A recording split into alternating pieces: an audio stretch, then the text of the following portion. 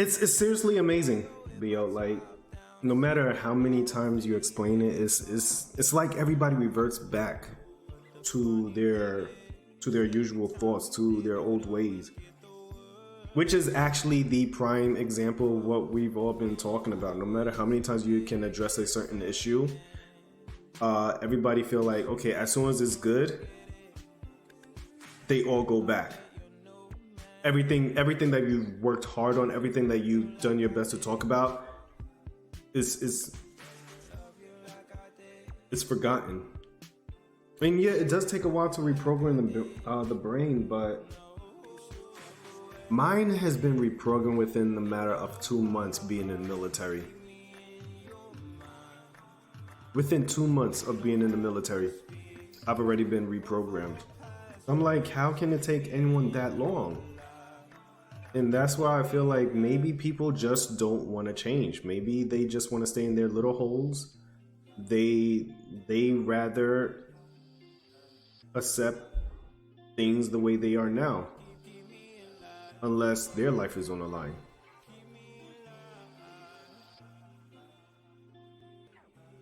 Exactly. We literally have to say, we literally have to shout it out. We literally have to, like, bring it to light, get their attention. We literally have to tell them, yo, you think what you're doing is great? You think everything you're living is going well? No, it's not, and I'm going to prove you wrong.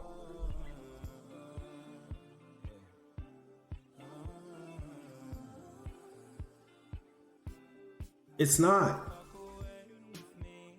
Stop pretending. Stop living in this utopia. Life is not utopia. Life is life. And the quicker you can actually accept that things are not okay, the quicker you can actually find a change and help be the change and help with reforming.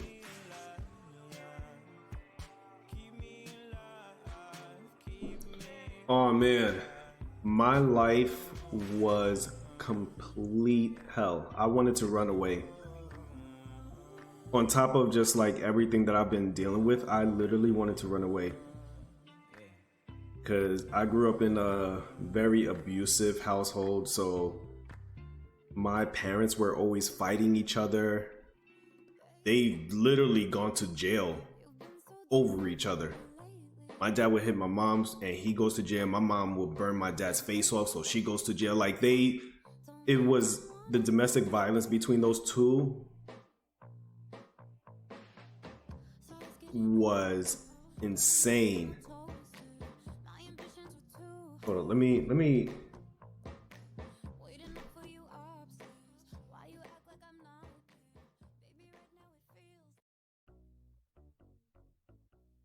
There we go. The domestic violence between those two was insane, and I was already unhappy, being forced to live someplace I didn't want to be, having to give up my scholarships, having to give up my dream college, having to give up my home, my friends, my chance, my education, having to give all that up just to move to Georgia. I ended up losing my full ride scholarship for tennis. I ended up giving up all of my honor classes, my AP classes in high school. I ended up giving up my 3.5 GPA,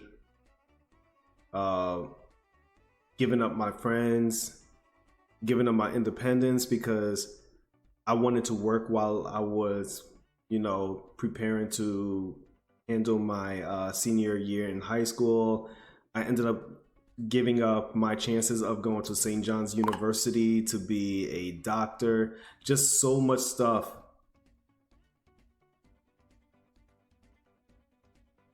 I went through countless heartbreaks, got cheated on by my ex-fiance.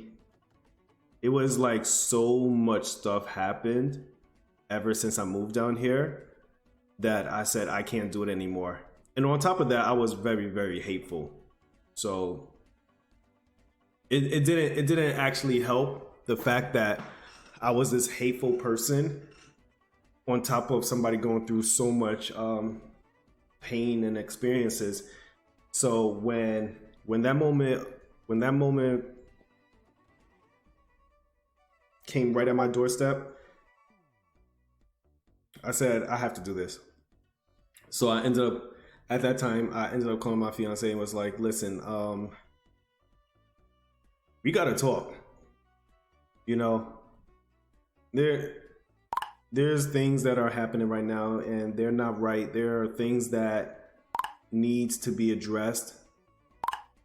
I'm not the man that you want me to be, and you're handling yourself. Hey Indo, how you doing? It's been a while. And you're handling yourself. You know? So at that point, I told her, I was like, we need to take a break. Oh, snap! I need to join the military.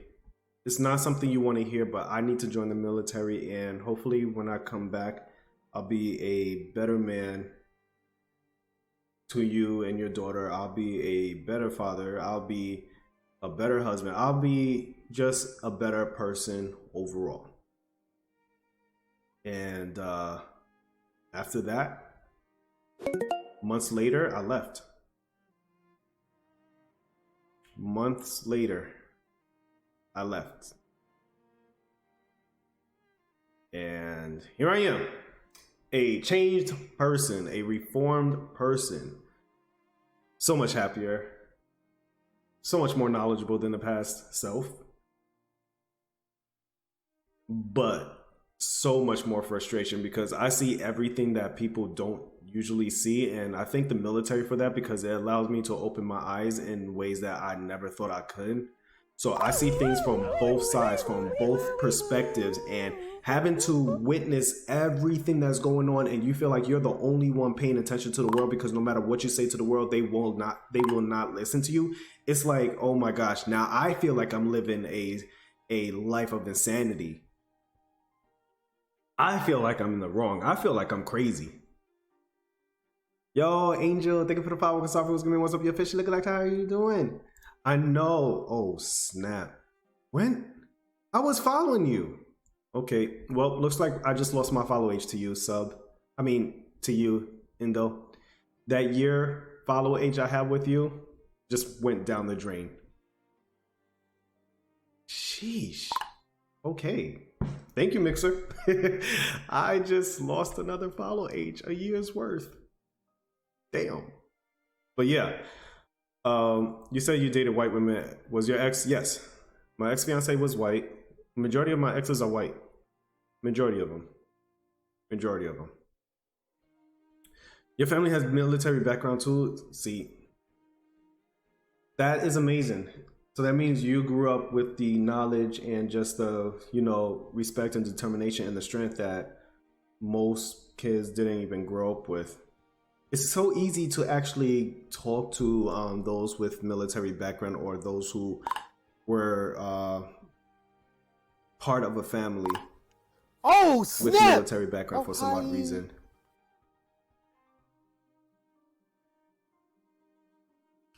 I definitely got all the experiences I need. Unfortunately, the job that I did in the military did not apply to real life, so it felt like I started my entire life over. That part sucked. I was like, are you freaking kidding me? I just wasted my entire life with this occupation that's not gonna even help me. That part sucked. Ninja, I love you. But seriously, guys, okay, so I definitely have to ask you guys this one question. There we go. I definitely have to ask you guys this one question. Are you currently happy? Like, in the midst of everything going on,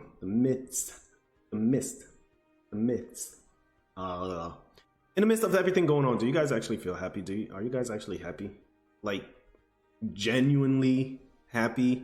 Not the fake I'm happy, but then going back into your little corner and you're just confused as hell as what your life means, but genuinely happy. That is like one of the main things to really focus on.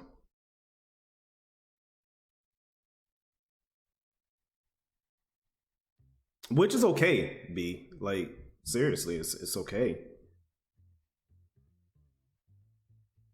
Yeah, transitions are usually weird. But as much fear as transitions bring, they also bring some form of freedom in a way.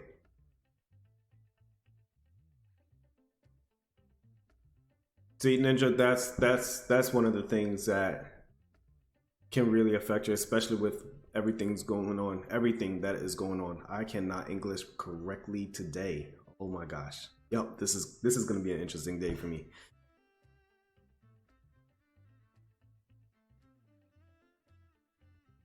Oh, I slept like a baby, and then I had to wake up at 9 o'clock because I had another meeting with my other brand, a company that I'm working with. We had like an hour meeting, so I had to wake up early for that one.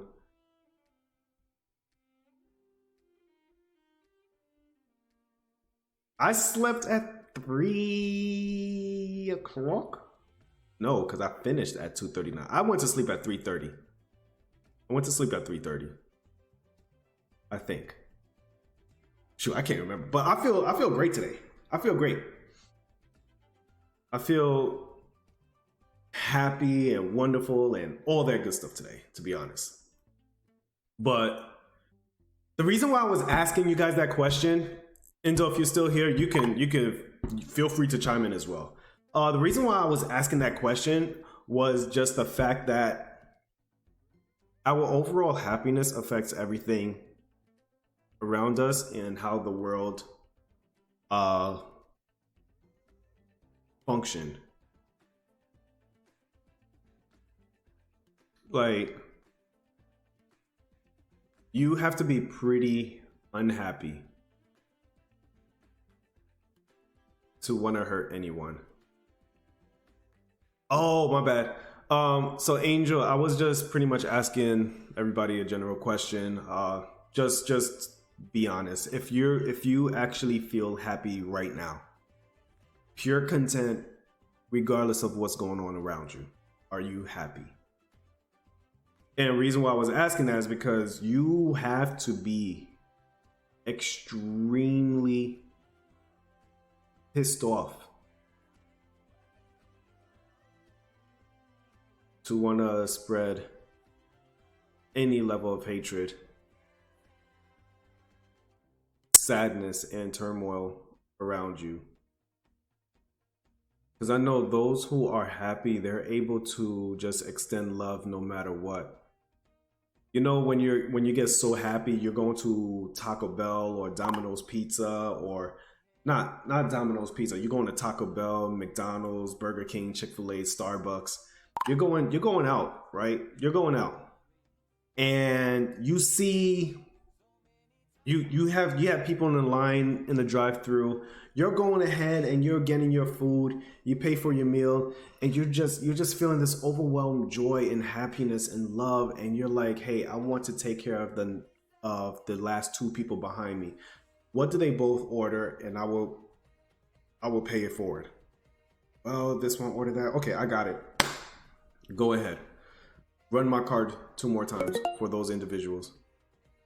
Have an amazing one, Angel. I love you, Indo. Thank you for stopping by. Rockstar Angel in the building. Hello there. We got two angels. We got two Asian angels. I like that. Double A. Double A. Asian angels. But you know that moment when you're just feeling so happy and you just want to spread that love, so you go ahead and pay it forward. That's how life works. You know, when you're happy, all the time and you just can't control yourself, you get to a point that you just wanna spread that love to somebody else. You just want to be there for somebody else. And you start taking care of them in ways that no one ever has, and just this small little random act of kindness just moves them, and they want to do the same thing for somebody else, and that person want to do it until you come across another person who's having a bad day. They just take their food that somebody already paid for, and then they're like, this person just paid for your meal. Okay, thank you for my meal. And they just drive off. They don't even want to extend that happiness, that blessing to somebody else. They just take their meal from the drive-thru and just drive off. And now that person behind them just missed out on that happiness, that blessing, that kind gesture. And now that person is going to feel miserable because they have only $25 left in their bank account and they're already spending $15 just to eat for the day, and they have $10 left. They don't know how they're going to even feed themselves and put gas in the car because they don't get paid for the next week. That's what happiness does. Like, it literally changes every little action you can possibly make for yourself that would influence others around you. And without that, like, yo, we just continue to live in this little weird world, this little weird atmosphere, this this cycle, and things just continue to not change, but things just continue to rotate, and there's literally nothing you can do about it. Life is constantly moving forward. Time is constantly going by, and you're slowly dying, and there's nothing you can possibly do about it. That's what it does. That's literally what it does. And it's okay to be unhappy, you know? Nobody can be unhappy 24/7. Nobody. I don't care what anyone says. It is impossible to be happy 24/7. But it is not impossible to be happy enough that you will no longer feel hatred towards anyone around you. And that's where the other individuals come from. Those who like to spread hate and attack and make people feel worthless. Those are the type we have to be afraid of. Not just afraid for, but also be afraid of. And I saw so much stuff happen on Twitter. It's insane.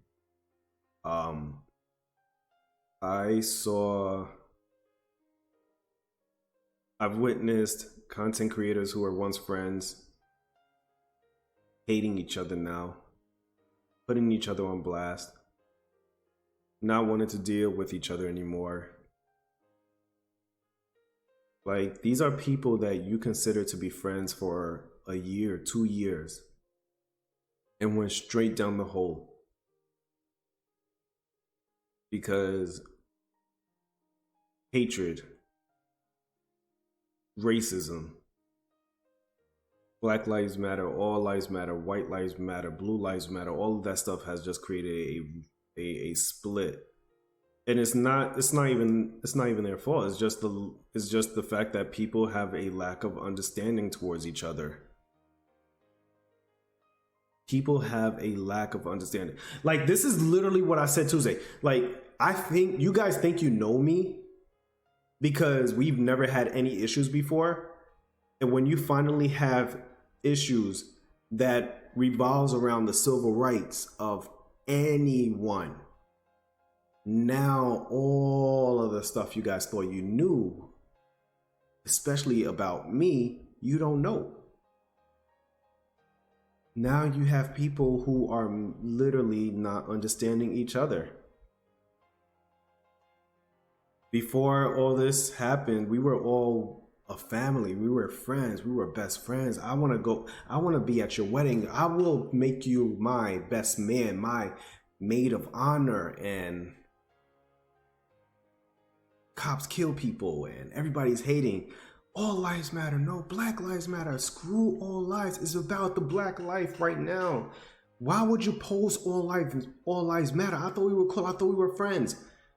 Because all lives do matter. Yes, I know all lives matter, but Black lives matter too. But how can you say Black lives matter when all lives are being affected? And because from that misunderstanding, everybody is ripping each other. You're seeing people stabbing each other in the back, snap! just shoving a knife straight into their guts and just ripping the knife straight up to their chest cavity. And all that blood and guts is just shooting out, and that person's just dying right there. That's what we're doing to each other. Legit. Can we get a shout out for Rockstar Angel as well? That's what we're doing for each other. There's such power in unity, and you only get unity when you understand, when you listen. I've had people, like literally, I've had people this week say all lives matter, and I was like, yo, practice what you preach, okay? If you believe that, okay. But I just want you to know this is what you're saying when you say all lives matter. This is what you're saying. And I actually had somebody fight me on Twitter about all lives matter. And I was like, how can you honestly sit here and say all lives matter when you see exactly what's happening to Black people? Well, statistics show that this many white people are affected by murder and crime rate and all that stuff. Okay. You say 20 million white people are affected. Oh, snap! Oh, but did you know and the numbers are not real. What I'm about to say is not real, okay? It's just an example. But did you know there's 100 million white people living in America, and there are about 20 million Black people living in America, and then the rest of the minorities, the Asians, there's 10 million, the Hispanics, there's 5, and then all the others that you will categorize, there's about 2 million of them. 20 million white people are killed out of 100 million. Imagine if that was 20 million Black people, and there's only 20 million Black people in the United States. Snap! Oh, hi. You've just eradicated an entire race. Just letting you know, you literally just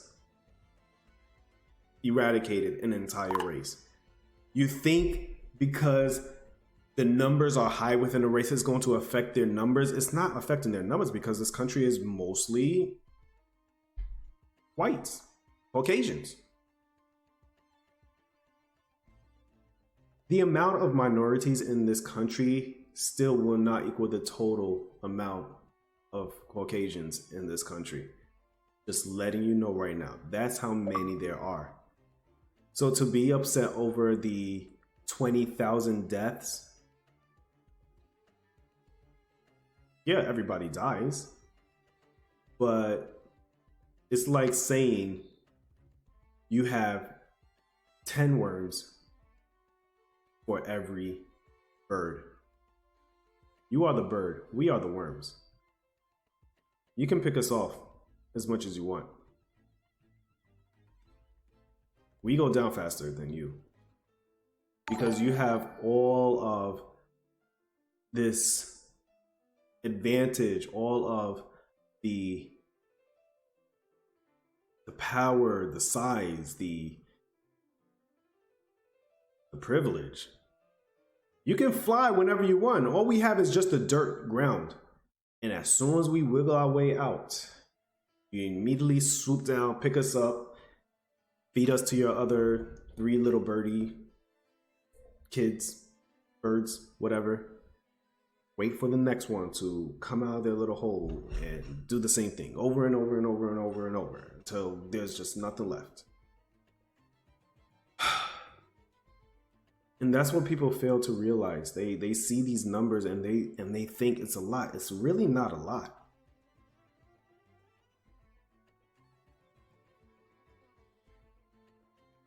Yeah. And that's where the saying Black Lives Matter come from. Since slavery, it's the level of fear has been implemented into the system, into everyone's heart and mind. And it's messed up because their ancestors, they told everyone, if we let all these blacks go around, they're going to come after us because we kill their brothers, we kill their sisters, their fathers, their mothers, we kill their people. Look how angry they're looking at us. Yeah, we're looking at you angry, but you're human too. We're not going to put our hands on you. We are capable of killing you, but we have too much to lose already to even want to do that. We just want to share our home with you. We just want you to share your home with us.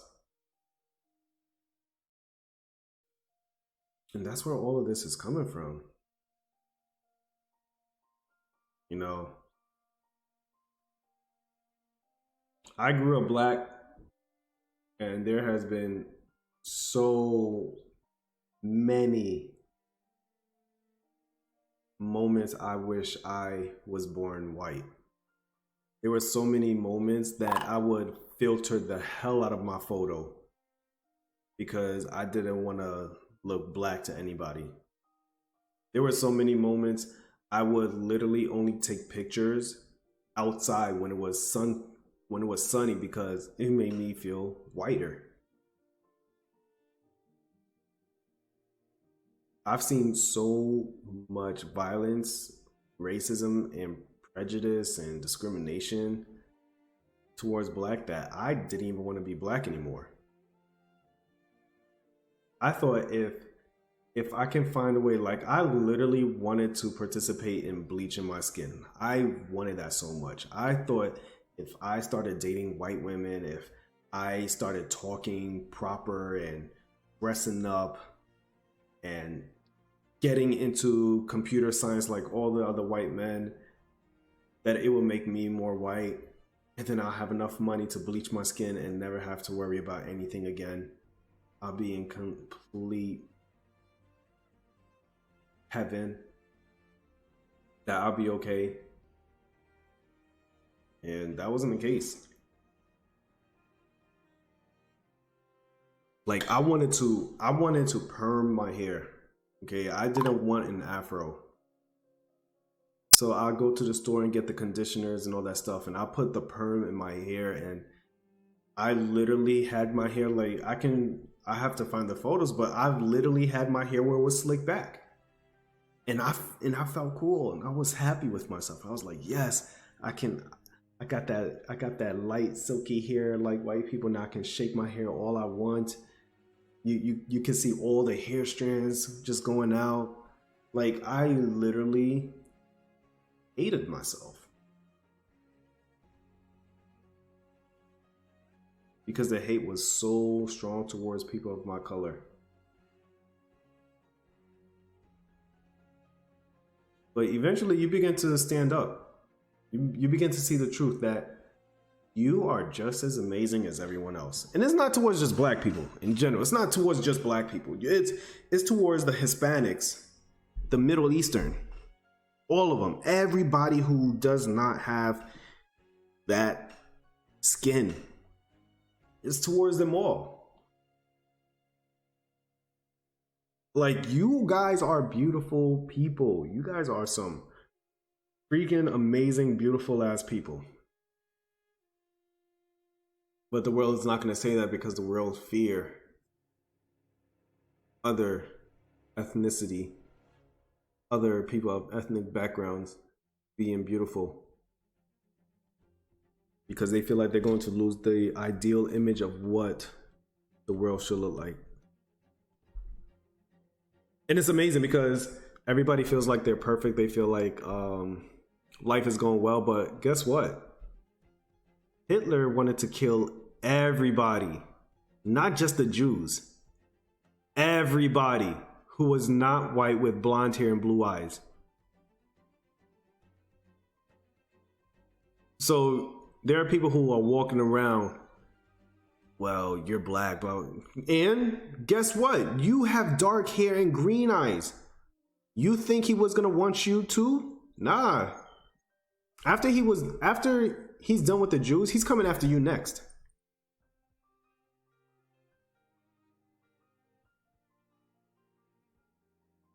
After he's done with the Jews, he's coming after you next, and you don't even know it. If we actually gave him the opportunity to just destroy all Jewish lives, he will be going after the black people, the Asians, the Hispanics, and then finally, he's gonna go after all the white people who don't have blue eyes and blonde hair. And they think they're safe too. But they're pushing on the same level of hatred on us. Which makes no sense. Oh, snap! Oh, hi. Alright, so let me catch up with chat. Let me see.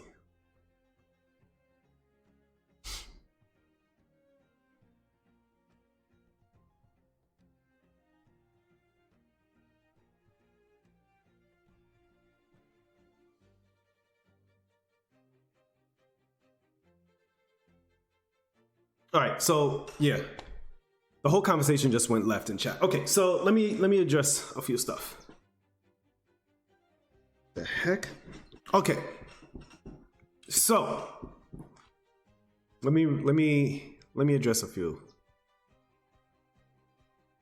No worries, Whisperer. I will definitely address this.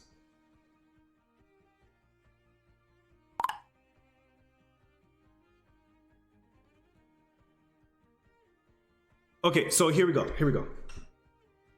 There's no such thing as real white people, real black people, real Spanish people. There's no such thing. White is white. People are people. And yes, to be honest, whites are going to take heat. And you want to know why? It's because they've had so much time to address racism. Racism is not a label. Racism is an actual idea. It's an actual feeling. It's an actual action itself. Racism is not a label. Because if racism was a label, don't you think it would have died by now?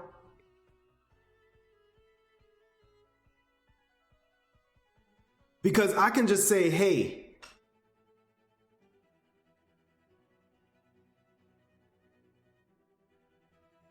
you're ugly. I'm going to label you an ugly person. You can at least change your personality. You can change who you are. I called you ugly. Now you come out and you change yourself and you're no longer that ugly person. I labeled you and you wanted to prove me wrong and show me you can do better.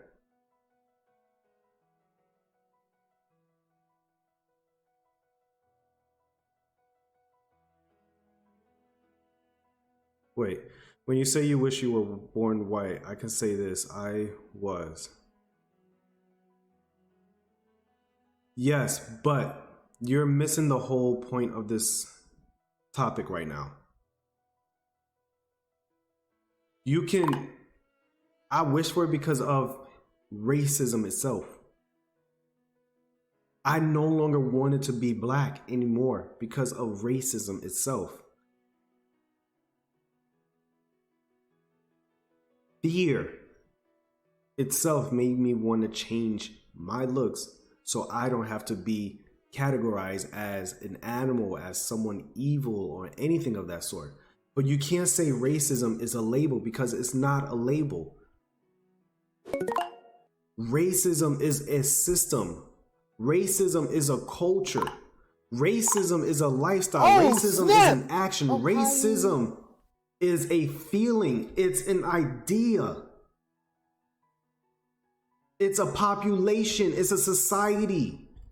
Because racism has been embedded into every individual for so long. If racism was just a label, don't you think that label would have been ripped off by now?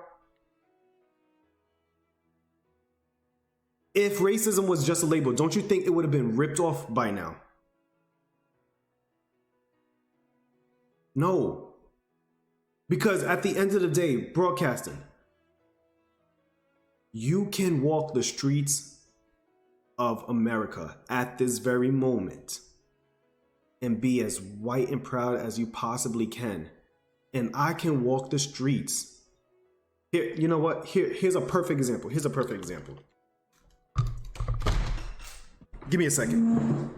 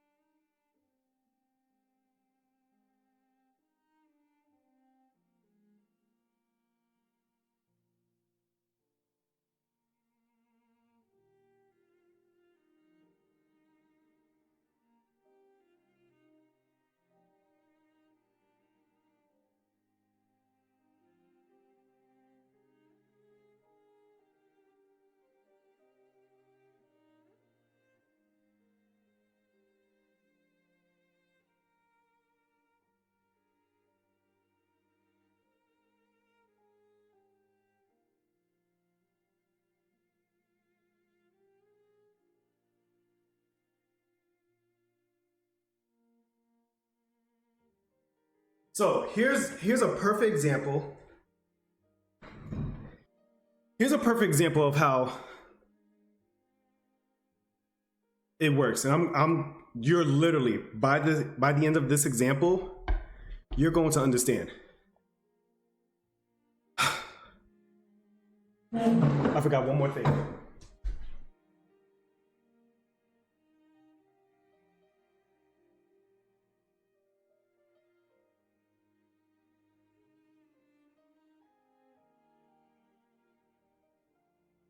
Okay, here we go.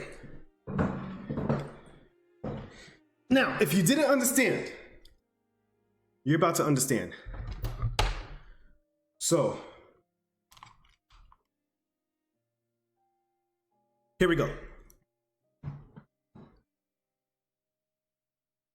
How many of you can honestly tell me that this is the cutest teddy bear you have ever laid eyes on? It's super cute. Now, let's be honest. This teddy bear is definitely cuter than me. Like, look at him. The color. How soft it looks. It looks so peaceful. Can you guys honestly agree? Because I agree.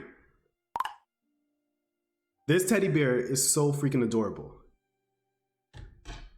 Just a cute teddy bear, right? This teddy bear is white. This teddy bear is white with a knife. But it still looks adorable. Because to you, the teddy bear can't move. This teddy bear can't move. It's inanimate. It's innocent. It's beautiful. It looks adorable, right? You can have a teddy bear with a knife just sitting right there in a chair. And nobody's gonna bat an eye. And then you can have me sitting on a chair with the teddy bear, holding a knife, and everybody's going to look at me alarmed. What's the difference? You can have a white person literally sitting there with a knife on their lap and they're staring at you and you will not feel uncomfortable. And if you can say that you will actually feel uncomfortable, that's a lie. Because society has shown time and time again, if you are a black man walking around with a gun, you look more of a threat than a white man walking around with a freaking rocket launcher. Rocket launcher does way more damage than a gun, but they will fear you more. This teddy bear can have a knife in his hand to represent all the white people who have walked around aimlessly with their weapons, and I can just walk around being free with absolutely nothing in hand, and yet I get looked at more. You have to understand, broadcast. You cannot say that, okay, I understand you're in Canada, you're in a place of Canada where violence does happen. But tell me, what are the chances of you actually getting killed if a black man was doing the same exact thing that you're doing?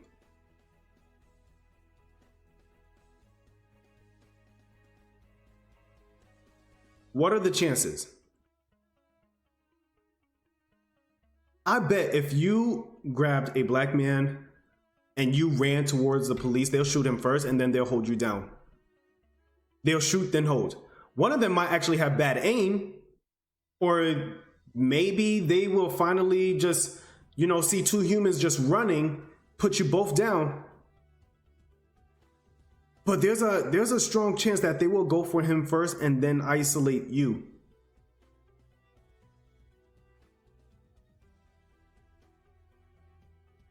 It doesn't matter where you live. Violence is everywhere. You can go anywhere broadcasting, and violence is going to be the same. The only issue that we're having right now is that even though you will get hurt, the chances of you getting hurt is 10%. You still have a chance. You can't say not really. It's 10% chance. Because if I was to do the exact same thing that you were doing, I will get judged immediately. But broadcasting, you've already witnessed what happened when white people are with black people, especially during the civil rights movement. What happened? Especially what's going on right now. What's happening?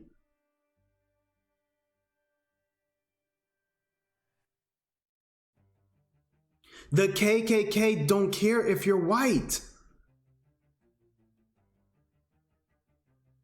If you're black, they're going to come after you. But if you're a white man trying to support a black man, the KKK is not going to physically come after you. They're just going to scare you. They're not going to just run up to you with the gun and just shoot you straight in the face, point blank. Yes, but they're not going to do anything to you yet. I've seen many occasions where people were, especially in history, there have been a lot of supporters towards the black community in history. It's been proven. But what did the KKK do? Burn their houses down, beat the white folks to death, all this stuff. It took them a long time to finally say, go ahead and kill this man for betraying our people. They do their best to put fear into you so you can finally give into their ways and finally give up on the people that you're trying to support. That's how they work. They work with fear. And then they move on to action. No, because there's been a lot of people who are supporting black people, and are they dead right now? People have a much better chance now than they did in the past.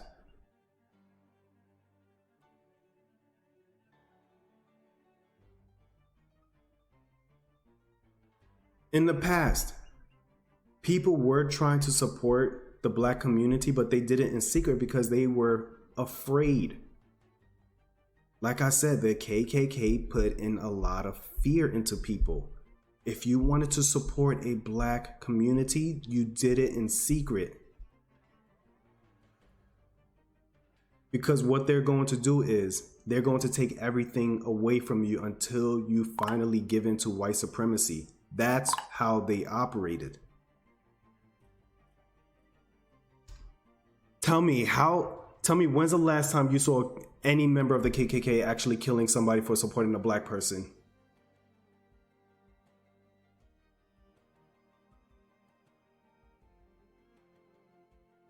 Tell me any situation where a KKK killed someone who is white immediately for supporting a black person when they found out. Most of the time, the only thing that ever happened was their houses got burned, their property was taken. They lost everything that was valuable to them but their life. And after that person has lost everything, they went to that black person and said, I can't help you no more. I'm not trying to lose my life next. But if you have a group of black men and women supporting each other, please, they get chased. They get chased on horses with freaking German Shepherd dogs, pitchforks and torches. And then you have that one guy with a gun. Oh, snap! And he's chasing you around like it's a sport.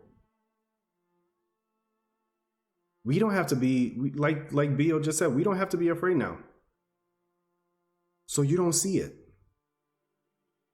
Not all of this is not to start a race war.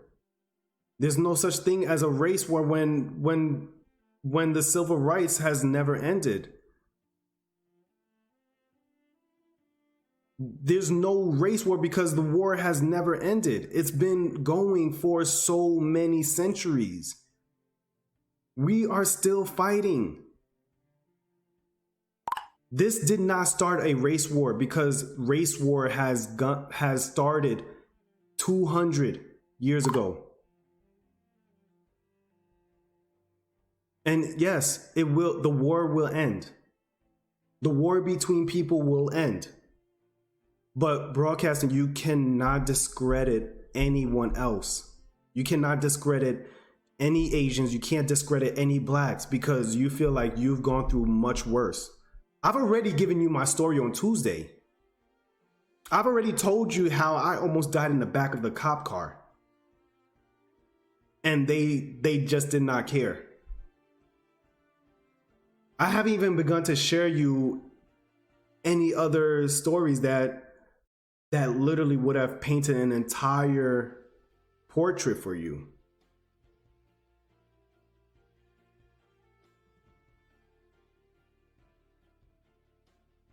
I haven't even gotten to any of the stories yet. I just wanted to give you something that will help you understand.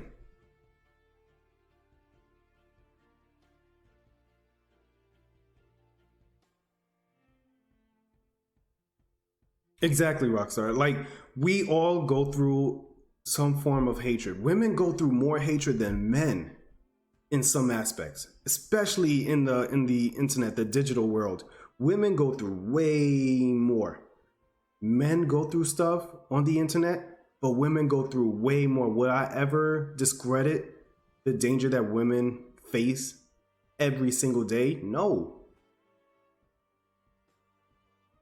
We all matter when it comes to social media.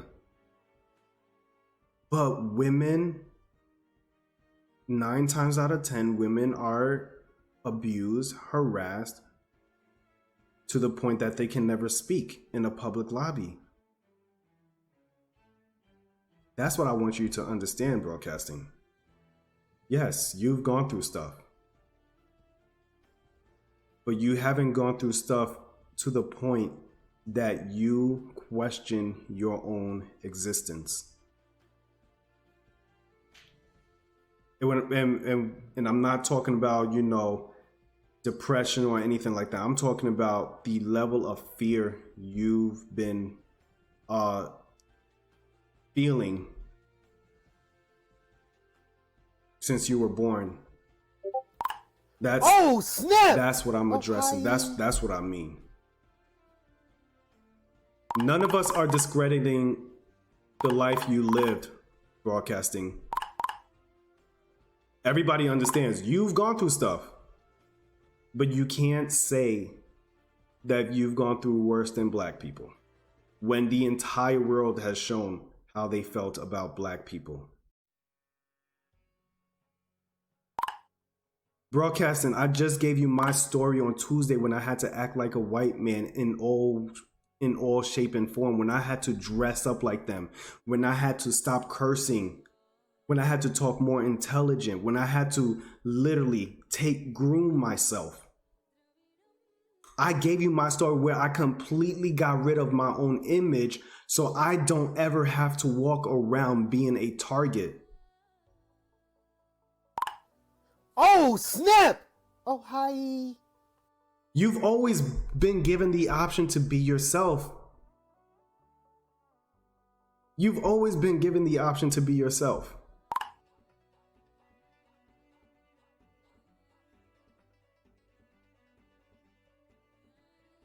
Mentally, emotionally, yes. You can be me. But skin color, you cannot. Physically, you cannot. Yeah, you guys are good to post links. No, I understand you completely, broadcasting. I understand you completely. Are you willing to finally just let go what you've been, what you felt was right, and actually see from an outside perspective?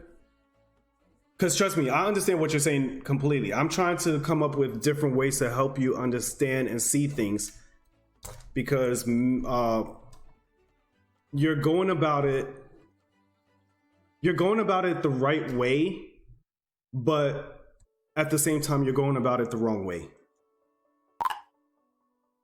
Because it's bringing us back to the subject that we've been having before. All lives matter, but it's not about all lives. It's about black lives.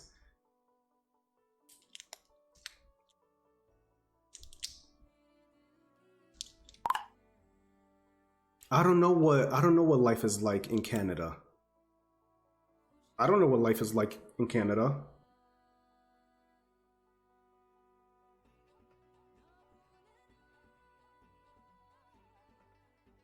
But I'd rather live a life in Canada where I feel like I can be free and safe than live a life in the United States. And I literally have to watch every single corner. I'd rather order takeout than to even go out on a date.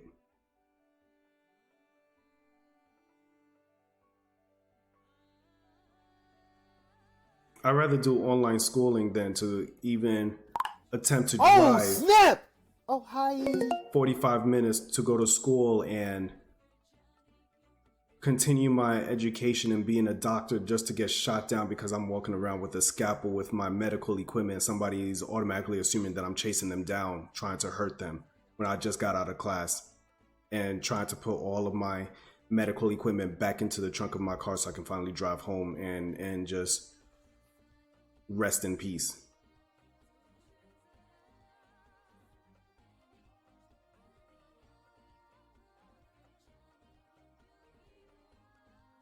Did you know, broadcasting, as a white individual, at least you can walk around and pretend that you're on their side?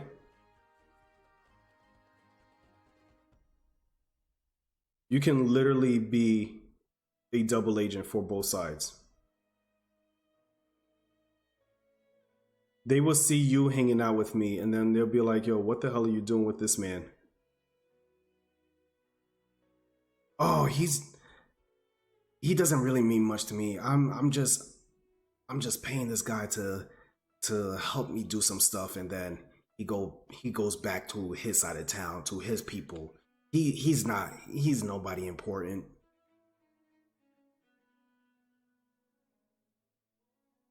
And they leave you alone completely, and then they'll look at me, see something completely different, and you're good. You can go back to being my friend again. But I'm still going to have to watch out.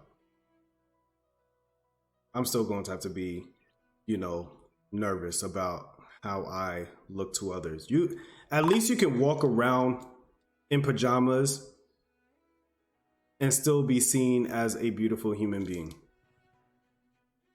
I walk around in pajamas, they see a poor black man who can't even come up with a way to look proper out in public. They always find an excuse. So not everything is going to be the same in how you envision it to be.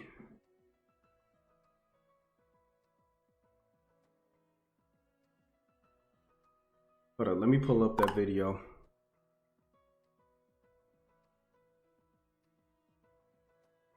Maybe we can all watch it.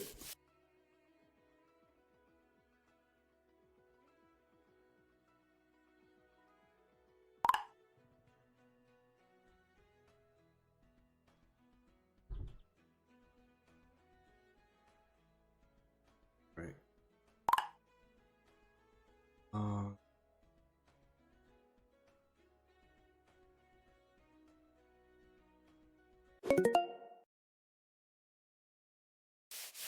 The soap you shower with? It's because I'll let you in on a little industry secret. Most name brand bars and body washes you rub on your skin are classified by the FDA as synthetic detergent. Okay, there we go. It's not even real soap. But not Dr. Squatch. We make our soaps with natural ingredients from the earth. Some people are born into families where they have to walk miles just to get All right, water. we'll watch this. All I have to do is turn on a faucet. That's privilege.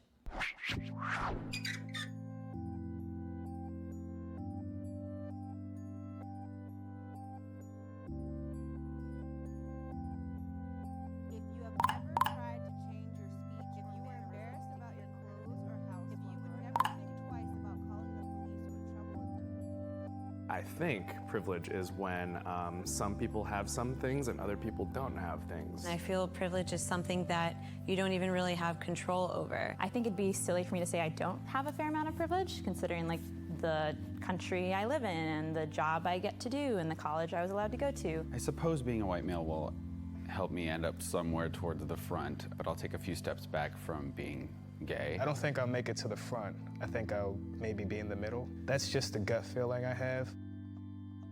If your parents work nights and weekends to support your family, take one step back. If you can show affection for your romantic partner in public without fear of ridicule or violence, take one step forward.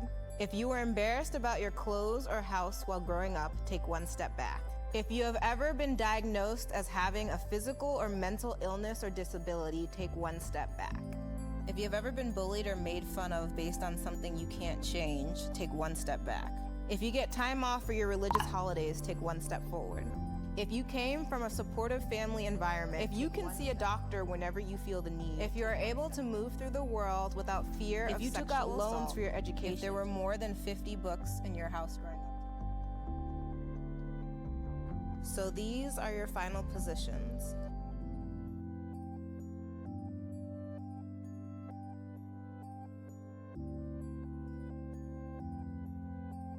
I think it felt kind of strange for everyone. It's a hard thing to discuss or even reflect on. It was very awkward. I think when you can represent it so visually like this and so immediately, it definitely takes on a new Oh, We snap! were like all Oh, hi. joking around in the beginning. It was pretty lighthearted, and as soon as the questions started coming in, the mood shifted immediately, and we all it was just silent. Just looking back and seeing like a bunch of people behind you is not a good feeling. It's like weird how you want to like hold on to explaining a certain privilege, like, oh, but that's not actually me because like I had to work really hard for that. So it's weird to like take a step forward when you feel like you're taking a step forward with someone else, but you wear a lot of the baggage of like how those things were hard. It was like more emotional than I thought it would be. It reminded me of when they talk about slavery in high school and you feel like angry for a few days, but then you just realize like, this is how it is.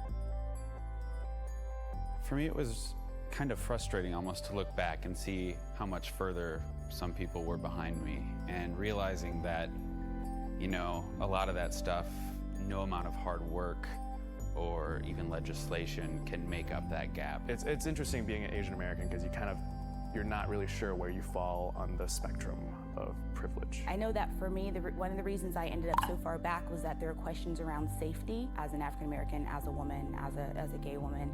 There are just so many different ways that I don't feel safe. I feel like I just learned to be grateful for what you have.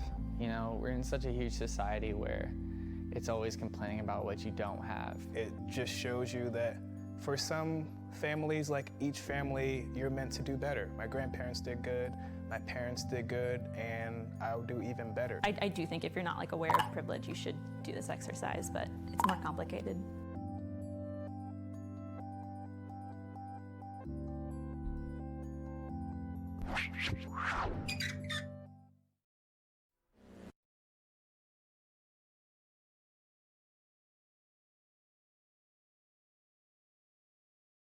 That should paint a picture.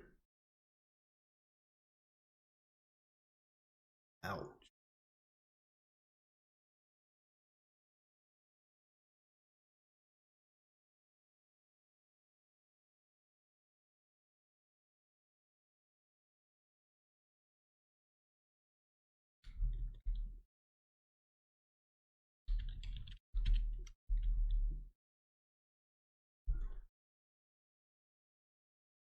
That actually, wow.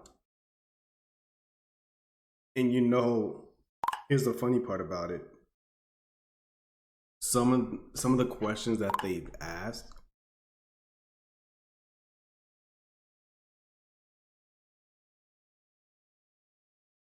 it was like, I definitely felt I may have had just a bit of fairness and privilege than the others.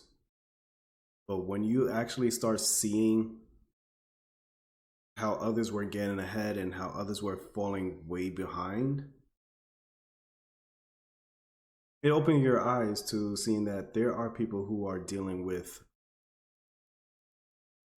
much scarier things than yourself. Because neither of my parents had to work day and night to provide for me and my 3 other siblings. All 4 of us were just like well off. They didn't have to work day and night. They didn't need multiple jobs. They only needed 1 job each, and they were okay.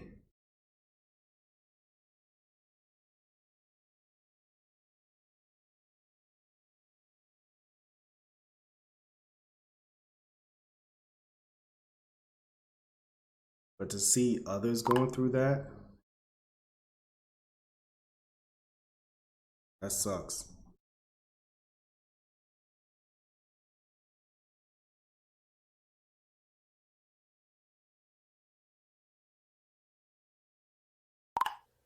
Oh, snap! Oh, hi.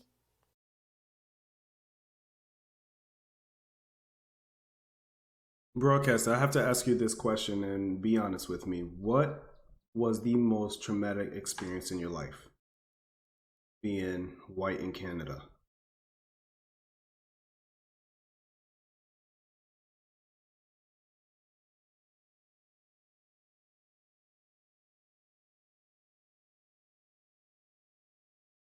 If you're able to share that with me.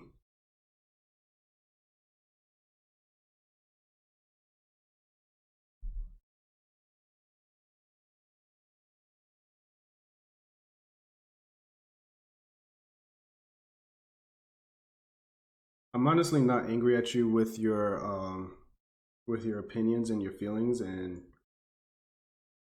your experiences, but I just want to know, why do you still continue to feel this way is all. So if you can explain to me, what was the most traumatic experience in your life as a white person?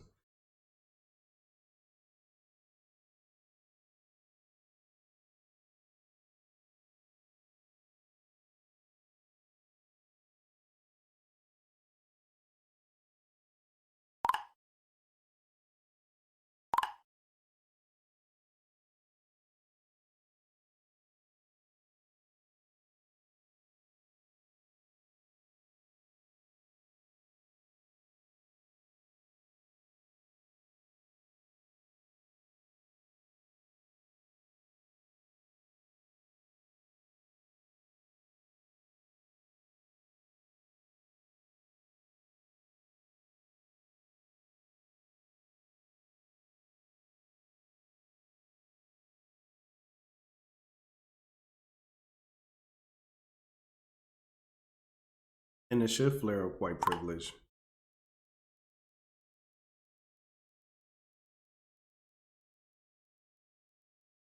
It definitely should.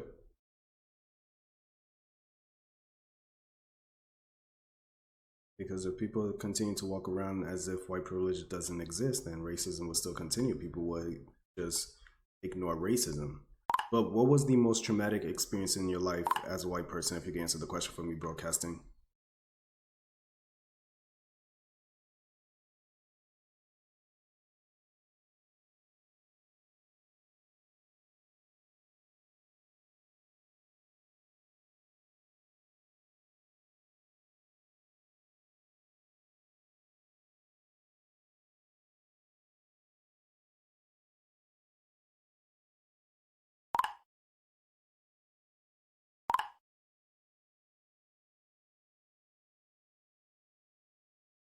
And B, if you're ready, I can pull you into the Discord call soon. Oh, snap! Oh, hi.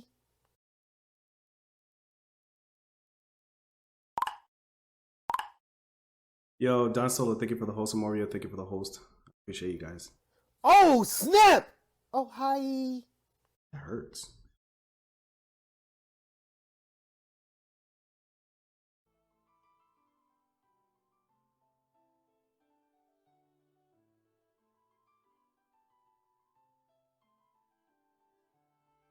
I'm not sure if he's still here.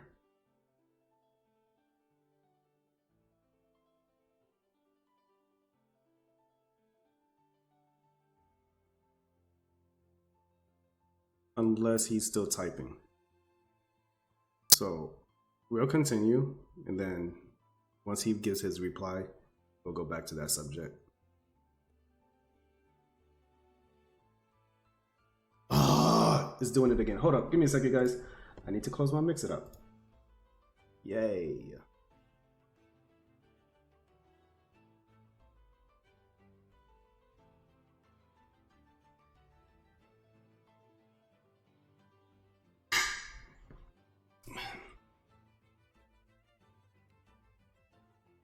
Technology sucks. You're like, okay, we're good here, and then boom.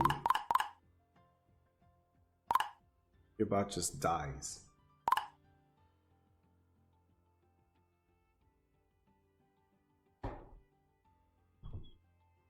There we go. It's whatever you feel like sharing. If you want to get into a conversation and just like, explain, stories from your perspective, from your eyes, and just whatever it is that you feel that you can share, B. I leave it open. I told you that last night. It's more of to just, give everybody a chance to help understand, and it's really just giving people a platform to just really come together and not feel as though they're the problem for not seeing it a certain way, or they're the problem because they haven't experienced this. It's just to help with that.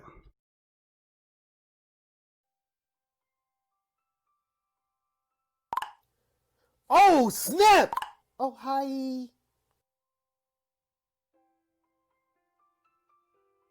Okay, so broadcasting, are you okay with me reading this, or do you want me to just keep that private? All right. Shoot, where are you? Oh, I'm in the wrong Discord. Freaking fail. Wait, let me, oh my gosh.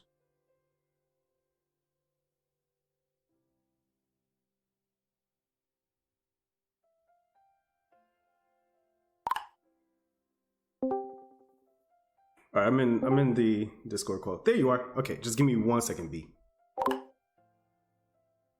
Oh my gosh, I have too many stuff up. Okay, there we go.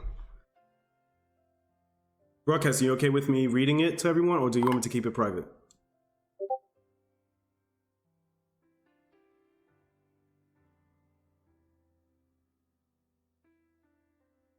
Okay, keep it private. All right. So that was your trauma. That was your trauma. Now let me share you mine.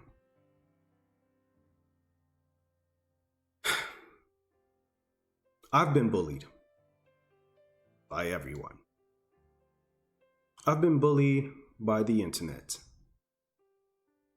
I've been bullied by every single stranger at grocery stores. I've been bullied by the cops. I've been bullied by people within the school. Most importantly, I've been bullied by people on the internet. Some of them actually doxed me. Some of them actually posted my entire information and called me the N-word. Called me a monkey, called me an ape, and said I did not deserve to live. And said, here's his address if you guys want to go after him.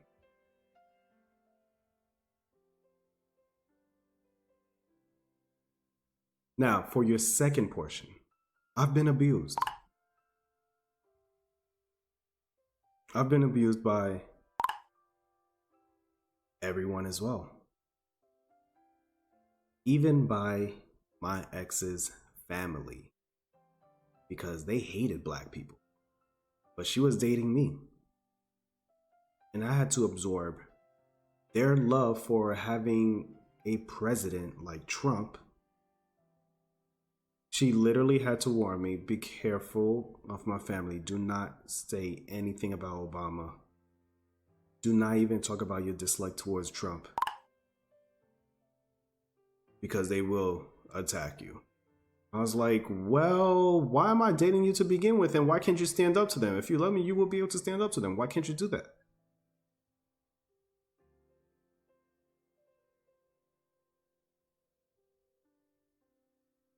I've had a gun pointed at me. Twice.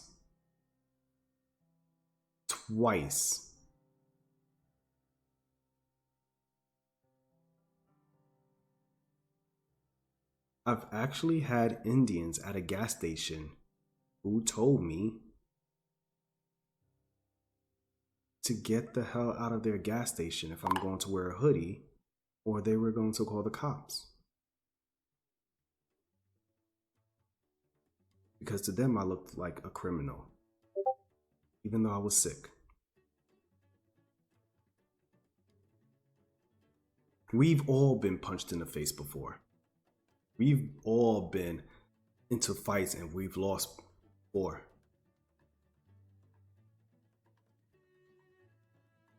But you've never had a gun pointed at you before. You've never seen a pump action shotgun in front of your face slowly cocked at you because you wanted to find help. You've never approached another white man to save you from another white man and have that white man that you want to look towards for safety put a shotgun to your face saying, "Get the hell out of my property." Then you have to look behind you and see a whole bunch of other white people with guns pointing at you. That's my traumatic experience. Your traumatic experience is what everybody else has gone through. Every single white person has gone through it. But you cannot say you've dealt worse until you officially seen the devil right in his eye as a human being and literally almost drop in tears because you thought that second was going to be your last second. If that doesn't open your eyes broadcasting, then there's nothing I can do to help you. There's nothing I can do to help you understand and to help you move forward to be the best man you can possibly be. Because you're still stuck in your ways of the kind of abuse and trauma you've gone through. Oh, snap! That any other person of color feels inferior to you. Just because I never had a girlfriend throughout high school, I've had rumors where I was this gay black kid, and that news traveled all across the entire not just one town, but that news traveled so far. It went through 5 towns. Even a different county knew about me.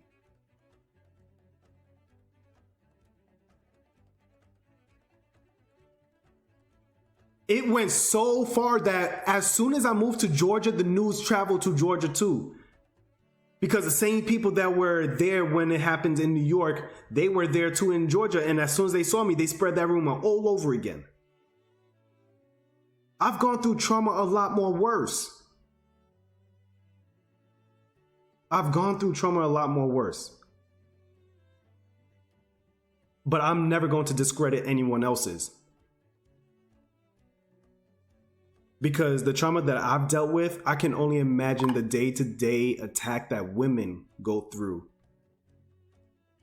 Having to be told, your body is mine. Having to continuously be felt on, to be grabbed at, to continuously be told, snap! go make my food because your opinion doesn't matter. Shut up, you're just a woman. What do you know? Women don't belong outside the house. They need to be at home cleaning and cooking. Women don't belong in video games. They're not experienced enough. Women don't belong to work with us men. They don't belong to be in the military with us men. They're weak as hell. They're too emotional. They're too irrational.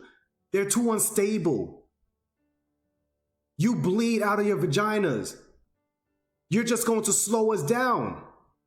That's what they hear continuously every single day, but I don't feel like I've gone through a lot worse than them. It's the fact that I actually have humanity, I have empathy, I have sympathy, I have humility, that I'm able to put myself in their shoes and feel exactly what they're feeling and be their voice when they're getting abused by other men.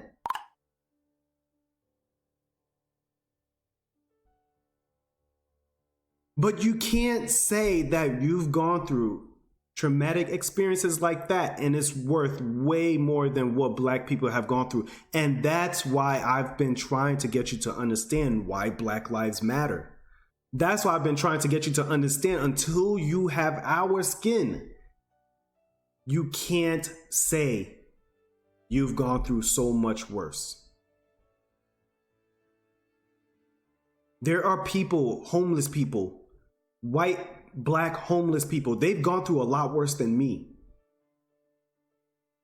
They've gone through a lot worse than me, and I will never discredit the experiences they felt, because I will never understand what it's like to be homeless. I understood what it was like to almost be homeless, but I will never perfectly understand what it is like It is having that sympathy and empathy and saying, okay, I've gone through some stuff in my life and I officially understand what Black people go through. And I know that what I experienced will never mount up to you, and I stand with you.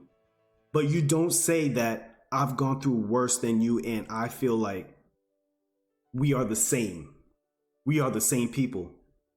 Because I bet you if I told any of these women in the chat right now, say, I'm just like you, they're going to be offended as hell. Because it's like going up to a woman saying, you know, I've had a lot of guys grab on me, blah, blah, blah, blah. And I was like, yo, I know what that's like. And excuse me, how do you know what that's like? You're a man. Because you know women. Excuse me, but does society punish women when they approach men a certain way, or does society punish men for approaching women a certain way? Are you guys able to fight us off of you if you wanted to? Yeah. Unless we drug you. Like, there's certain things that I can't say to a woman at all, because I know if I say it, they're going to take offense to it.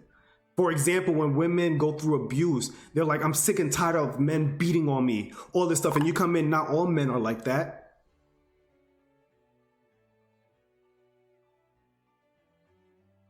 I'm not saying that no one else matters but me.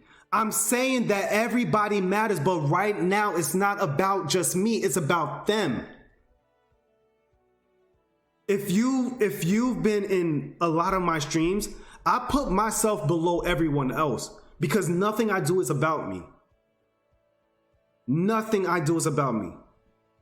I'm giving you an example to help you understand it's not about you at the moment. So you can't say that you've gone through trauma that make you feel exactly what Black people are feeling, because you can't feel what we feel when we constantly get reminded that death is at our front door. That's what I want you to notice. That's what I want you to see. Death is continuously at our front door. Yes, you have friends who are Black and you stand with them, and I'm proud for you for doing that. But death is at their front door. They get looked at before they even look at you. Did you see the video? What happened? I'm going to show you this video. Let's just say this.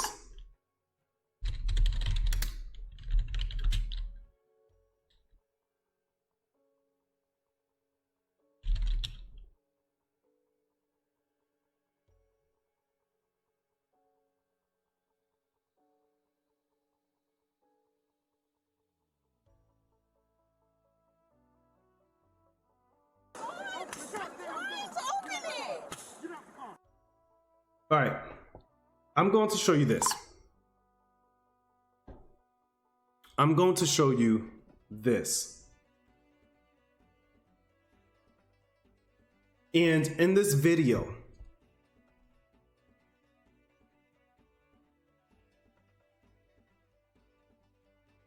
let me pull up a scene. All right, I'm gonna stop right here. Now, you see, just let me know, but you see my mouse, right, guys? You see where I'm circling at? You see that car right there? There are two white individuals in that car. I can't remember who was in this car either, but I just want to put this to light real quick for you guys. This is during curfew. Okay, this is when Atlanta first implemented the curfew. There are a bunch of cars in front of them. White people in those cars.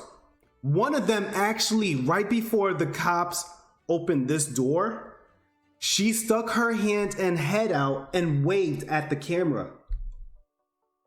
She literally stuck her head and hand out, smiled, and waved at the camera.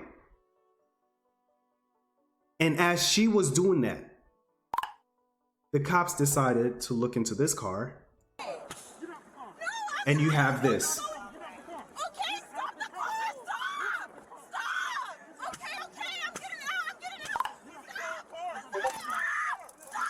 She gets tased. She's just a college student, a black college student. They are just trying to get back. He's also a college student. They're both black. They tased him. They fired about maybe 5 shots at him. And there you go. You already see, look at, I'm gonna show you this right now. I want you to pay real close attention. I'm gonna pause it.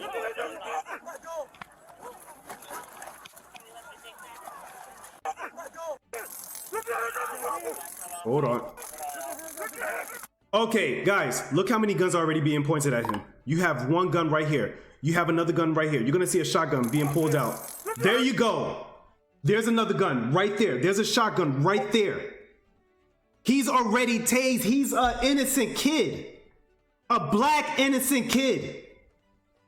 They've already shot 2 tasers at him, and they got a shotgun and 2 other 9mm pistols pointed at him. Okay?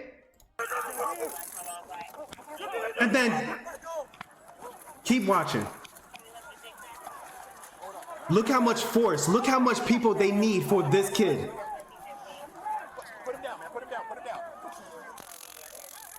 And they're still shooting him up with the taser.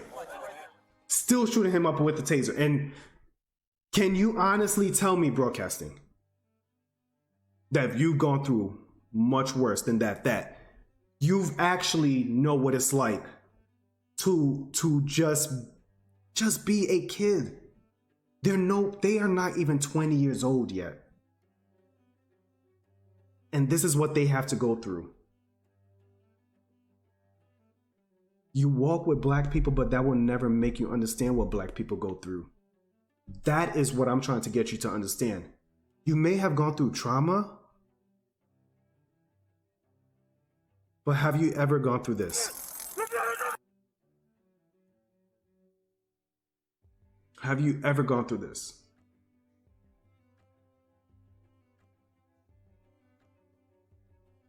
You want me to find the video that happened prior to this? Let me see if I can find it. Let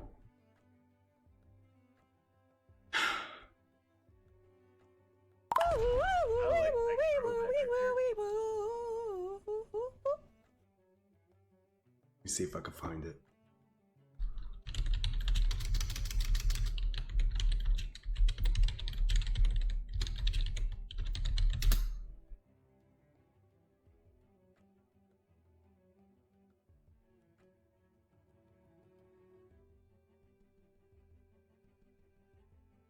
Trying to see if I can find that video.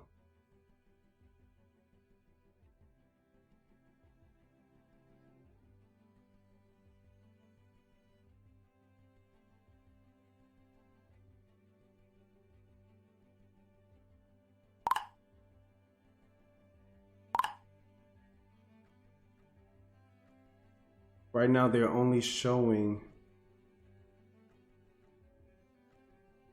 the body cam. There was a video prior to this.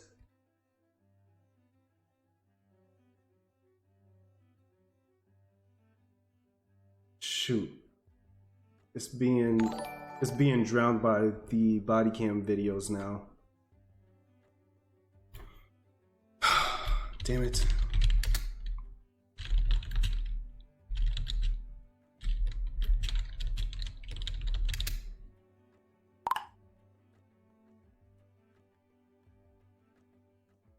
I wonder if I have it on my Twitter. Let me see.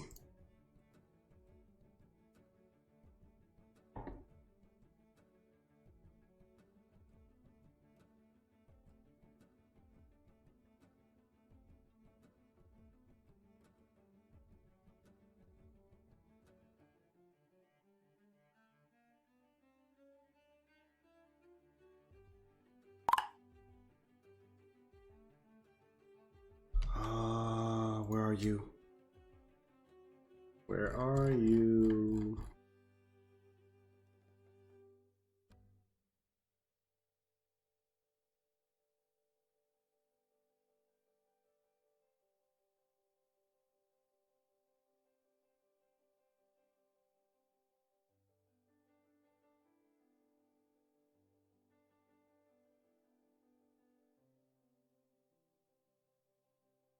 Here it is. Thank you, Twitter. Okay, so you wanted to see what happened prior to that. This is the video. I want you to pay close attention to this. If you guys see where my arrow is at, pay close attention to this portion of the video real quick.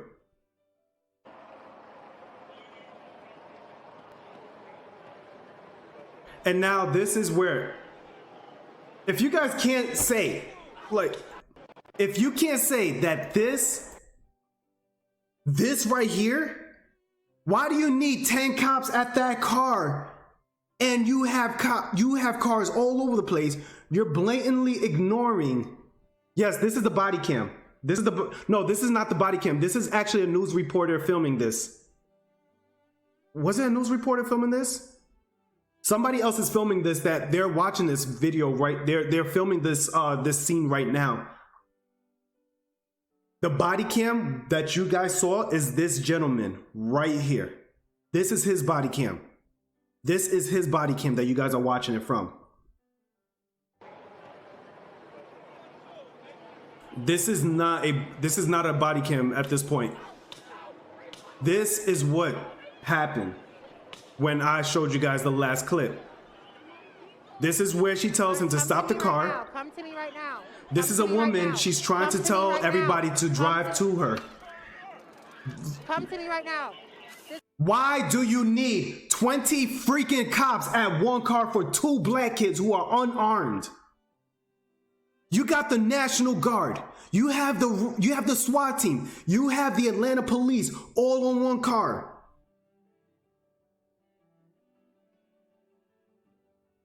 This woman just got tased. Come to me right now.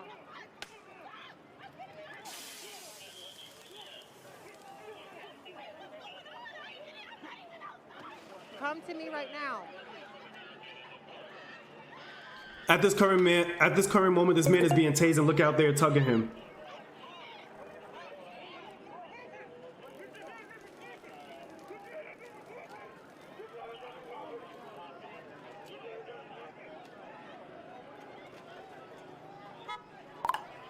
Oh, snap! Oh, hi. This is trauma. That's what's been happening.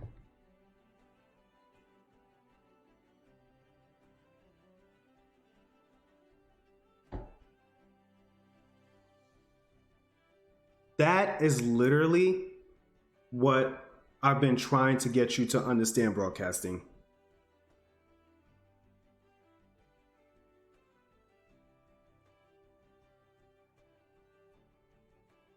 That's what I want you to see and open your eyes to.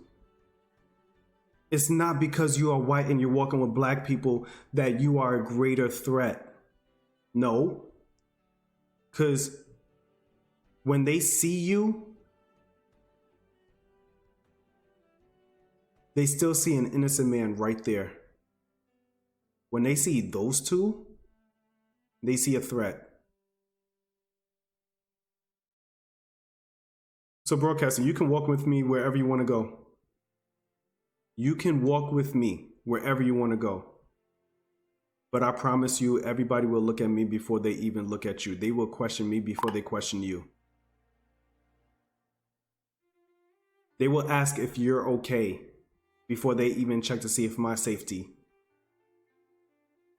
is okay.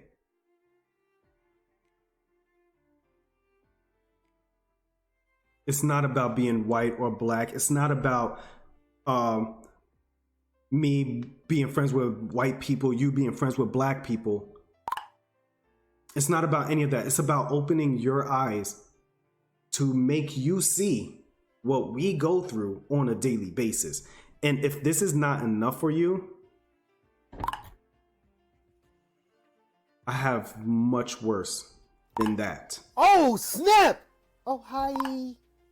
There's a lot of stuff that I have. And I will share this last video before I let BO speak. But there's a whole lot more worse than that.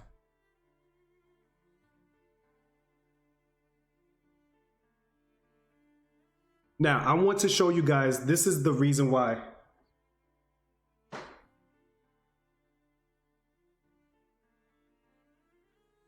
This is going to be a bit graphic, so I do apologize, guys. But here's a reason why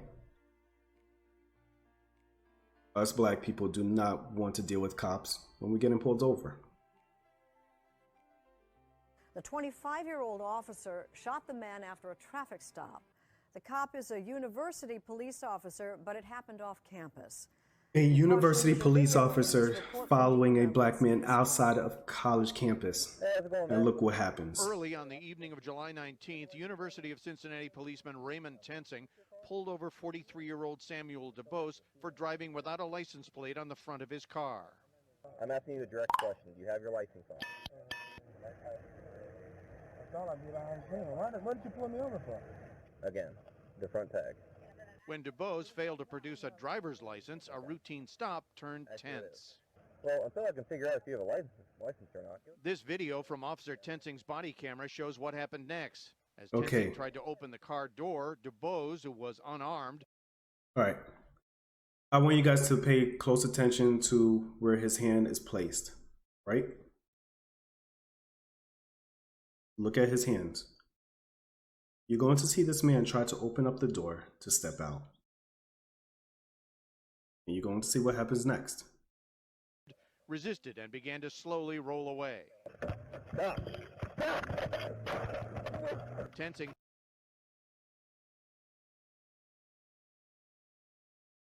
Guys, where's the gun? You see where his hand is at, right? This was literally only a split second and the gun literally came out of nowhere. He shot him in the head. How quickly can you pull a gun out and you fear for your life? You fear for your life that much that a gun is quickly pulled out. Tensing fatally shot him in the head at point-blank range and then called it in. And now he's screaming shots fired. I just charged one round. Struck me on the head. This is the most asinine. Right. Oh, snap! Oh, hi. Okay. Okay. Cool.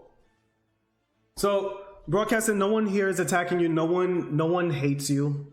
I'm pretty sure everybody can tell you they do not dislike you at all. They just want you to open your eyes and stop feeling the need to victimize yourself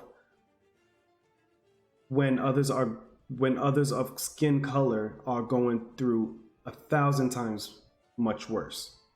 You can do anything and we can do just the same actions and you will be safe. That is all. It doesn't matter if cops are licensed to carry or not. I can show you other videos if you want. Because trust me, broadcaster, I have receipts. I have so much. If you want to see what cops do without weapons, I can show you. I can show you what cops do without weapons. Oh, hi. So, this is going to be gruesome to watch.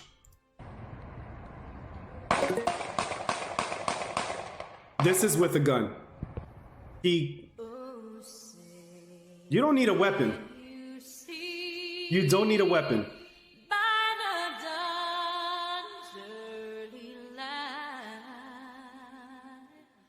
What so proudly we hailed at the twilight. Do you need a gun here? Do you need a gun here? Oh wait, watch this. You don't. It doesn't matter if you're a cop and you're licensed to carry, or if you're a cop, you're not even licensed to carry. You don't need a gun to kill. You just, like they say, you just need a badge. You need anger. Okay, a black guy punching out a black guy. But guess what? Black people are still being affected. That's what I want you to see, broadcasting. I want you to watch this entire clip and see if you find a white person that's being affected. King, it's on my page. It's been retweeted.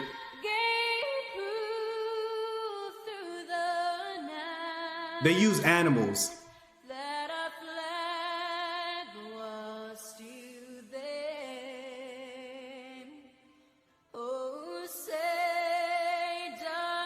There's a white cop punching out a black man. You don't need this.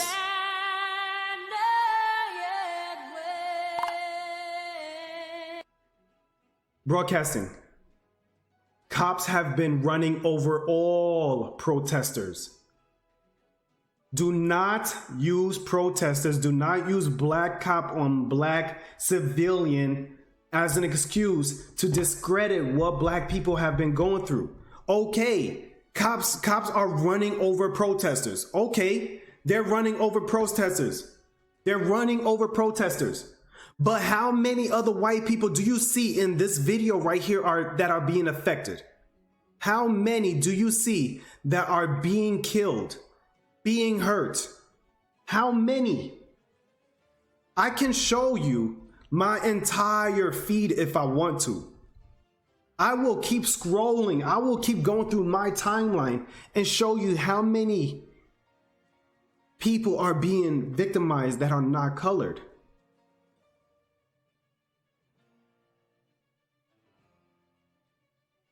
Broadcasting, you're pulling out everything that does not matter over something that matters. I gotta stop my music. You're pulling out pieces of information that does not even matter. And King J, if you want the link,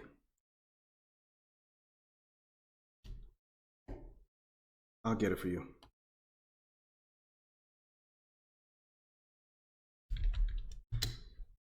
There you guys go. Broadcasting. Are you truly willing to stand? Because you're using a lot of excuses at the moment. Oh, Johnny, I have so many as well. I can't even watch them. I can't watch it. If you're willing to stand, broadcasting, stop making yourself the victim. It's like me going up to Hobo Johnny and saying, I understand you've been raped. I've been raped too. She already knows that I've gone through it. Why do I need to bring up the fact that I've gone through it to comfort her? It's not about me. It's about her. Which is why I'm telling you, okay, you stand with us, but you don't have to keep bringing up that you've gone through certain stuff in your life that you now feel you can help us. It's not about what you've gone through. It's about what we're currently going through right now. I'm not going to go to any Hispanic and say, I know what it feels like to, be at the midst of getting deported. I'm not going to use that as an excuse. I just see that they are in trouble and I want to help. I see women, they are in trouble. I want to help. What's going on, Aiden? So don't say you stand by us. Okay, don't let it ruin your life. But I'm saying don't say you stand by us and then say, I've gone through this stuff, so I know what it feels like to be black. No, you do not. No, you do not. Black people are so desensitized to police. Don't hide.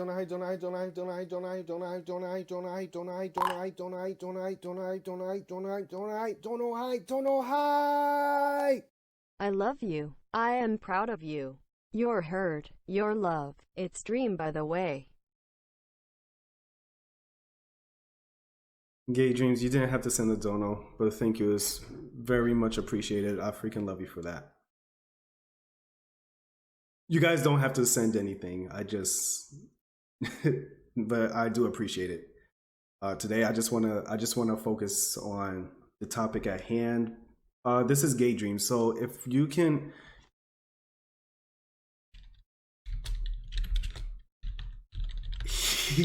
I think he's in lurk mode.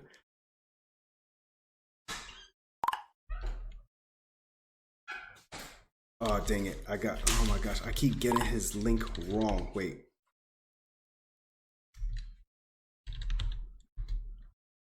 There we go. If you guys haven't had the chance, definitely give him a follow. Wow.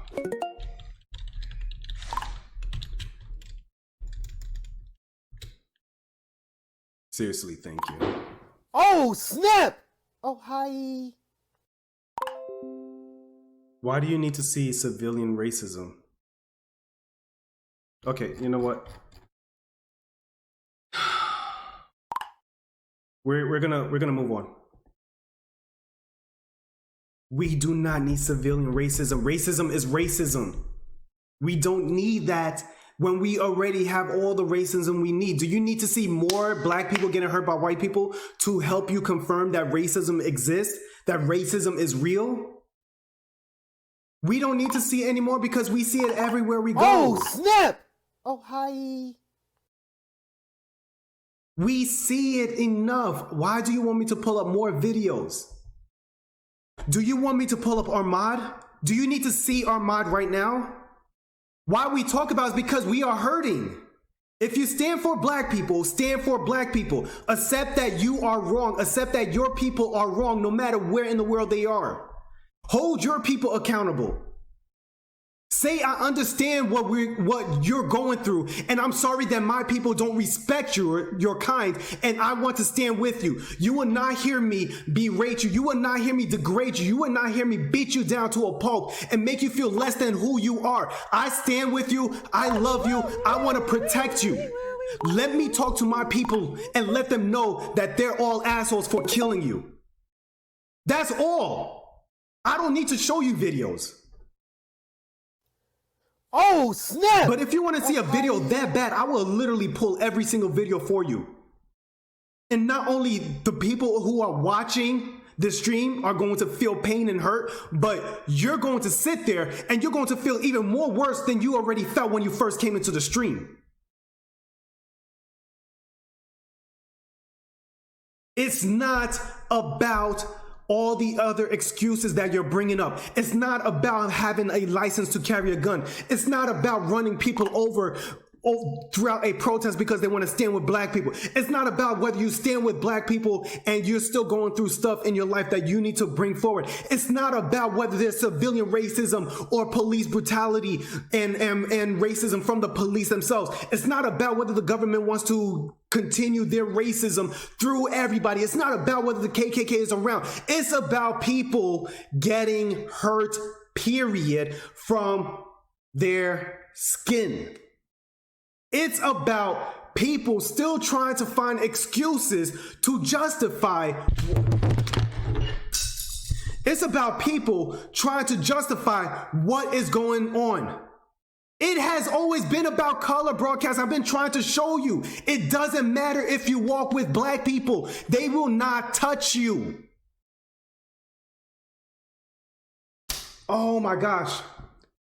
Broadcasting, I've been trying to get you to see that it's not about you to begin with. I've been trying to get you to see that even if you walk with black people, you are still safe. You are literally repeating what I'm saying to you 10 years ago. I just told you this. I literally just told you this earlier. I do want you to apologize because have you ever protected your black friends? Be honest with me. Have you ever seen your black friends go through something wrong by your people and you stand up for them and say, I'm sorry that they are hurting you? Have you ever apologized to them? I bet you're going to say no. Yeah? Then why are you still trying to find means of justification to make everything seem less than they are?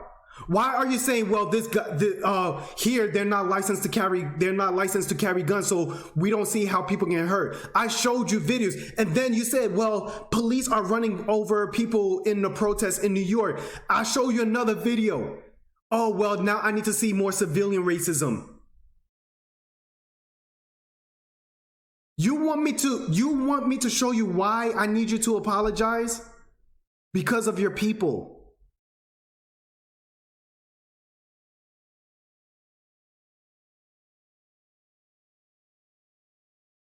And here we go again. The black and white doesn't matter where you're from.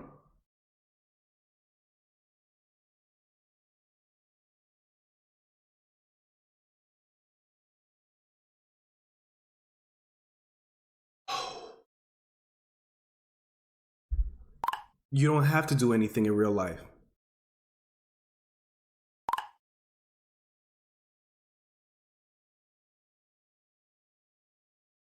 You know how many of my friends who are women that have been raped and sexually abused, that have been beaten by their partners, that have been beaten by men? I didn't do it to them, and I still apologize. And you want to know what I said to them word for word? I am sorry that men are hurting you, and I wish there was something I can do, but there's nothing I can do to fix it. But if you ever need someone to listen and be there for you, I am here for you. That's what I say to them. I apologize, even though I didn't do the hurting. Because as a man, I am holding all men accountable for the damages caused to women. And as a white man broadcasting, I would expect you to hold white people accountable for all the damages. I've seen a lot of Caucasians posting on Twitter apologizing as well, and they've never done any of us wrong. But they are holding their people accountable. Accountability. That's what we are trying to get you to understand on top of all of this. Victimizing yourself. That's what we are trying to get you to stop doing. Seeing hate for hate. That's what we are trying to get you to understand. I don't care about anybody getting arrested at this point. I care more about us holding each other accountable. You can arrest people all you want. Just because you arrest those three. Oh, snap! Just because you arrest those 3 individuals for killing George, how many other people do you think agrees with them? How many other white people do you think agree with them? And how many other white people do you think will not hold their people accountable with everything going on? Keep arresting them. Go ahead, arrest them. But nothing's going to change when you can't keep your own people in line. Nothing's going to change when you can't walk up to your own brothers, your own white brothers, your own white sisters and say, what the actual fuck is going on in your mind? Sorry for the language, guys. What the actual hell is going on in your mind?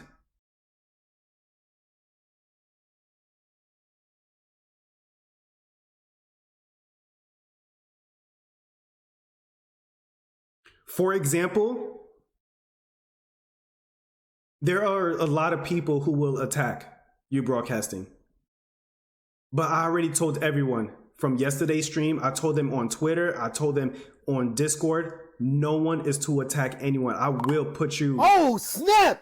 Oh, hi. I will hold you accountable, and I will tear your ass to pieces if you attack anyone for sharing any difference in opinion than you. Everybody's being civilized because I am going to hold every single person in this stream, in this chat, accountable for what they say to you. Even if I don't want to hurt you, even if I don't want to verbally harass you for your opinions, I am still going to make sure that they don't do anything to you because I control my channel. Just like you control your people, I control my community. I can literally just lift the bars right now and everybody just tear your ass to shreds verbally And then you will see exactly what I am talking about when I say white people don't keep their own people accountable. That's a prime example I can show. But that's not going to help anything. That's only going to further your hatred. It's only going to fuel more flame to that fire. You have to hold your people accountable. That's why we say the things we say. That's why we feel the things we feel. Okay, you're not the one hurting us, but your people are the one hurting us. You're not the one doing it, but just by saying sorry, you're ready to listen means so much to us than you actually standing for us. You can stand with us, but it doesn't mean that you're going to actually stand with us. How many people in this protest is going to continue to stand with Black people after this whole Black Lives Matter dies down? Twitter is going to go quiet again. Instagram is going to go quiet again.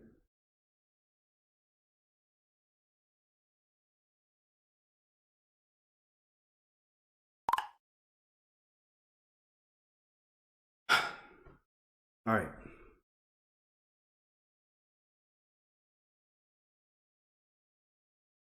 All right, I'm going to give you guys a chance to listen to BO.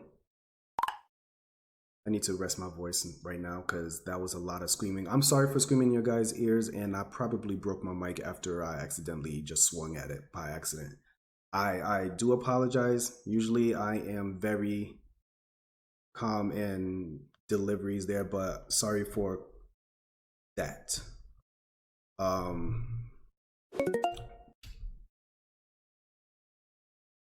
Did you say you wanted a new mic anyways?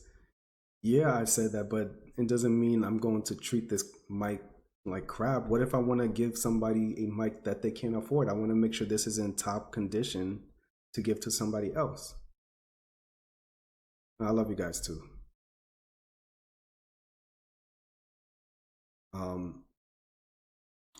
B, if you're in the Discord still, actually, King, if you want, here, because you know what, I think it will also be good to get your perspective as well, King. So if you're not in the Discord, King, hop in the Discord, and once B get her, like, you know, I just want to open up a dialogue to help us all get to understand and know each other and stuff like that. And once B get her stuff out, you can talk about whatever you feel, B. No pressure at all. You can be wrong. You can be right. We're just here to like help each other understand. So, you know, none of us are biting each other in the ass or shoving knives down each other's throats and trying to kill each other because difference in opinions and stuff like that. Yes, hold up. Let me get you in here too. You can definitely get in the Discord and just and explain like how you feel, what you know so far, what you would like to know, what just whatever comes to your heart involving this entire situation. And if anybody else wants to join, you are more than free to join.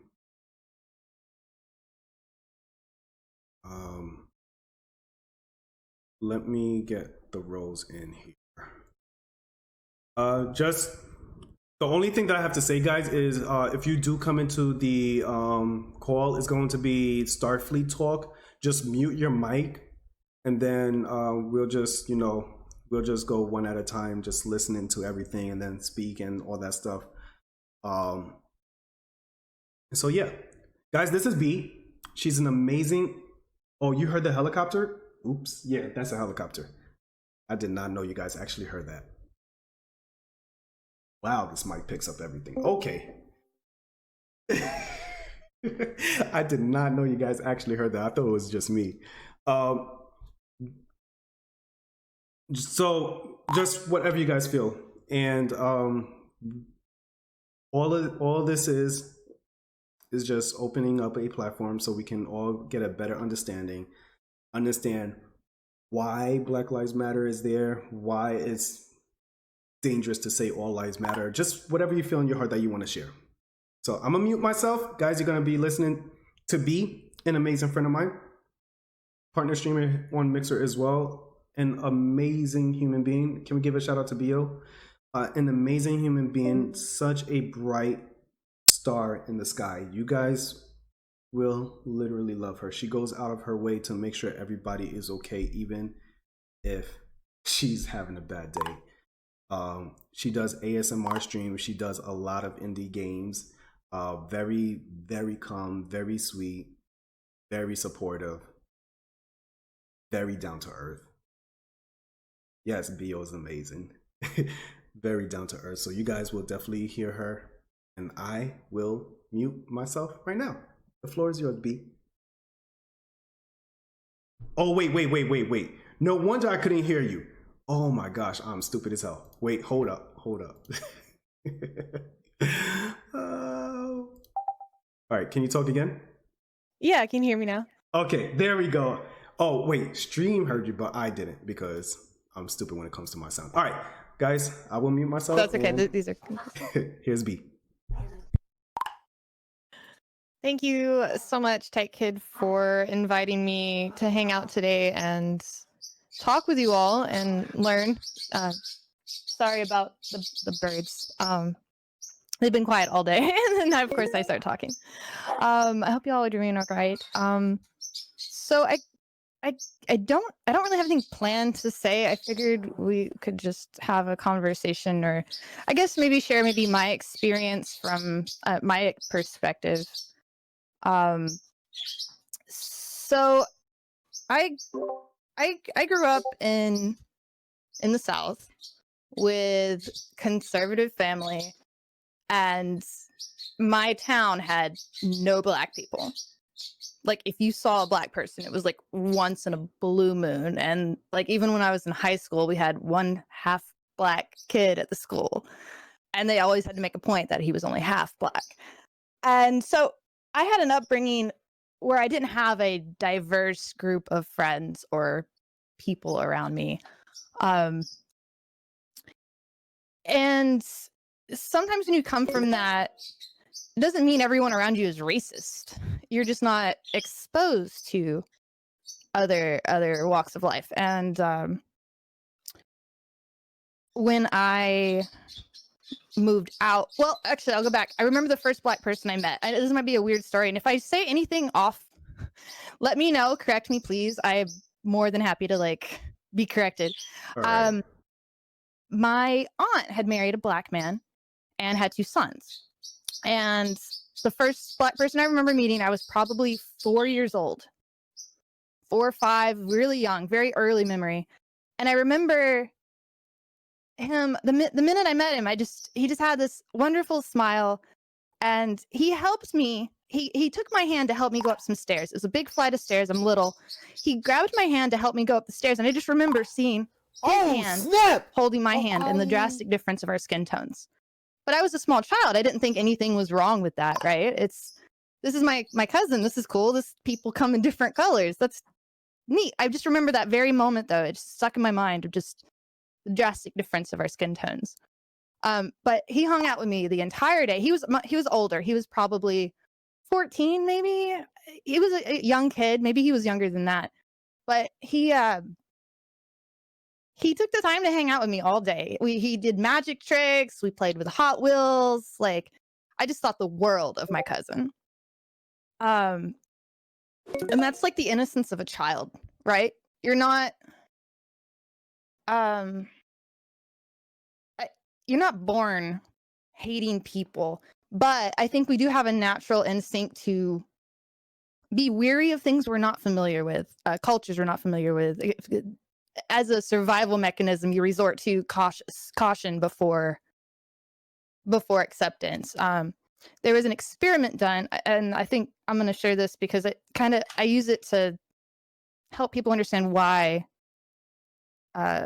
people don't get along sometimes when they're different from you. There's an experiment with rats. And when rats grow up together, if you have two white rats together, they understand that, hey, this rat's like me. It's a friendly rat. I know that these white rats are friendly. We get along. They're my bros. We hung out. If you trap one of those rats in a container and it's stressed out, rats will tend to want to save their partners or their friends or rats that are like them. They have empathy towards other critters, and they'll try to help them escape. But they did another test where they put a white rat in with a black rat, a different colored rat from that one. And since that rat hadn't met other rats of that color, he was very cautious of him and didn't save him because he was unfamiliar and didn't know if it was a danger or not. But if you raise two rats together, one that's black and one that's white, they will save the rat that they're familiar with. It's about how they're raised and what they understand. I think people need to. I think people who don't experience different cultures or have that exposure to different walks of life or different people tend to dislike them or have a caution about them, or they'll listen to their friends who, if your parents raised you like, no, like black people are, they're violent or, they're irrational or they're bad. You're just going to believe them because that's what you've been raised to think, right? And as I grew up, I moved out. I moved to a town that was more mixed, more diverse. And it was a culture shock. And it shouldn't have been. It should have been like, oh, people, cool. But it was different seeing black people when I came from a town of like nothing but white people. And then, I got into a friend group that was a diverse group of friends. But none of my black friends ever shared what they go through. And I mean, I never stopped to ask. We hung out, we played video games together, played some DDR. My friend had a DDR machine in his house and we played Tekken and didn't think about it a whole lot, right? And then I don't know, I've tried to expose myself to different places. I've been to India and Japan and streaming has really opened my eyes to what other people are like. Streaming is such an awesome tool, and I hope the internet and social media help us as people understand that we're all similar. We all have things in common, and we can all get along, and we need to stand up for those. Our media, our platforms give us a voice, and I'm so happy that people are sharing their stories because I didn't experience cops pulling me over for no reason. I only got pulled over if I was speeding or something, and then I didn't fear for my life. I might have been really upset and, crying or whatever, but I wasn't scared for my life. I was just upset I got pulled over. It never even crossed my mind that a cop would pull their gun on me. So I see white privilege now, and I see it even more with everyone sharing their stories. Just like your body language towards someone else.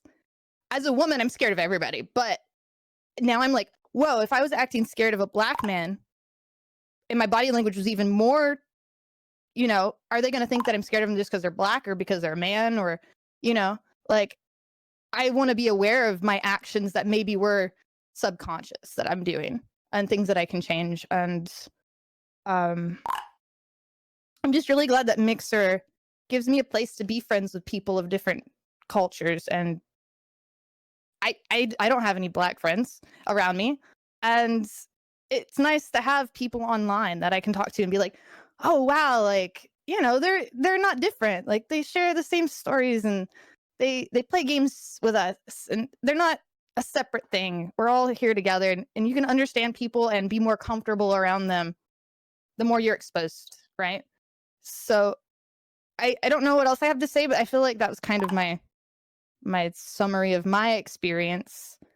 And I've spent the last week really trying to listen and watch and and take in all this information and really try to figure out what can I do to make things better.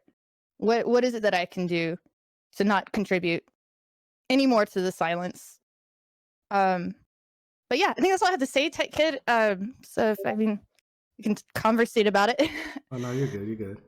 Sweating like so bad right now. That was that was hard. That's all right.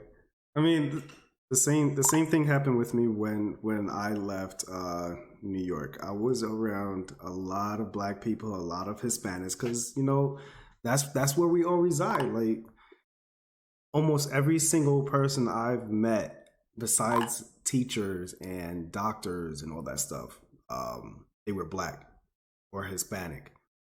And when I moved to Georgia for the first time, and I went to a new school, it was predominantly white. It was a culture shock. I was like, I've never seen this many white people before. I went home and I was like, Mommy, guess what? And she's like, what? And I was like, there was a whole school of white people. And in my classes, it's nothing but white people. And there's like only 2-3 kids who are Black in my school. I mean, in my classes. I've never seen so many white people before. This is so cool. And like people would look at me weird. And they're like, have you never been around? No, I've never been around a white person before. What do you guys do? What do you eat? Like, can we be friends? Can we do this? Can we do that? And at the same time, that was like my first time ever experienced racism too, on top of it. So being excited and open to a whole world where white people actually exist is not just a myth that I see on television. It was literally like white people actually exist. You're actually white. Because back in my old school in New York, no joke, there was only maybe about 20 white kids, maybe 50, no more than 50. I would definitely say that. It was about 50 white kids out of an entire school of Black and Hispanic. To see a white kid in your class, oh man, the reactions we would give. And then you move and now it's 800 white kids, 50 Black kids, and you're like, oh snap. Can we be friends? I've never had a white friend before and you seem so cool. And they're like, are you literally serious right now? You gotta be joking. No, I'm not joking. Like you're my first white friend ever in the 17 years I've been alive for. Can we be friends, please? Yeah. So, I mean, that's exactly kind of my experience in reverse. Yeah, and so I was like, oh, I have Black friends now. Like, yeah, it's weird, right? It's like, but I've been in a school. I volunteered at a school when I was a teenager it was just for a day. It was just volunteering at a inner city middle school, and there were no white kids there. And there was a bunch of us white 4-Hers going in to just sit in the class and help kids learn to read. And that was a shock to me as well. It was like, it was Asians and Hispanics and Black kids in Atlanta. And I was like, wow, like, are there no white kids in this area, or do they have their schools divided? You know what I mean? Like, it felt weird that the you know, that there wasn't more of a mix. Yep, I completely agree with that. And it's as soon. Mom, thank you for the 50 embers. Alicia, if you're still here, can we give Mom a shout out and 100,000 stars, please? I completely agree with that. Just like, oh snap! Oh hi. You're just trying to make sense of everything. You're literally trying to understand exactly what's going on. You're as excited as you are with the change, the cultural shock, like you mentioned earlier. as you're trying to go through this like phase of culture shock, at the same time, that's when it actually starts bringing to your attention that you have to be careful what you say and how you act around them, because anything you say or anything you do might actually get taken the wrong way, because you're so used to doing things around people that are exactly like you, and if you attempt to do that around people who are not like you, then you automatically become this racist bastard out of nowhere. And you can have the biggest heart in the world, but you are automatically this racist individual out of nowhere. And it's scary as hell, because now you have to learn how to actually be a person for your people and then be a person for their people, and you're not sure what to do, because anything you learn from one side, you're going to bring to the other side. Everybody knows that. It doesn't matter. So everything that you're used to doing around black people, you're going to end up doing it around everybody else. And then you're going to have to learn to control yourself around them. And then everything you do around them, you bring it back to your people.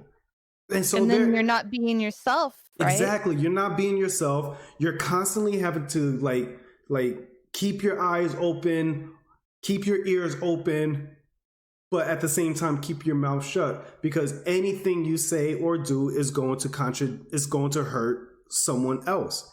And it just got to a point that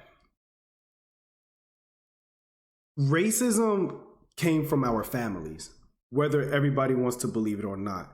Racism we don't want to admit it. Yeah, we're not going to admit it. But racism literally came from our families. They raised us away from a whole population of other ethnicities. And then all of a sudden, you're being fed, well, this is how they cook.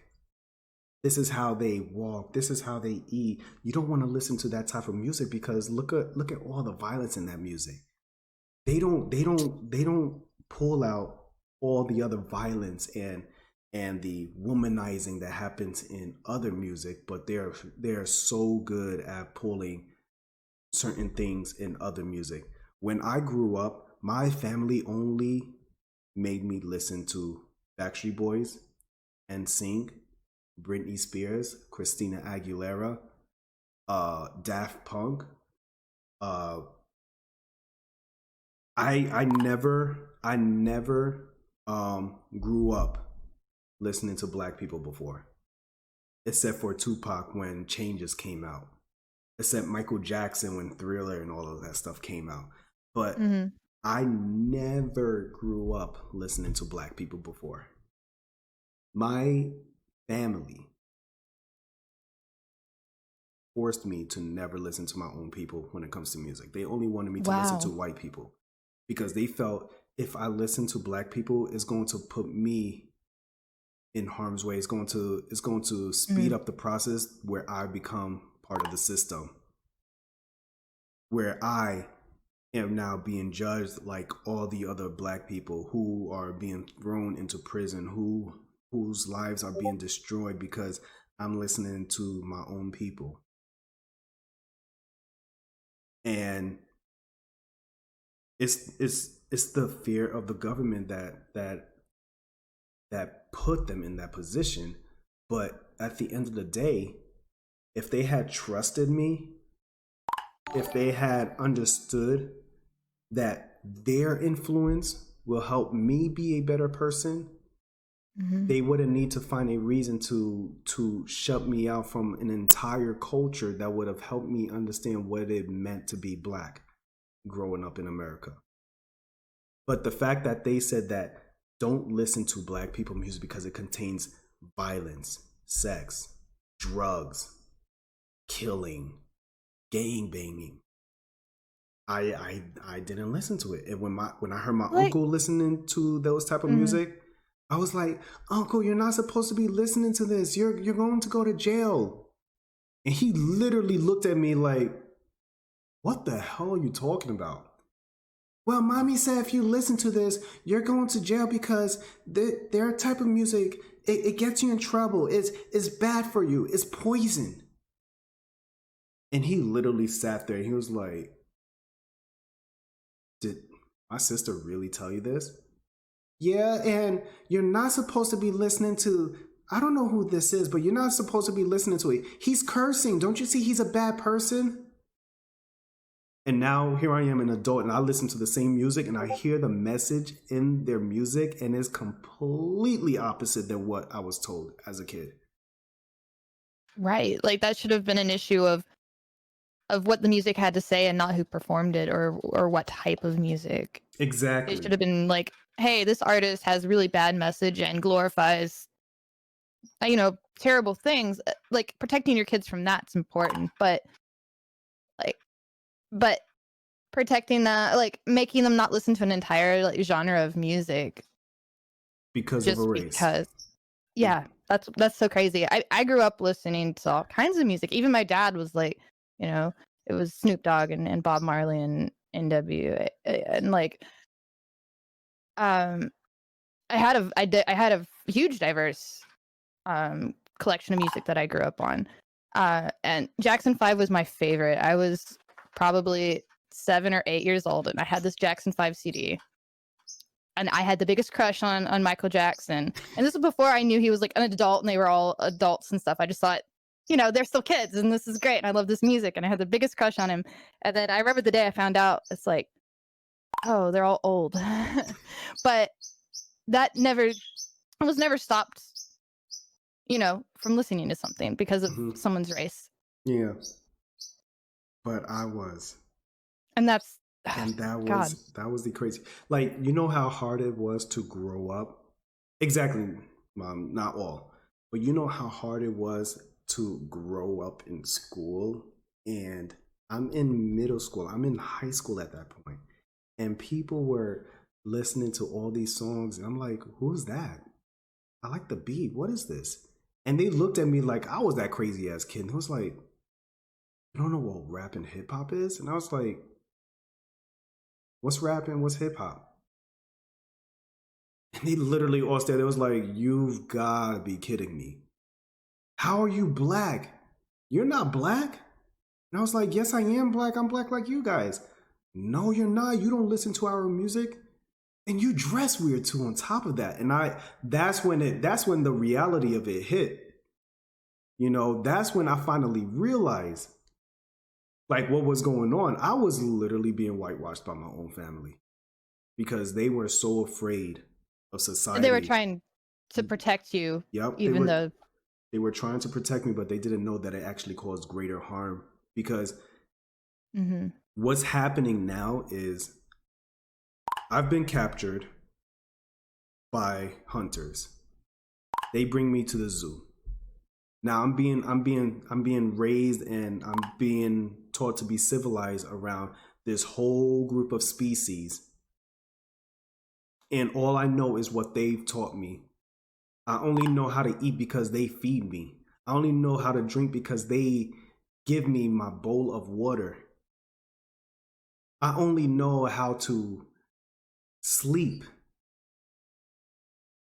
And then somebody comes in and they find a reason. We're going to save you because you've been trapped in this cage, this zoo for way too long. We're going to put you out there, okay?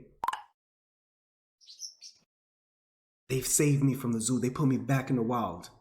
I don't know how to hunt.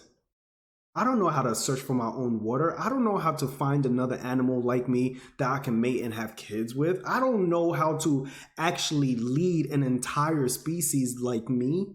I don't know how to even communicate with them because I've never been around them before. I never grew up around them before. So when I finally got exposed to the music, that's when I finally learned I've been whitewashed my entire life. Like, even to this day, I don't know any songs word for word by Run DMC, by Tupac, by Biggie, by Wu-Tang Clan. None of them. DMX, I don't know any music by Black people, word for word. But if you were to throw NSYNC, Britney Spears, Christina Aguilera, Elvis Presley, if you were to throw any of their music at me, I know it by heart. I know it word for word. I don't even have to pull up the lyrics. It just comes to me naturally. I know the song all the way down to its very instrumentals. And to this day, I'm still trying to keep up when it comes to hip hop and Black people, rap music by Black people. And it's crazy because my family said that I shouldn't listen to hip hop and rap because it's dangerous, but they let me listen to Eminem. He was a white rapper, a white hip hop artist. I was allowed to listen to Eminem, but I couldn't listen to people like Tupac, Biggie, Ice Cube, Run DMC, Exhibit. I couldn't listen to any of that. I didn't even know Salt and Pepper until freaking high school. I've never heard of them. So I had to find my own way to teach myself. So racism comes from your family. Like, they are so afraid that they don't know that they're actually harming their own generation, their own kids. And that's everyone, period. If we all learn that people are people regardless of skin color, we will be fine. But we're living with a family who are continuously oppressing their own kids and making their own kids see only certain truths. And most of those truths are not even real. They're just a figment of their imagination, but they're feeding it to us. And as we become adults, we become their likeness and we start spitting it out. We're literally dealing with a whole generation where they've only been taught their side rather than the entire whole. And it's crazy as hell. And that's why, like, literally, I am so proud of how far I've come, because when I saw what was going on, when I finally learned to love all different types of people, that's when I finally stood up to my own family. And I was like, screw you guys. Y'all are wrong. There are successful Black people out there. There's amazing Black rappers. And when I finally went home, that was my moment of finally being myself. I went home and I started listening to the Yin Yang Twins, Lil Jon, Ludacris, all that. And my family said, turn that music off. And I was like, no. And I blasted the music even harder. And I was dancing and I was happy. And I still proved to them I can listen to whatever the hell I want to listen to, and I'm still going to graduate high school and make it to college and become what I want to be. You're just making yourself look stupid. You're just going to make yourself sound stupid. You're listening to how they talk. I don't care. Listening to Ludacris, and I still have a 3.5 GPA when I was in high school. Listening to Lil Jon and the East Side Boys, and I still had honor and AP classes that I was like literally taking care of. I was still the smartest kid when it comes to science and math, and I was listening to all kinds of rap music. I was like, I'm not my music. I'm my own person. I'm going to listen to whoever I want to listen to. If they want to inspire me, they're going to inspire me. And I'm still going to be my own person. I'm still going to be great. So it's insane, literally, how your family can actually just teach you to be something you should never be. Like for you, B.O., when you finally had the chance to be around Black people, yo, that is waking up. That is what you call being woke. When I finally had the chance to be around white people, that's when I was like, yo, this is the coolest thing ever. That was me being woke. Yeah. So I ended up moving from that area maybe a year or two afterwards, and I lost contact with them. And then I didn't have, anyone like that. But then I got into streaming and I started meeting people, and then I started going to PAX and getting into the gaming, the indie gaming side of things and creation, and then I've met all these wonderful Black creators that make music and program games and write and all these passions. And I think in my life right now, that was super important, especially leading up to the things we're dealing with now. Not that those things hadn't been going on, but I think having those people in my life that I've been exposed to through streaming in the game industry has been very important to sculpting how I've responded to things. Because without that, I feel like I was out of touch. I feel like I've been out of touch prior to all of the streaming. So I'm glad we both were put and exposed into other situations because we have a different perspective, right? Much bigger and different perspective. We do have to understand, though, coming from our perspective, that some people aren't. They never get that change of view. Depending on what state or city or part of the city they live in, they may have never had that exposure, and it's going to take them way more time to come around. And that's why people like us need to share, like the bridge, the gap, like to help people understand. I know what it's like to come from an all-white area with conservative parents. So I can try to get through to those people who I understand. I understand where they're coming from. Yep. And then you understand how to bring, we have to bridge it. We have to have things in common. We have to point those out, and we have to share our stories. Even if they are hard. And it's not easy at all to even bring any of that to life. I'm appreciative of you, Mom.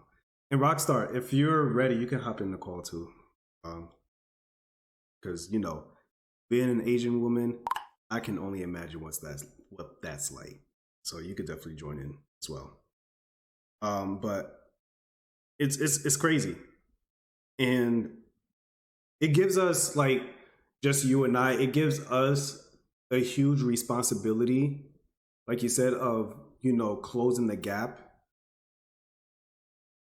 It gives us this level of entitlement in a way, because now we are passing messages between two different people. And even though I will never completely understand the white language, you will never completely understand the Black language, it gets to a point that at least we can understand what we're trying to say and do just through communication. If I hear something and I misunderstand it, and you hear something, you misunderstand it, it's not going to hurt you. It's just going to say, hey, further explain this to me, because now this is new. This is something I've never experienced. Show me this. And having you being receptive to having me ask those questions that I'm scared to ask or uncomfortable to ask is so valuable. And I'm sure all our Black creators and stuff are probably getting DMs all day with like confused white people. So thankful that you're taking the time to educate instead of hey, I'm not trying to rhyme today, but I really appreciate everyone helping and taking time to educate us. For real. Because the way I see it, like, we spend so much time forcing people to see things through our eyes. It doesn't matter what race, religion, anything. We all try to force people to see things through our eyes. Yeah, I see you in the Discord chat. If you want, you can speak up as well, Rockstar. We try so hard to get people to see everything in our eyes, but we never try to at least understand what they see in their eyes. Because in order to actually learn to grow with one another, in order to actually find that peace and unity, we should all be under one accord. And the only way that happens is if we all work together.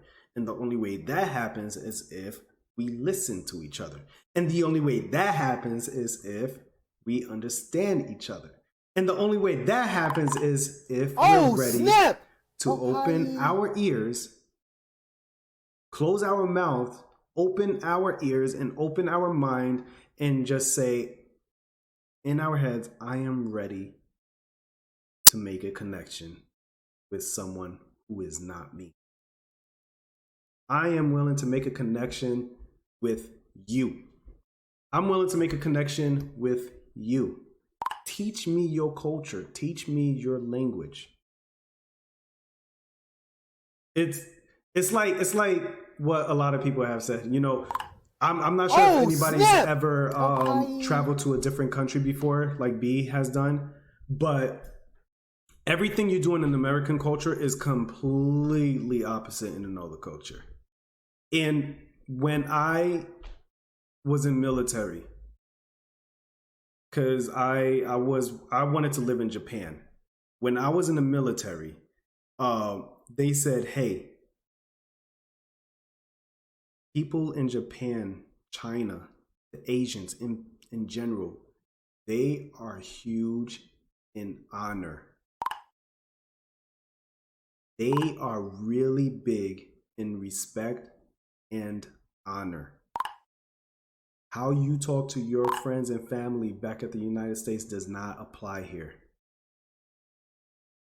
If you don't burp after you've had their dinner, they're going to take offense to that, and they will never invite you back to their home again because you've officially just insulted their meal. Yo, Stonsky, have a good one. But here, if you burp in front of somebody's face, well, you're just disgusting as hell. I mean, you complimented their meal, but you're kind of a pig at the same time. That's what I was taught. Don't, oh my gosh, at least say, excuse me and cover your mouth. But in another country, you better belch like you've never belched before if you want to show them that that meal was delicious. And that's what it takes. Like, we have to literally learn to humble ourselves around other people before we can officially start working with them, because trying to walk into somebody else's lives and thinking that we're all hot, we're that hot stuff, we are the people. Like, I am that guy.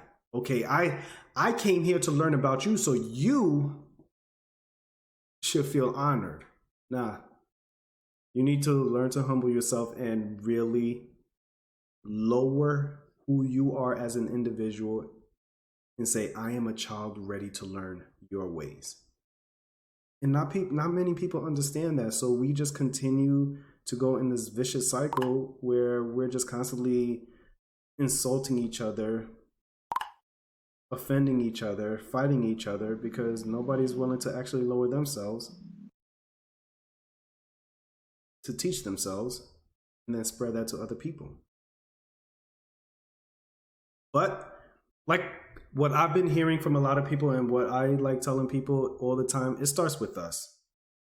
Just like how all of us are taking the time to actually, you know, debate with one another. Even if one of us get angry and we start fighting, we're taking the time to actually get to know each other at this very moment. We're starting to understand why we operate the way we operate and why we speak about certain things and why we feel the way we feel and just all of this stuff. And by the end of this web show, we're going to feel a whole lot more educated and powerful. And we're going to literally be able to tell others what we've learned and what we understand. Like, I'm learning a lot. I thought this entire time that, you know, every single one of us had to stand up for something. I mean, I still believe that. But it's hard to stand up for something if you don't completely understand. And what happened earlier with broadcasting, he was stuck in his ways, deep, deep, deep into his ways. And that's the first time I've actually ever experienced that. Somebody who says they stand with black people, but they don't fully stand with black people because they want people to notice what they were going through. And that brought up my frustration for the first time ever when it comes to this talk. But that's when I was like, okay, you know what? I gotta see from his standpoint, from his point of view. Because there's something that he is seeing that I'm not seeing. And there's something that clearly there was something that I was seeing that he wasn't seeing as well. But one of us have to lower ourselves in order to help the other learn. That's what we need. Like, as individuals, that's all we need, every single one of us. You're all white, you're all black, you're all Asian, you're all Middle Eastern, whatever race. You're all men, you're all women. Short hair, long hair, bad breath, great breath. We're all that. Absolutely. But we're not monsters. And the quicker we can actually stop treating each other like we're monsters and start speaking to each other like we're talking to ourselves, the quicker we grow, the better we become as humans and individuals.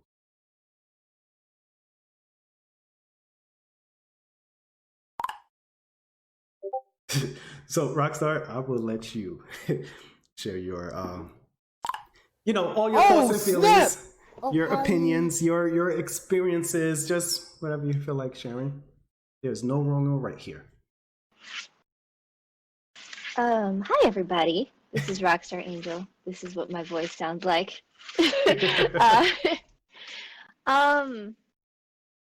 It's been so I had a very different experience than TightKidd or BU growing up because I grew up in San Francisco, California, which is one of the most liberal places in the entire country.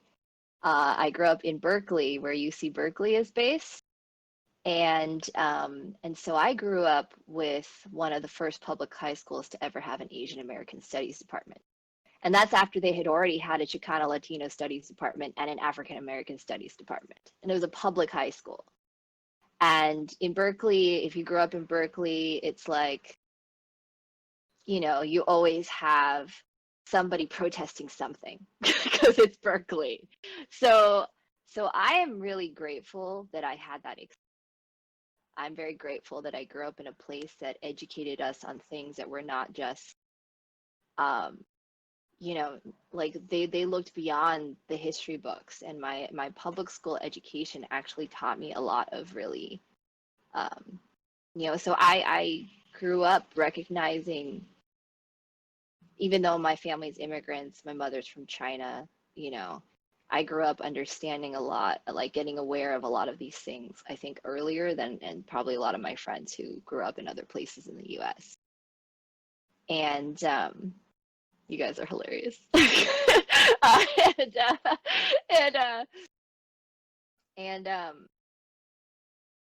I grew up in a very diverse place, it's like New York City and San Francisco is a melting pot. You turn a corner and you've got, it's not segregated, where like LA, it's very segregated. It's very clear. This is a Korean neighborhood. This is a Black neighborhood. This is, in San Francisco and New York City, it's very much more of a melting pot, and there's a lot more diversity like everywhere.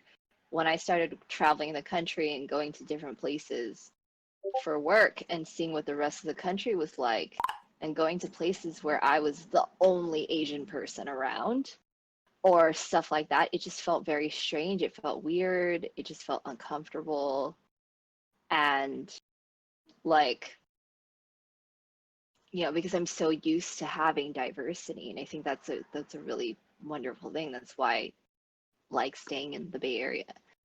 Um, I've always been a very open-minded person in general. Like I like try, I'm a very empathetic person. I like to just see people for who they are, and take people for who they come. And I've never really paid attention to what race someone is, but I did become very aware of the fact that privilege exists, and I would never compare my experiences as an Asian American woman to any of my friends who are African American, because I know that what they have gone through is much worse in that area.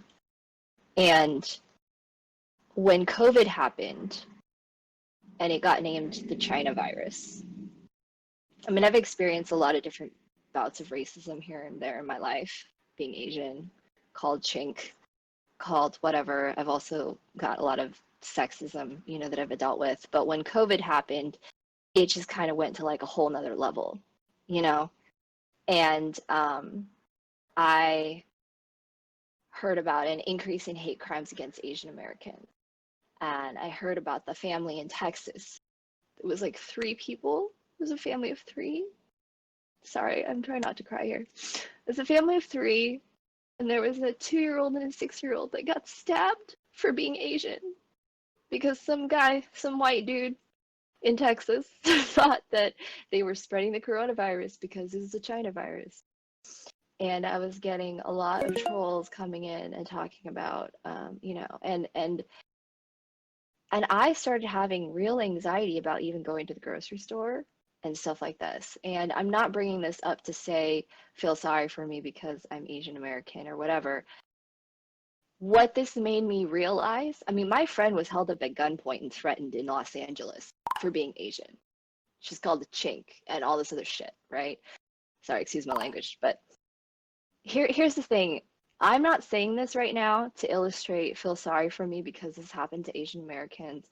What I'm saying is this was the first real experience I had in my life where I think I understood what it's like for my African American friends on a daily basis. To have anxiety and fear about leaving the front of your house, like going out the front door of your house. Because this is something that I experienced after COVID started. But for them, this is something that happens every single day. And when I realized that, I was just like, because I knew this was a fact in my head for a really long time, but I never felt it like this until this happened. And I am just so sorry for all of the pain and the hardship that you guys have had to go through. My best friend in the world is an African American man, and I love him like more than anybody except my family. And this is not okay, guys. And I mean, I saw a video the other day. As a mixer partner, Simeon B, he posted this video that he took of a protest he went to where this little girl, she's like this cute, adorable little black girl, asked a cop if he was gonna shoot them. And it broke my heart because I'm just like, a kid should never ever have to even know what that is. You know what I mean? And I'm sorry, I'm so emotional right now. That's just like, my heart is breaking. Like, every day seeing all this stuff, and it's been going on forever, and it's not okay. And I even wrote a song about it. It's just like, it's not okay. And I really, really sincerely hope that this is finally a spark that really ignites real change, because it should never have happened, all of these things. And thank you guys for listening. I just kind of went on this big long rant.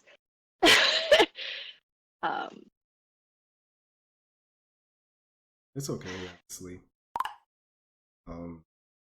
Shoot. I mean, I speak for myself when I say, like, I kinda sorta understood how Asians felt for the whole coronavirus. But coming from me, who's been exposed to hatred, and then hearing that you guys were just put in the same line of fire, that's scary as hell. Because I never really thought that, you know, Asians would just senselessly get killed or something they didn't do. And I'm already hearing two little innocent kids getting stabbed because they had no control over the fear of others. That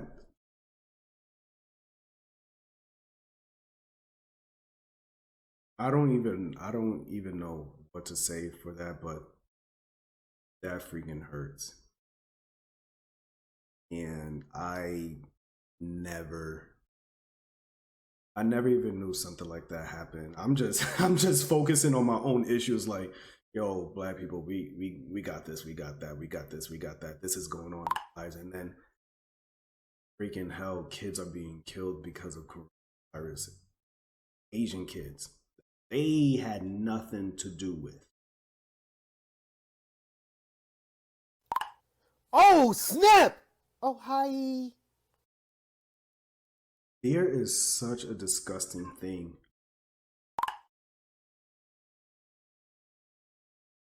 When it comes to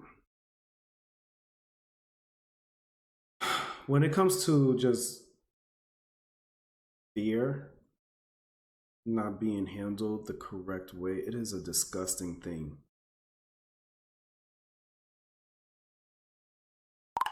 And you see more than ever, like literally, you see more than ever that we really have to learn how to educate ourselves when it comes to other races, how to educate ourselves when it comes to our own feelings, how to literally be open about something if it makes you uncomfortable. And the main problem that I have, and I'm starting to notice it now, especially through the story that you're telling me, is that we have too many people who hate someone and they don't want to speak up. I'm not afraid to say that certain individuals make me uncomfortable. Like, hell, I literally said that I used to be racist as hell towards white people because white people made me uncomfortable. What the actual hell? I wasn't afraid to admit that certain things made me uncomfortable, to the point I started directing my hate towards them. Until someone showed me that I was wrong.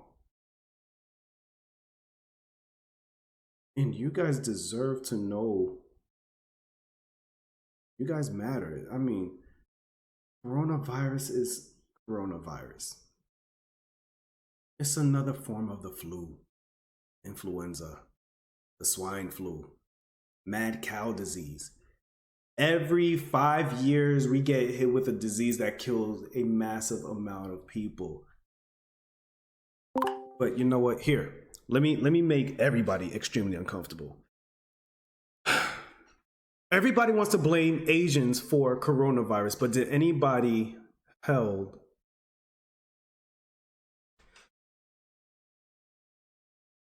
We're so quick to hold Asians accountable for the coronavirus. Did we once hold any of the Europeans accountable for bringing the measles, for bringing chickenpox, any other disease that they were carrying to America when they first took over the Americas? Did we hold them accountable for any of that? No. And to this day, we still don't. We actually praise it in history books, in schools. For Christ's sakes, every year on Thanksgiving, we celebrate the Pilgrims. But the Pilgrims wiped out an entire race with their disease. They brought that over. And yet we praise it. But we are so quick to attack an entire race because they had a whatever, wherever the coronavirus came from. Maybe it came from a bat. I don't freaking know. But we're so quick to blame an entire race because the disease started over there to begin with. But when we started a disease, an epidemic in the United States, when it was first established and after we wiped out the entire Native American community, did we take the blame? Nope, we did not. We are so quick to blame everybody else for everything, and we do the exact same thing and we never take responsibility for it. And that is crazy as hell. And I don't even know I don't know what that's like, to be honest. Because even to this day, I'm not afraid to admit it, even to this day, I never once thought, you know, the Pilgrims every year when the kids do their little play on Thanksgiving about the Pilgrims, I never once saw it as anything evil.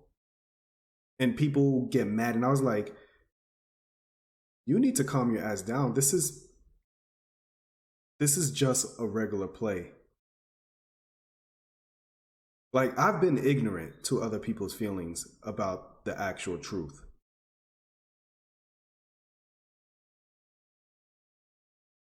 And Rockstar, if you had not mentioned that, I probably still would have been ignorant to the actual truth that, you know, the coronavirus is not your fault. The measles, the chickenpox, now that is our fault. I think it's just people want an excuse to be racist and to act out, so they find any reasons for it. If they really want to spread hate, they'll look for reasons and latch onto it. And it's unfortunate. And you know, you're absolutely right about the only thing you can do is educate people. It's like, you know, I mean, from every little day experiences, when people ask me like what I am or where I'm from, and I politely correct them and I say, I'm from San Francisco. And they're like, no, I mean, where are you from? I'm like, I grew up in Berkeley, California. They're like, and then I was like, oh, did you mean to ask me what my ethnic background is? And they're like, oh, yeah, where are you from? I was like, oh, that's not the same thing. My ethnic background is this. Like little things like that. Like I try to be patient and like be kind about it.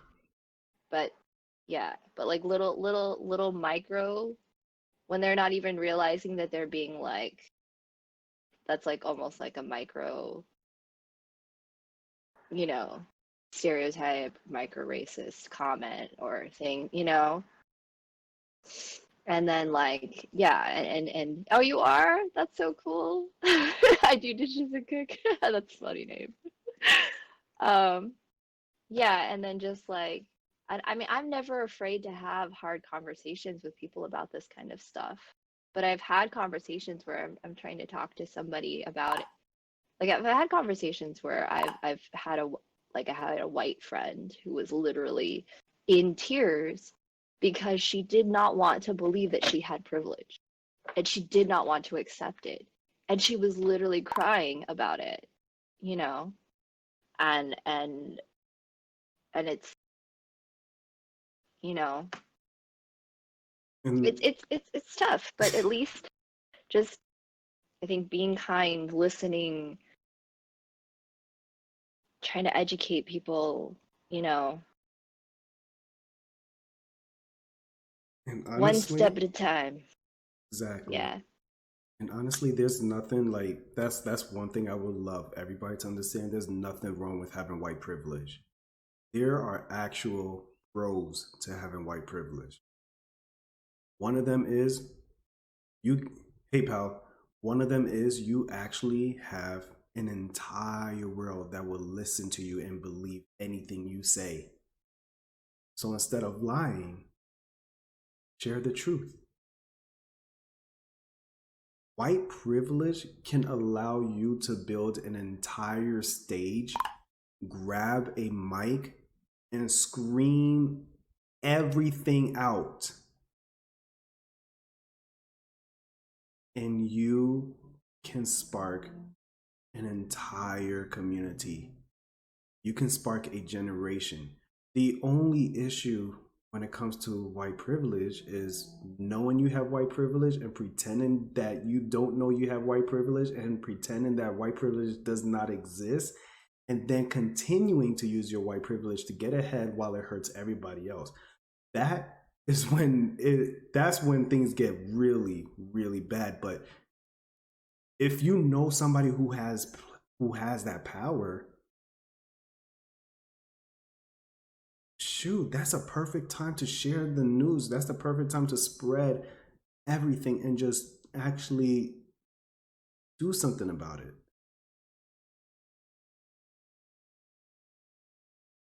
I can't remember where I got that from. I saw it on Twitter. Like the past week now, I've been learning everything off of videos on Twitter. I'm like a walking encyclopedia of just civil rights movement, because literally almost every morning for 3 hours straight, I'm just scrolling through Twitter, reading so many posts, watching so many videos, and just absorbing every bit of information I could possibly imagine. Can I play something important? No playing today. Sorry guys. This is a conversation now. But white privilege, it's real, and it can be used to save a lot of lives, in my opinion. I think we can actually do some justice, some good with it. But then again, we have everybody who's afraid because society is trying their best to shut as many people who are trying to use their privilege down.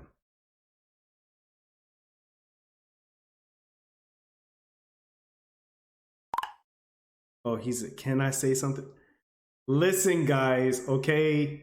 It's not my fault. I've been asked, can I play so often? So when I see can I automatically read the word play. You guys can say something. You guys can say something. It's okay. You guys can say something. I don't care what you have to say in the chat. You can write out your thoughts and feelings. It's an open discussion. You don't have to ask. Just share your thoughts. That's all. You don't have to ask. I literally thought they kept asking to play. Damn. Oh. Oops, awkward. But yeah, not your mom. I see you're in here now. If you want to bring up your story from the other day, definitely feel free to. Guys, one thing I'm going to say is, please, no anger. Once again, no anger. We're here to learn. We're here to understand. We're here to educate the most respectful way possible, because what Not Your Mom is going to share, she's been attacked over it. And I've tried my best to at least talk to her privately and, really like at least help her feel better, because she made a mistake like we all do. And it's not fair that she gets attacked for a mistake when we all make the same mistakes too. I literally just told you guys I've been racist in the past, and here I am. If I can fix myself to be better, then you guys can too. So, Not Your Mom's gonna speak up and just listen to her. This is a prime example of what she's going to share. Not Your Mom, you can speak up. All right. So to start, because I don't honestly know where to start, is that if it wasn't for you, I don't think I would have made it through that day sane. So the other day on Twitter or IG, it started on Instagram, guys. If anybody knows me, you know me as not your mom or your mom. I'm one of the most loving, accepting individuals that I can be. I don't look at any differences, regardless if it's color, inability, abilities, your financial status, none of that matters to me. And this is where I'm going to say it's important to keep your eyes and ears open, and it's never too late to learn something new. So I started in with, don't ever speak through your emotions either. That can get so taken out of context. It's ridiculous. And that's exactly what I did. I made the mistake of going with my emotions that I was so tired of seeing the hate and the violence amongst all of my fellow humans.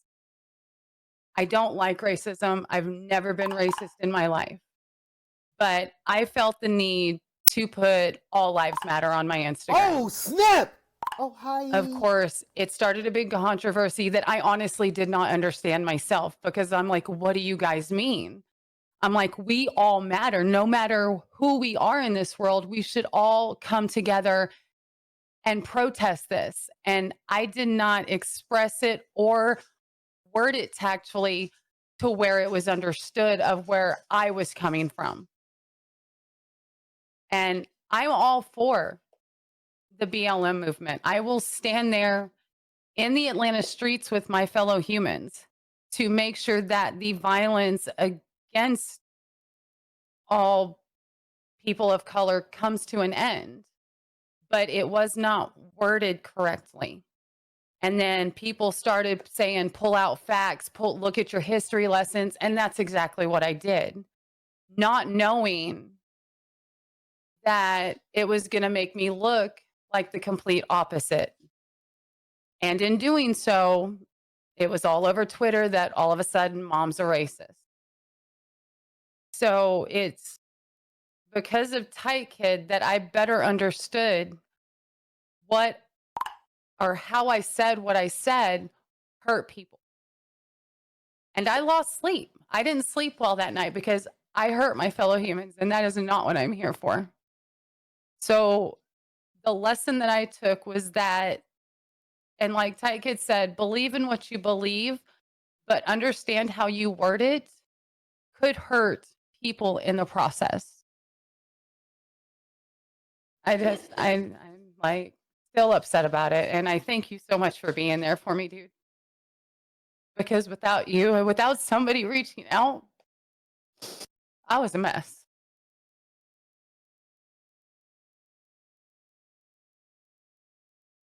It's all right. You're very welcome.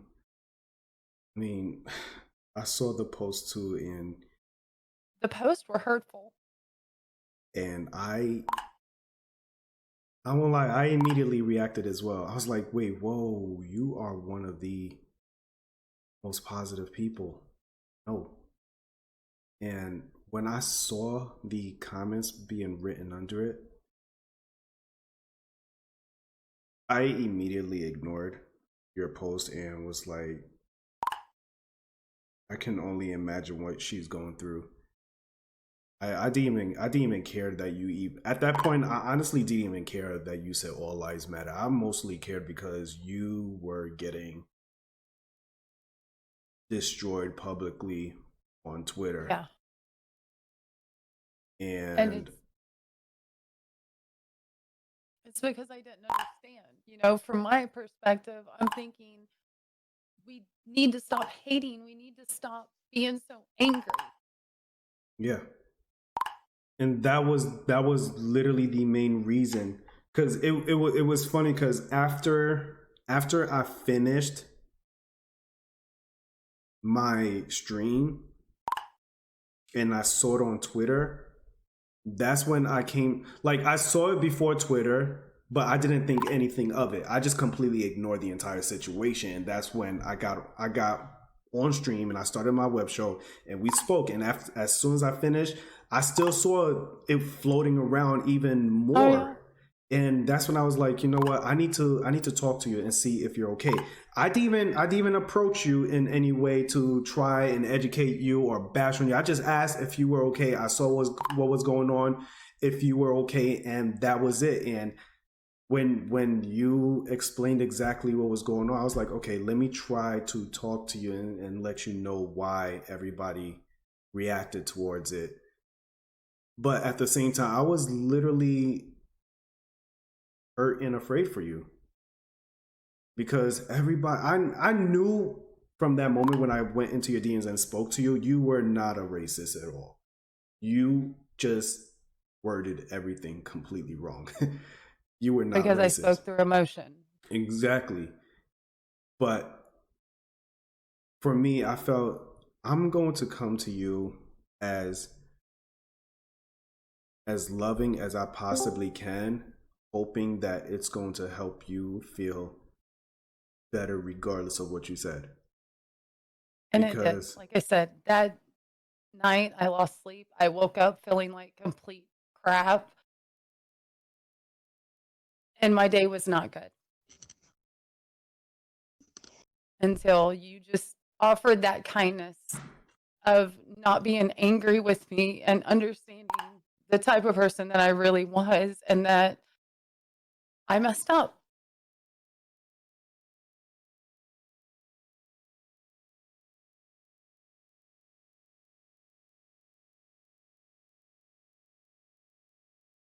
One thing I usually tell people, and maybe is as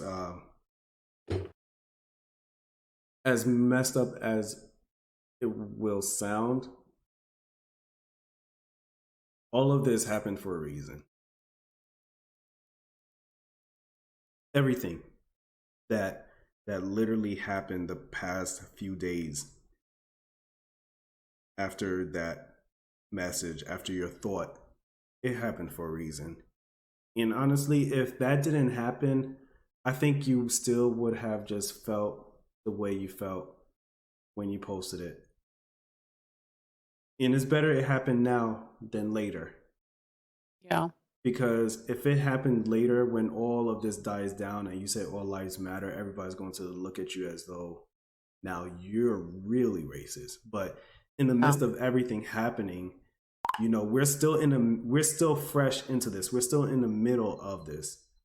So it's better to make a mistake now and learn than make a mistake later after the entire situation happens and getting seen and called a whole lot worse. But yeah, no, and I agree. And that's why, like you said, you know, that's how people feel every day, which is why I have always been the person to be accepting, because I know we all make mistakes. I know we all need to learn, and we can always learn something from every experience. You know, I love talking to people of different beliefs and thoughts and feelings, because that's how I learn. I learn from TightKidd. I learn from people in the streams. I learn from people on Twitter and IG all the time. And I was never, you know, going against the Black Lives Matter movement. It was just how I felt about it. But I did it 100% through emotion versus the knowledge. And that was my mistake. And I'm never too proud to say that I messed up. I tell people this all the time, like, none of you are wrong for how you feel. None of you are wrong for how you think and what you say. None of you are wrong. Yeah. None of you. It's just now we literally, like, even myself, I have to be careful what I say. Because we have people that are so pro-Black that they're willing to attack you for at least being the peace within this entire messed up situation. I actually have people who are Black who said, how can you try to stand up for this? How can you try to defend them? How can you try to allow people to express themselves how they want? We want white people to talk about this. We want them to support us and support us in their stream. And I was like, but not everybody has the right words to say. Why aren't you showing anger towards this? It's hurting us. Because if I show anger towards them about not wanting to feel comfortable enough to share, or just wanted to at least create their stream to be a gaming platform while we're educating, we're only doing exactly what they've done to us. We're now segregating them. We're now putting fear. We're using our fear, our anger against them, and we're literally destroying their livelihood. They destroyed our livelihoods hundreds of years ago, generations upon generations upon generations. And now you're attempting to destroy them as well because they don't want to say anything in their stream, and you don't know what they know or what they don't know. So I'm going to approach them peacefully. I'm going to approach them with love. I'm going to approach them with kindness and the motivation to make them a better person. If they feel in their hearts that they want to share it to their people, they will share it to their community.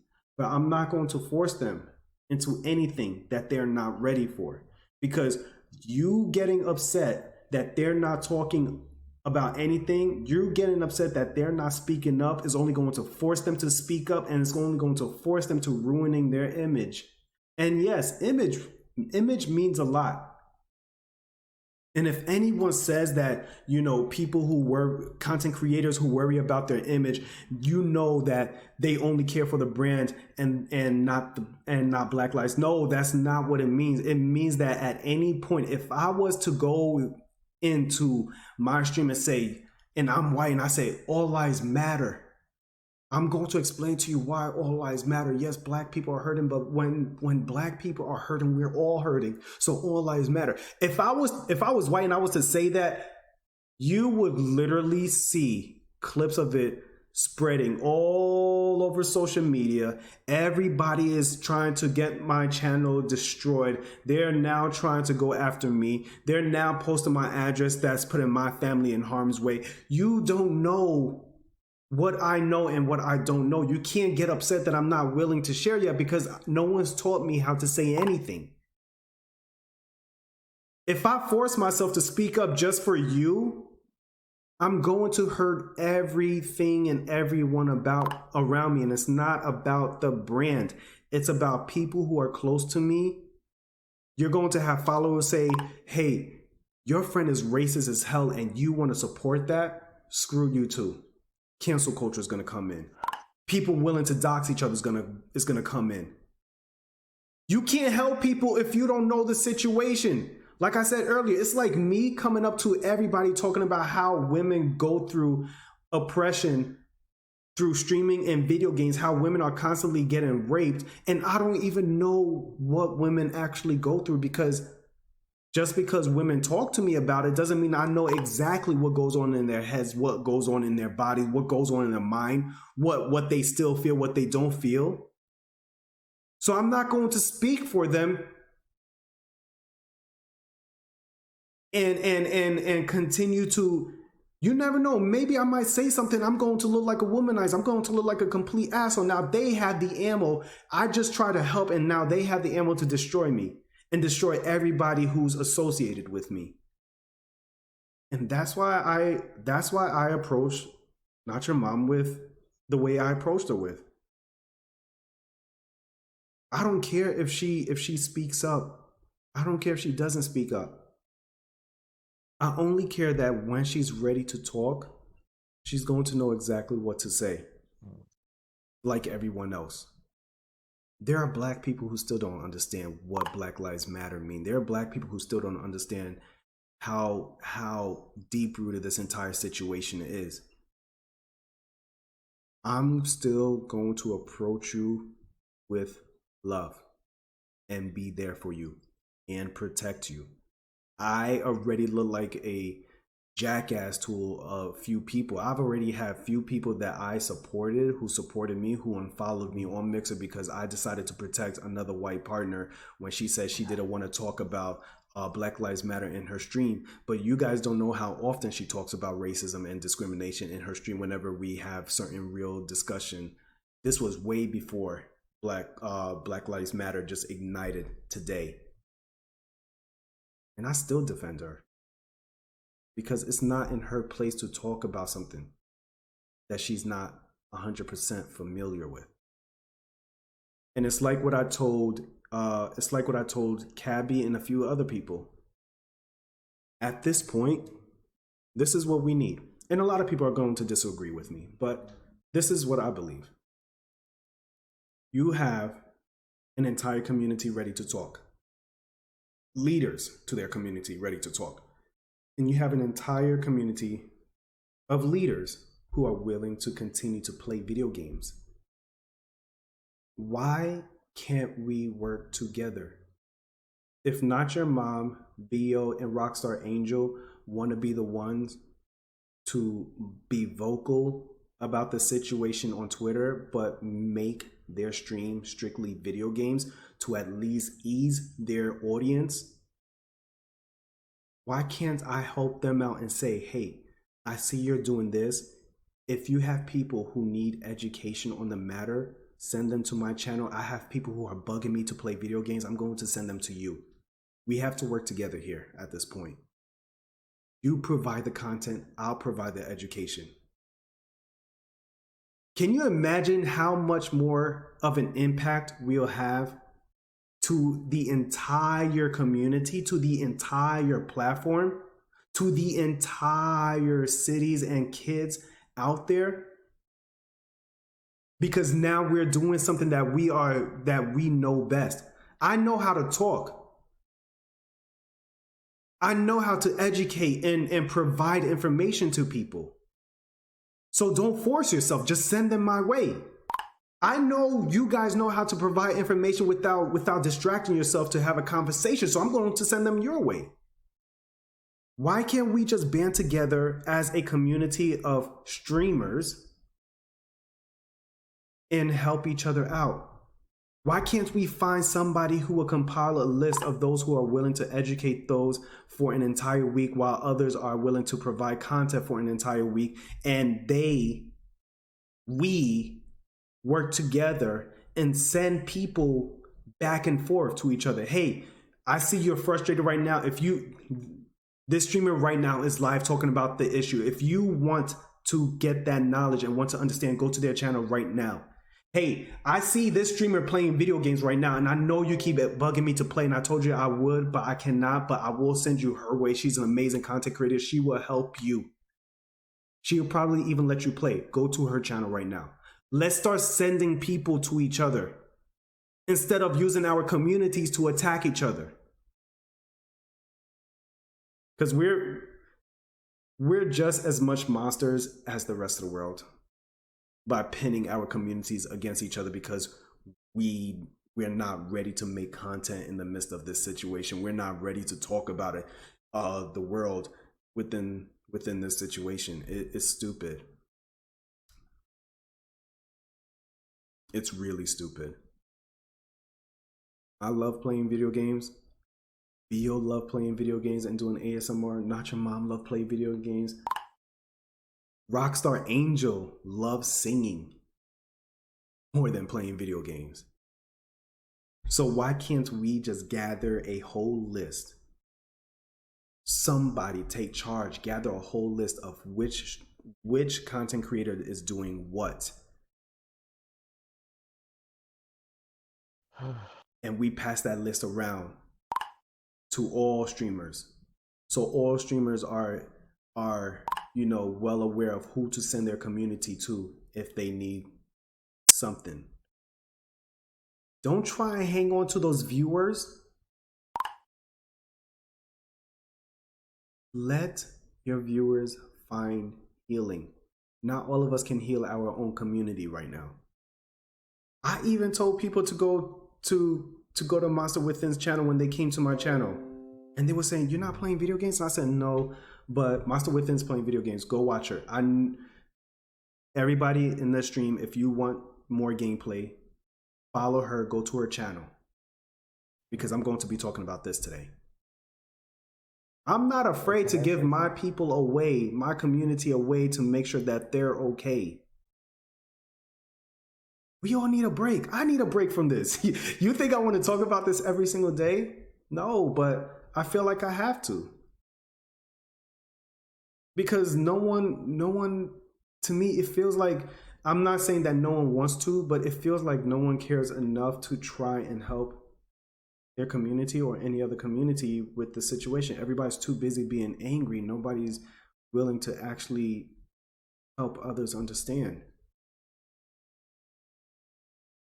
We shouldn't have to force anybody to talk. We shouldn't have to attack each other for not wanting to talk. We're literally destroying our own friendship over what? So congratulations.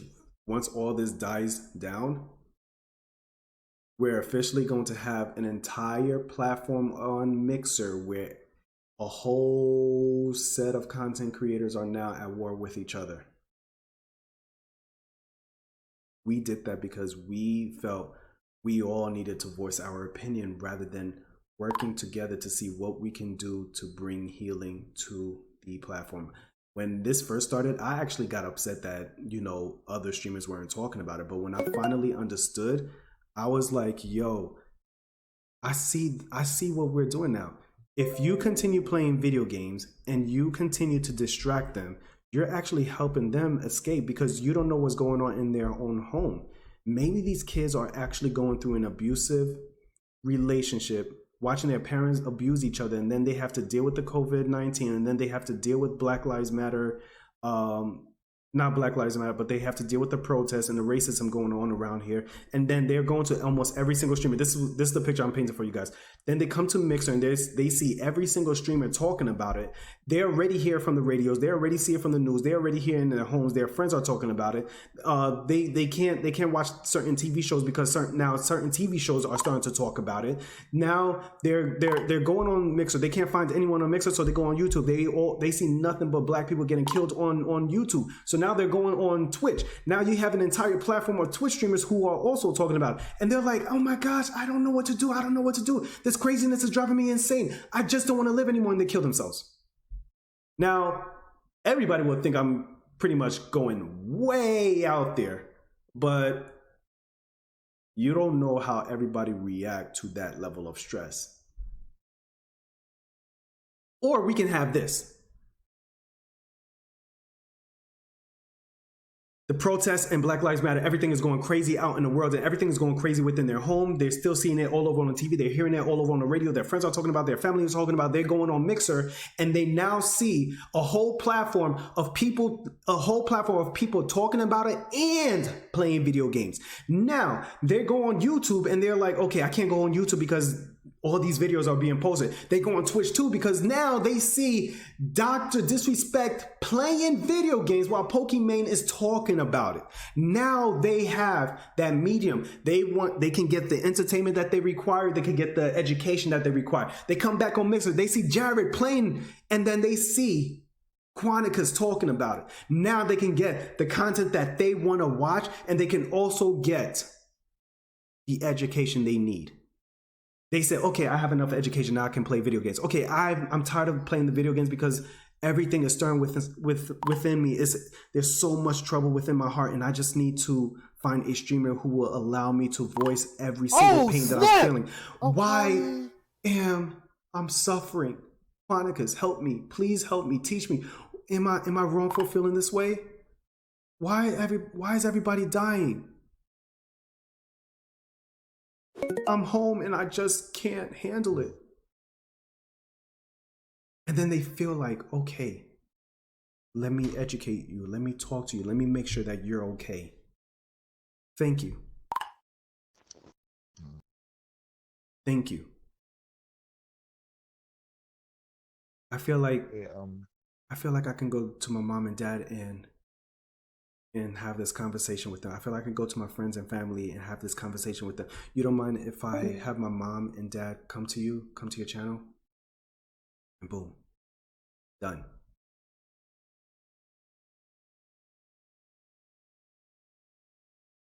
We don't have to force each other to talk. We don't have to force each other to keep playing. We can work together. Put a list out. You guys know who talks and who plays. Put a list together Tell Mixer to compile a list to ask every partner, to ask not just partners, but to ask every streamer who is well known on the platform, whether they are partnered or not partnered. Get that information and post it on Twitter and say, here are all the content creators doing this, and here are all the content creators doing that. Hey, can I say something? Do that. Yeah, you could definitely, you could talk. Yeah, hi.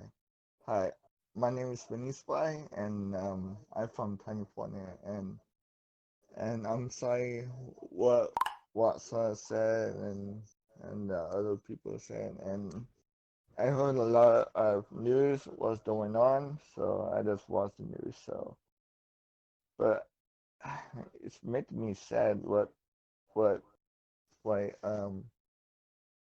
it happened yesterday when Trump or went to or that Trump did to that man made me so sad. And I have a lot of friends who he's a linebacker for the Vikings. So I just listened what he said and made me so sad I almost cried for days.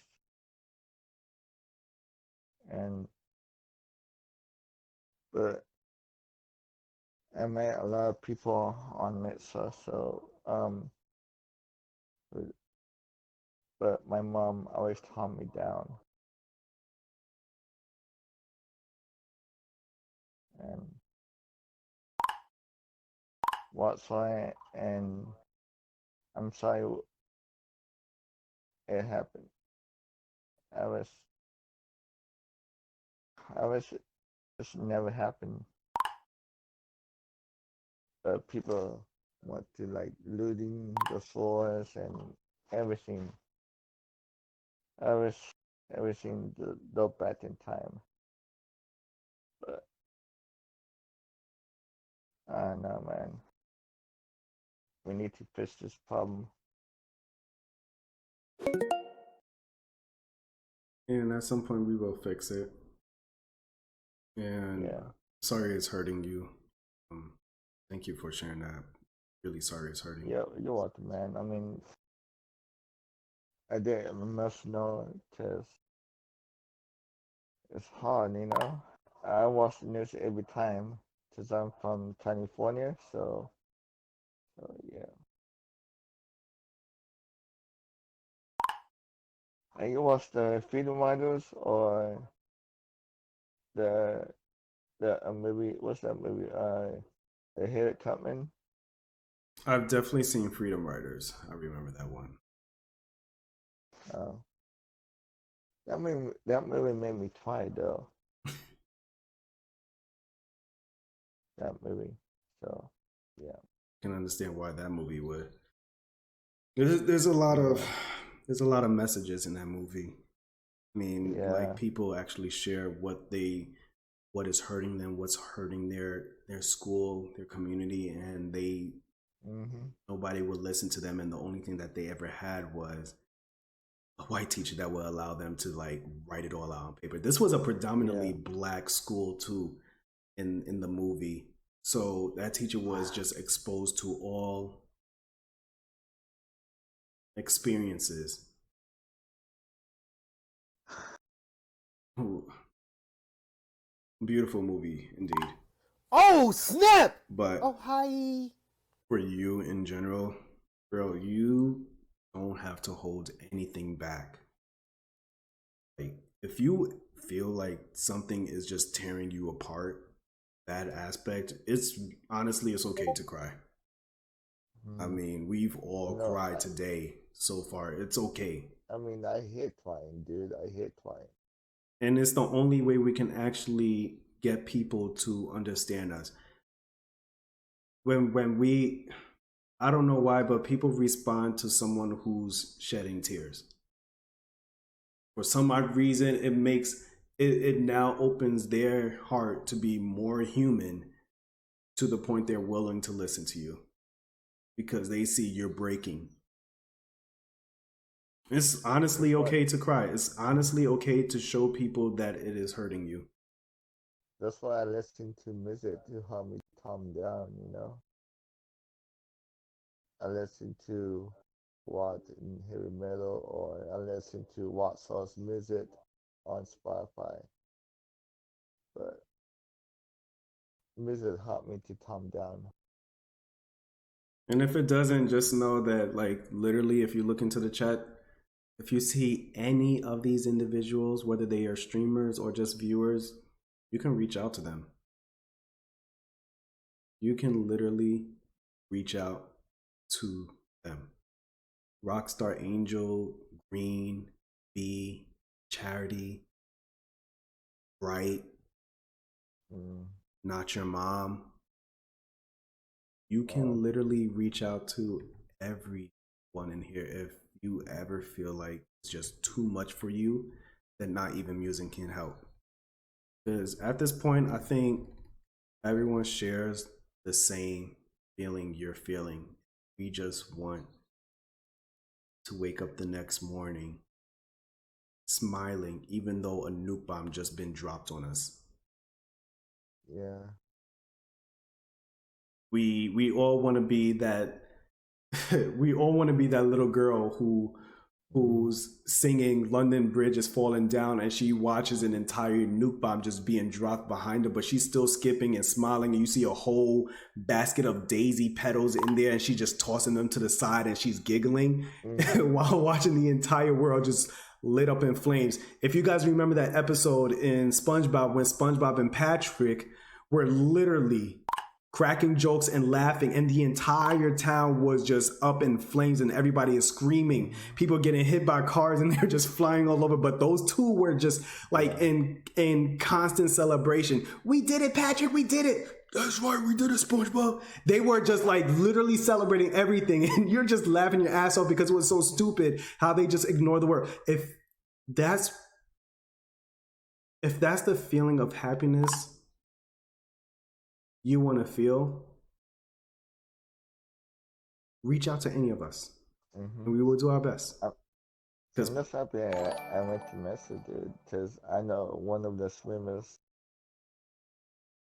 you know, like B, Yo, or Watson, or any swimmer on Metso, you know, like, oh, how you doing, Mini Spy? Oh, how you doing? Oh, what are you doing today? Or ask me a lot of questions, and I tell them how my day is, you know? Cause cause I have special needs, you know? Yeah. And I'm just happy I have special needs, man. I just want this. I want this to be over with, and I just want peace, and I just want everybody just like, no, we're family and we care about each other. And it'll happen. Yeah. As much as I would like to lie, yeah, it's gonna take a long time. I appreciate the love, guys. It's gonna take a long time. The honest truth about this is we are going to see literal hell open right beneath our feet before.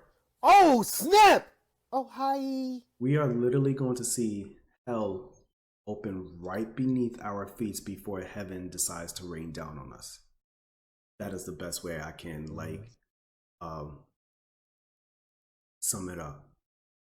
This is not the end. This is literally just the beginning.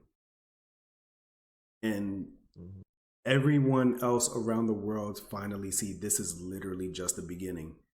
Black Lives Matter, this whole protest, everything happens in the past, but this is how you know we are now actually beginning.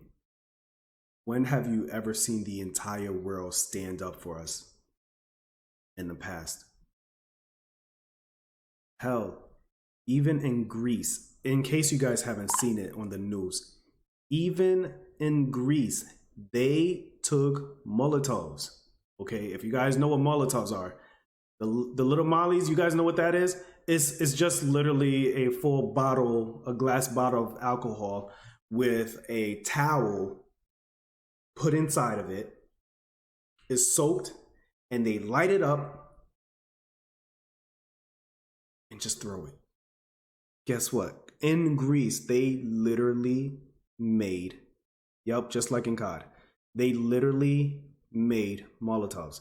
There were dozens of them. Okay, dozens of men running down the street with Molotovs, and they threw it at the United States Embassy building in Greece because they're also pissed off. If you guys remember the whole incident, Trayvon Martin and just all the other black kids and black men and black women who lost their lives, when have you ever seen an entire world stand up for black people? That is a prime example of this is just the beginning. Because in the past, it was a movement, but quickly the world forgot. We all forgot. Now,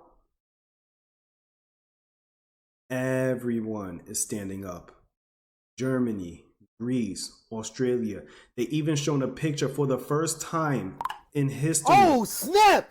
Oh, hi. For the first time in history, every 50 states in the United States, every 50 states have participated in the protest for Black Lives Matter. First time in history that you actually see.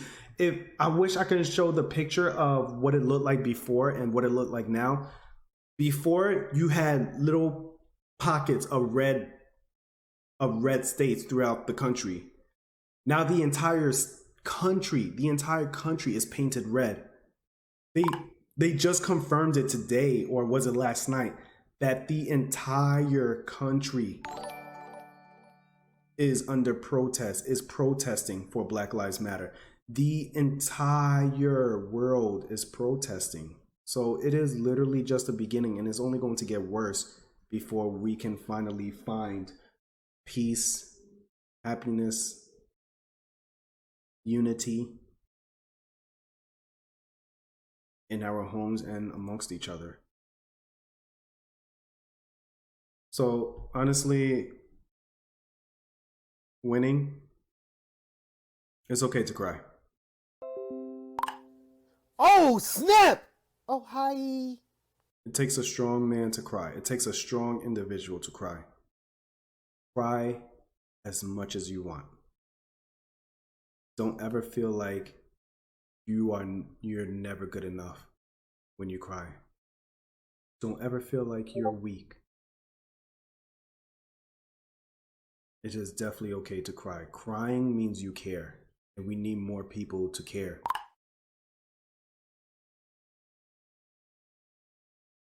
And in case no one has told you, winning, I love you. You have such an amazing, bright heart. And this is one of my favorite lines to tell people.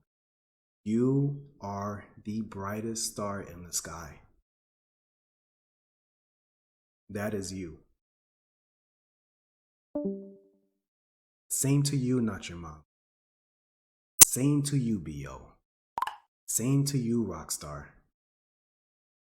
You guys are the brightest star. Same to you, Brightest Day. Melisha, Timmy. You guys are the brightest star. Wild Boar, ATL, 2 Fly B. Jazz, aka Dishes. You guys are the brightest star. Kill count. Broadcasting. Hobo Johnny. You guys are the brightest star.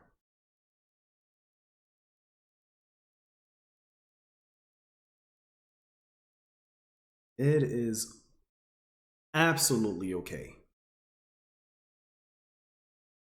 Don't let anyone tell you different. You at least aren't afraid to share feelings. Sevimos, you are the brightest star. Mr. Will Deal, you are the brightest star.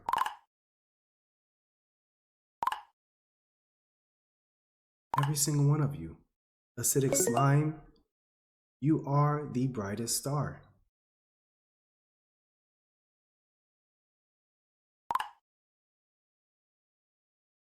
You guys got this. Just the fact that you guys are here. Every last 69 one of you that is here, you guys are all amazing and bright. People say we can't stand together. White people, black people, we can't stand together. Asian people, Hispanic, we can't stand together. Polynesian, Middle Eastern, we can't stand together. Eskimos, we can't stand together.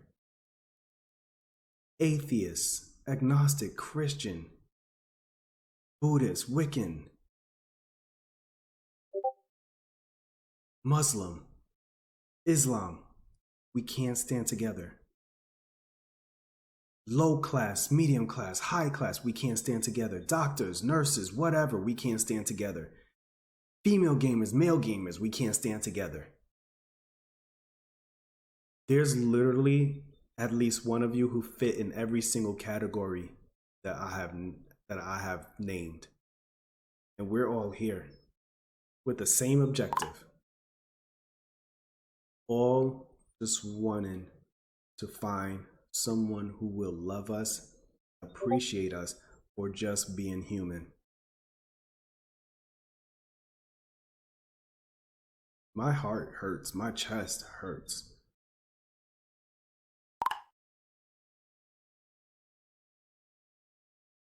There's not a single moment I don't want to cry myself, but I'm all cried out.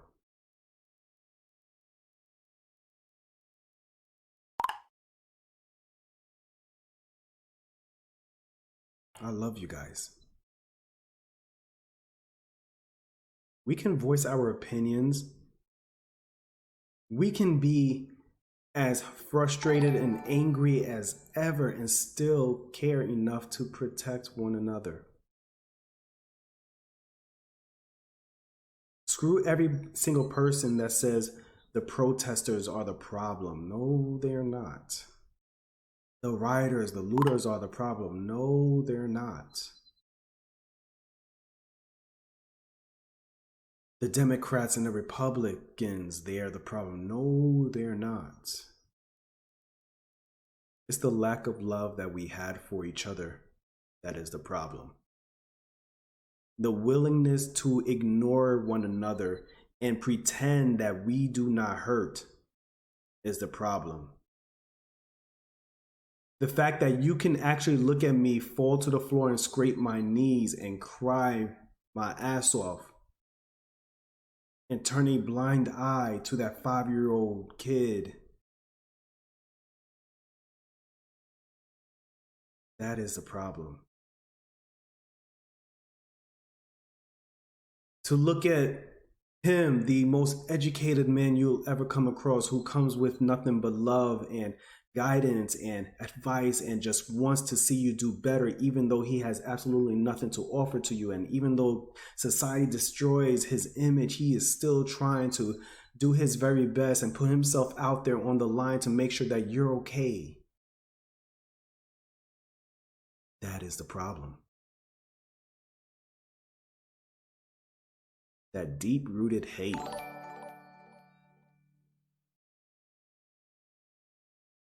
Hatred so far deep within our homes and we don't even know it. That is the problem. Like, I'm going to show you guys something.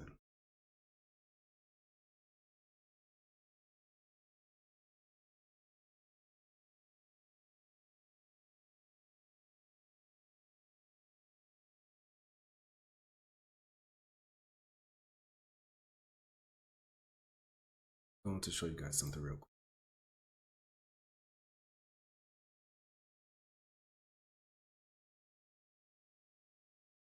How you just talk to them, it must be. They're going to hate you. They're going to be angry and frustrated, but you just give them a piece of your mind.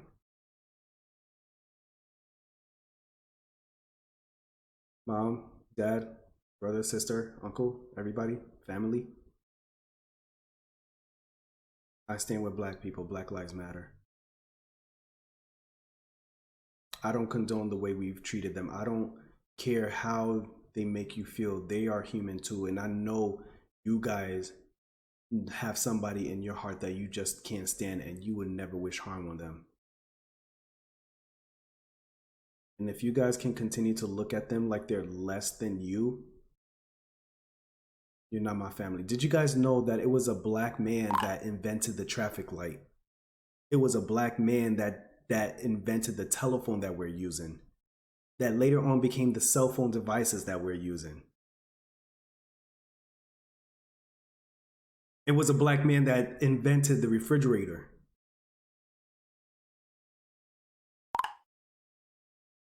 How about we show respect? Mom, Dad, how about we show them respect because everything we're using was built from the hands of a black man. You would have died in a car accident if it wasn't for him that invented the traffic light.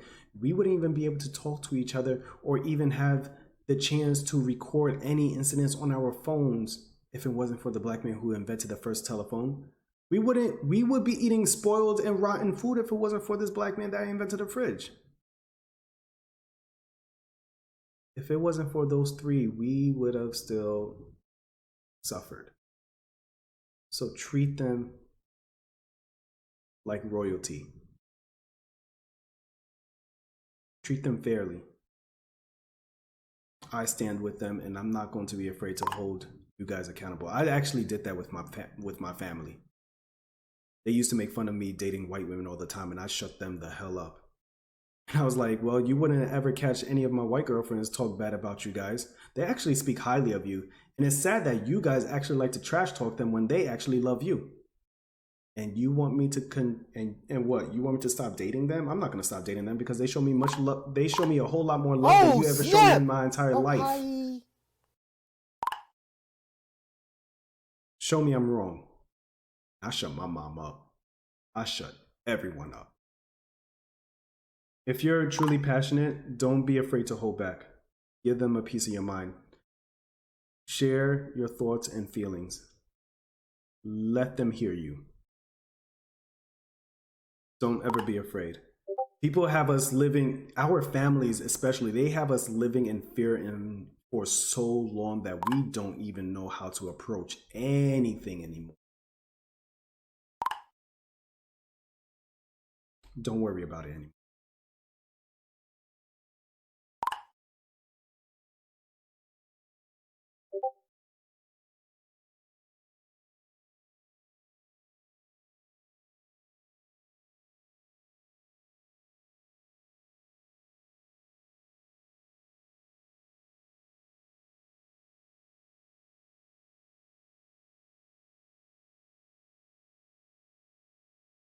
You're good, not your mom. I actually want to show you guys this. Here's a prime example.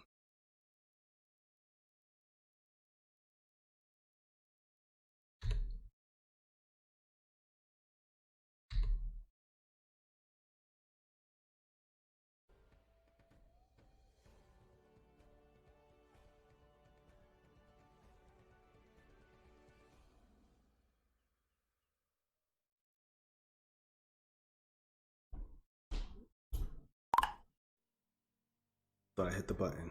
Okay. So I'm going to show you guys a prime example. Here is all the content creators we have that I'm currently following. Now, people are getting upset that our content creators are not speaking up. Okay.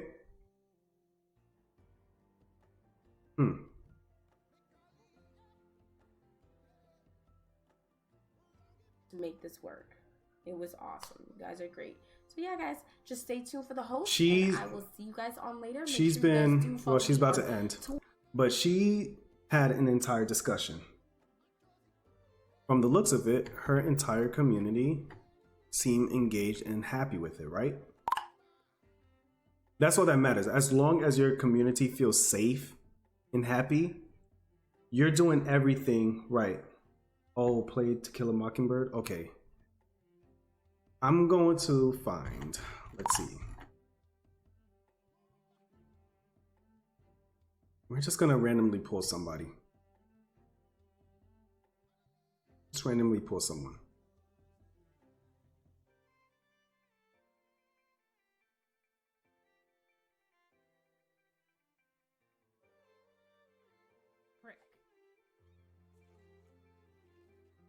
Oh yeah, now they're gonna Now, play the sad, depressing. We've piano. spent maybe 6 hours, 4 hours. This is a 4 hours. We psychological probably spent 4 hours They talking. didn't say that in the description. Now, you guys probably feel like you've gotten enough, right? And you just wanna lay back. Ridiculous. Let me stop my music real quick. You just wanna lay back and you just wanna enjoy content. You just find yourself stumbling upon a stream.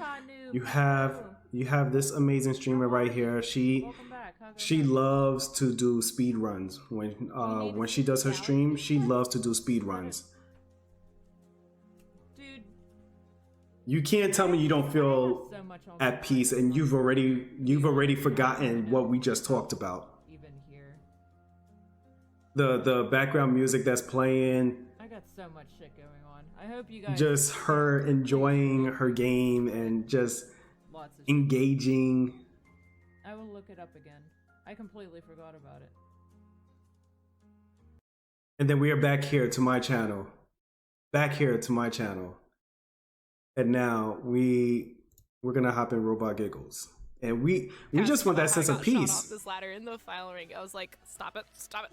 Spartacus, stop it. We're just enjoying somebody who can actually have fun and pull us away from all this distraction just for, even if it's just for 5 minutes. That's video games. This right here is not an issue. I actually appreciate them for doing this. Like, I literally feel good. Boy got out of your face when he has on stream and run for kills, just like Trini. I don't know why we have an issue with this. You know? I mean, let me see if I can do something real quick. All right. I trust this man. I'm gonna try to do something. These women, they are obsessed, man. They want to feel you as the joys, you know what I mean? The joys of being you. That's what it is. That's what they want. I ain't. What are you lying for? What are you lying for? Bruh. Yo! On my grinds here. By the way, guys, make sure you're smashing them host buttons. You know what it is. You know what it is already. But don't fuck about it. Hit them host buttons, smash it. You know what I mean? Left wing and all that goodness. A beast. A beast? You're not special. You're not, dude. Obsessed. You're not that special. Right, what do you mean? Listen. He is. He is. Give him a moment to actually He is that special. to read it. I'm not sitting with Windows. I'm leaving. Don't have it 4K. Lick her face. Should probably tag him. Hold on here a sec. Yep, he sees it now. Jenna. That's crazy, bro. Like, Jenna. Does he see it yet? No, I can't stay mad at you guys, bro. Ooh, it's all that love right there. You know what I mean? What a low. Oh, shut up. What you on about, mate? What you on about? Yo, what's going on, TightKidd? How you doing, geese? How you doing, mate? You alright? How is things, good sir? I know that Queenie was saying it to you in the other chat. She's like, Jenna! Bro, why is this little bitch got to get in my way? All right, let's see if he's gonna. I'm trying to get him to actually prove a point right what's now. going on? Yeah, okay. It. Oh, dude, you sent me a whisper. Now he sees it. Okay.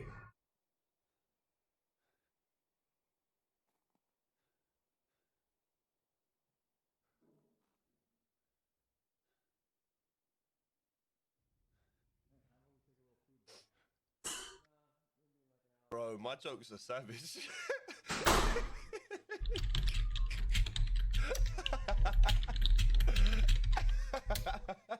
Bro, oh Lord. Bro, listen, bro, my jokes ain't even jokes. They're like literally, bro, like kicking your nan down the stairs and stuff like that. Do you know what I mean? Or sticking a cactus up her ass. I was just causing a prick. Bro, like, I don't even do it. Yeah, I was going to go, lads. How you doing? How you doing, man? I'm glad I didn't switch down. You know what I mean? No, my crack, bro. My crack's kind of savage. Savage as I can, do you know what I mean?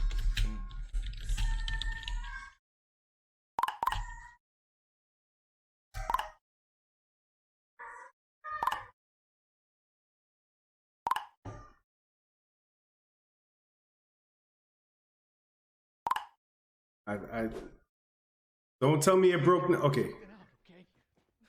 Let's just strangle a fucker. Choking, bro. Choking. Kinky, bro. Kinky motherfucker. Bro. Balls deep, bro. Balls deep. We learn, bro. We learn. Lemon squeezer, bro. Lemon squeezer. Lemon squeezer. Bro. Oi, oi, oi. How are these beautiful ladies in the stream, bro? Oi, oi, oi. Don't, bro. Don't. You're There we go. Heated. You trying to get my fucking knickers off, bro? I swear to God. You trying to get my knickers off? So tell me. Only on Wednesdays, right? Only on Wednesdays.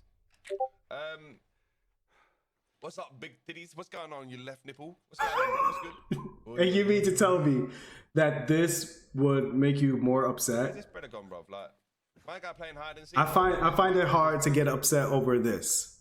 Bro, I'm gonna strangle. When the world is in complete chaos. I don't know. When the world is in complete chaos, I find it hard to get upset over this. And that's like one of the examples I truly wanted to just point out and share. Like, it's okay to actually smile and laugh. Hell, I was just laughing right now and I forgot what we were talking about. It's okay to smile and laugh, and I don't know why people are making it an issue. If I was that influential enough to tell people, keep making content and keep educating, like literally be able to speak in a way that all content creators will either educate or game for one day. Be like, tomorrow's Friday. Big up, like, thank you for the follow. Like, I can say right now, just go on Twitter and just get on Twitter right now and say, everyone, to all streamers on Mixer, tomorrow's Friday. Let's give our Mixer community something to enjoy. I am looking for all content creators to step up tomorrow. I want you guys to do an entire stream, at least 5 hours, an entire stream. I want you guys to either make fun content or make educational content. Just dedicate 5 hours and help the Mixer community, help the audience. Educate or heal. You pick. And then I'll see a whole bunch of people saying, okay, I'm going to do this. I'm going to do that. I saw this tweet. I'm going to educate everybody. I saw this tweet too. I want to help make the content to make people smile, because that's what I do best. In the midst of all the destruction, that's what I do best. Well, okay, if you know how to make the content, shoot, I'm great at talking. I've always wanted to do something like this. I'm going to educate everybody. That will be amazing as hell to actually see a level of influence like that, where everybody just bands together and say, we're going to do one or the other to help, because both is helping the community in such a way. It doesn't matter, it's just helping. But until then, we're probably just going to keep fighting. We're probably just going to keep fighting.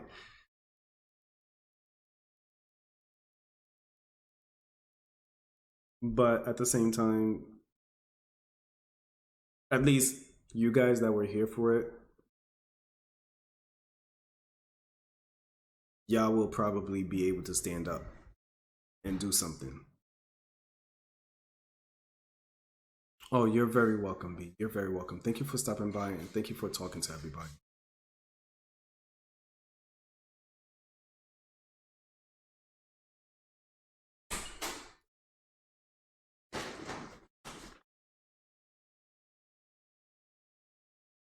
Honestly, guys, we just have to do better.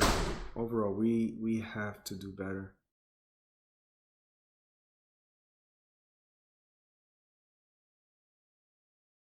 I know I've upset a few people. They unfollowed. And that's okay.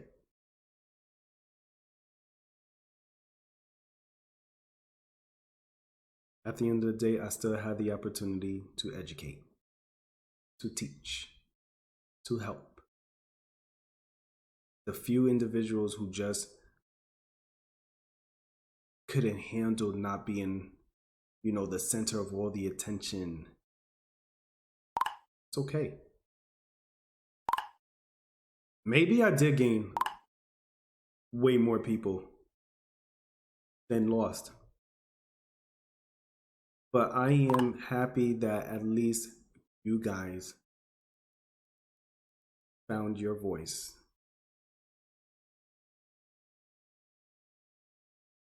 That you guys found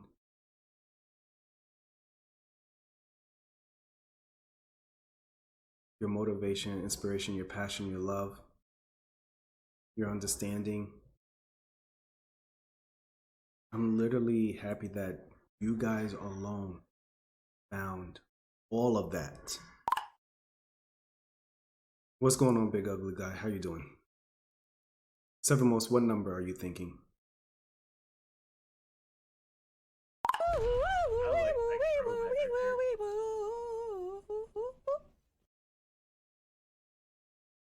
Shoot, Rockstar.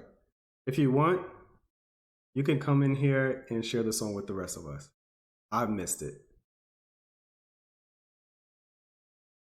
No. Don't thank me winning. I should be thanking you. Perk, thank you for that follow. I should be thanking you winning. You took the time out of your day to come here and listen. You took the time out of your day. You could be playing your Xbox, your PlayStation, your PC, whatever. You took the time out of your day to spend it with us. So thank you. You opened up to us. Thank you for that. I just wanted to make sure the message was just put out there in a way that we can all literally understand and learn. We can hear each other. Rockstar, definitely, we would love to hear it. Anything that, will help us. I'm pretty sure I'm not the only one who's saying, I want to hear this song. Russia, thank you for the follow. Not your mom, thank you.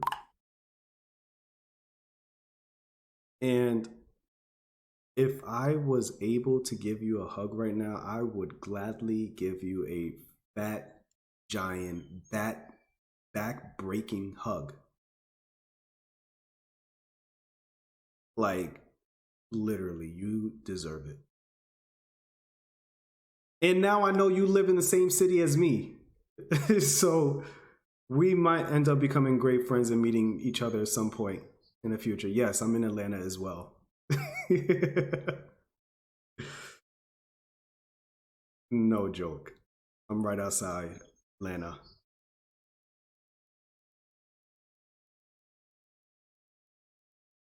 Yeah. Not your mom? You literally live like close to me.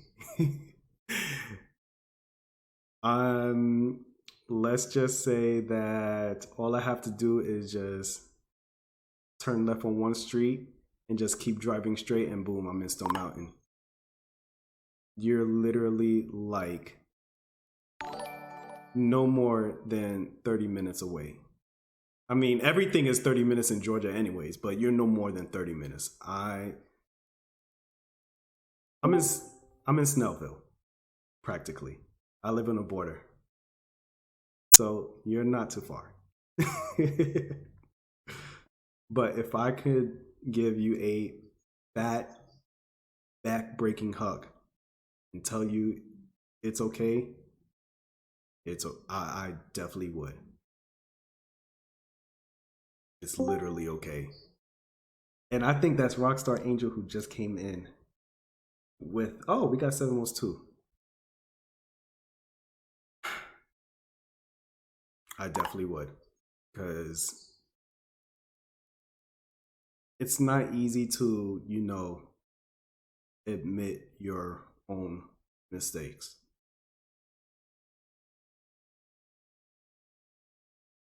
And even if it ends up breaking my own image, I have no issues standing up for you, because I'm not judging you. I'm not going to use your own mistakes against you. Hey, what's going on, Calcium? How you doing? I respect you, Calcium. Thank you for stopping by. And ATL, thank you for stopping by as well. And we have Rockstar Angel now. So if you guys are ready, she wants to share this song made in light of this situation. Yeah, I was checking the mic. Does it sound okay? Oh man, it sounds amazing. It definitely sounds good. I wrote this song Tuesday night. It's really new. So give me 1 second, guys. Rockstar song hype. Change one more setting.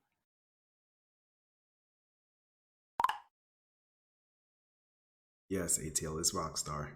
I think ATL says hi. Oh, hey, what's up, Atlanta boy? How's it going? It's so good to see you. I'm in Discord.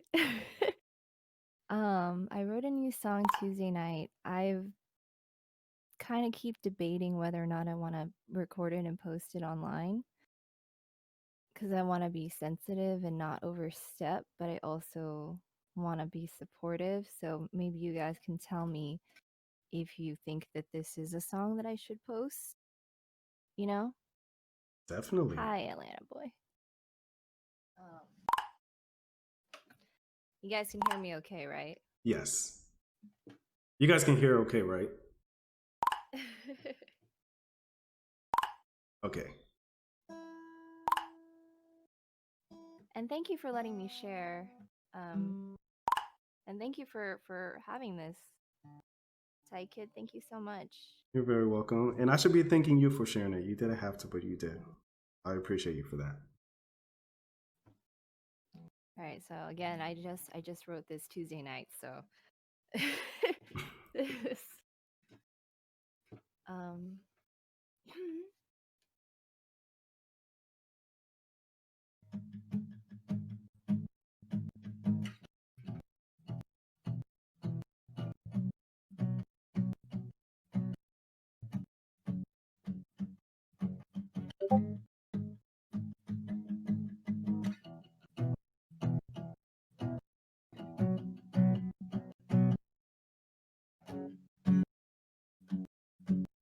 Stare outside my window and it's silent as the grave.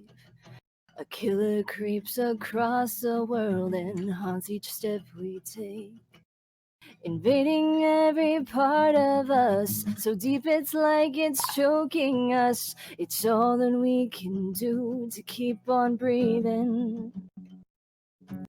We reach through screens to speak, it feels like no one really cares. Annoyed by petty strips of cloth like danger isn't there. And holding one's responsible for whom it is impossible. Rationalizing everything you can. If we go forward in time, tell me what will we see? A pure hearts and strong minds, all filled with greed. Kindness, compassion, or hate, flames and ashes. Can we move towards a world not on fire? Step outside my door and angry shouts are all I hear. Injustice has gone far too long, it's way too much to bear. When tragedy is all we see, nonsensical calamity, it's costing lives, there's nowhere safe to hide. If we go forward in time, tell me what will we see? A pure hearts and strong minds, or one filled with greed. Kindness, compassion, or hate, flames and ashes. Can we move towards a world not fire? 'Cause I'm tired of indifference, the irony of common sense, of tears falling from innocence, and justifying ignorance, of glorifying selfish need and gratifying rich man's greed. The only thing that should be limitless are integrity, compassion, kindness, honor, bravery, truth, and love. If we go forward in time, tell me what will we see? Pure hearts and strong minds, or one filled with greed. Kindness, compassion, or hate, flames and ashes. Can we move towards a world not on fire? Oh, can we run towards a world not on fire? Yeah, can we rest towards a world not on fire?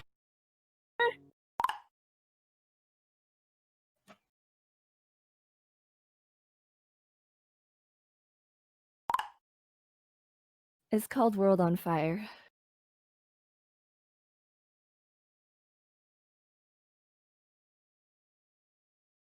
Yeah, I'm at loss for words. You should definitely record that and post it. Yeah, I'm literally shaking right now. And if you ever get a chance, also post it on Spotify so I can add it to my playlist too. They're all saying it to record and post. I think you should definitely record and post, and we will share the hell out of it. Yeah. Oh man, that just gave me goosebumps. Oh my gosh, Seven Most, I am literally shaking right now. You can hear it like in my voice while I'm talking.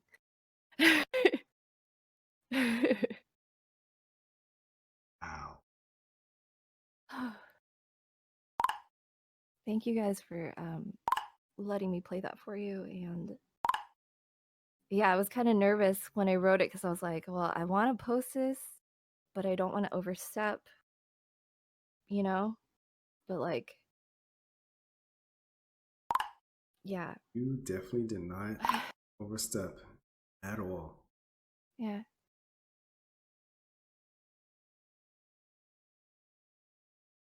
Yeah, you should post it.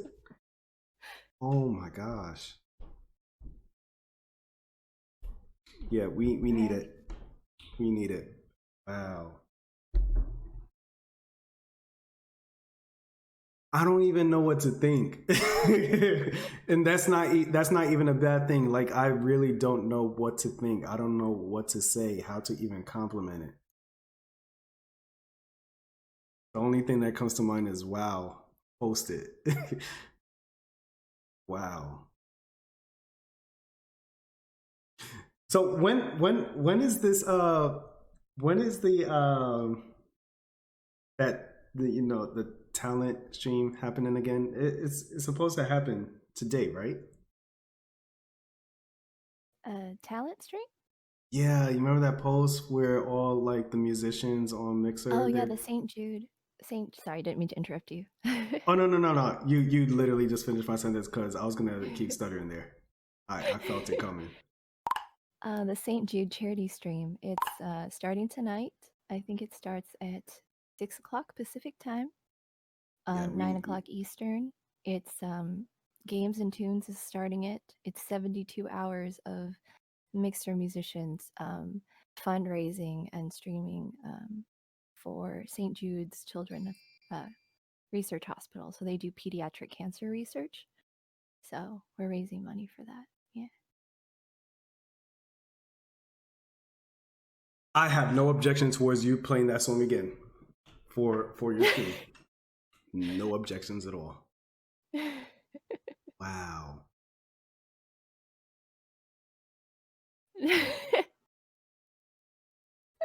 Right? I want to hear it again, but my heart is shaking. Like, you know that feeling of nervousness, that not nervousness, anxiety so strong that you feel like your heart is going to burst open. That's what that song just did to me. And I don't know how to react to that. That is insane. Not in a bad way. Not in a bad way.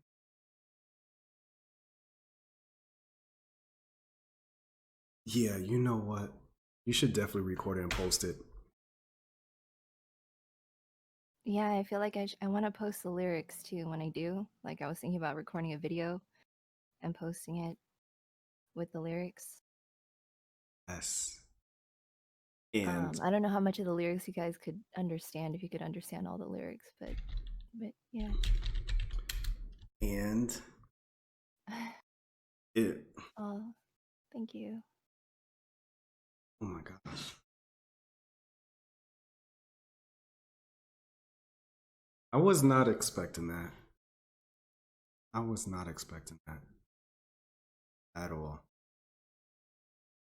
Thank you for letting me play it for you guys. I'll probably work on recording it tonight. It's, as you kept singing World's on Fire, I literally, the only images that came to mind was actual buildings catching on fire from the riots that's been happening the past few days. So I'm just sitting here like,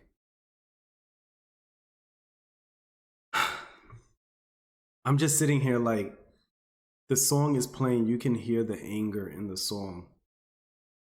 And you can already see the images in your head.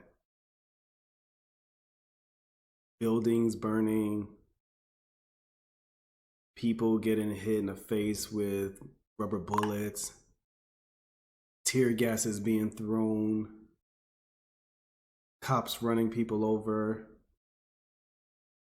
You can literally see that as you're playing and singing the song. That's literally all I saw in my head. And every time you say World on Fire, I thought of houses and businesses going up in flames.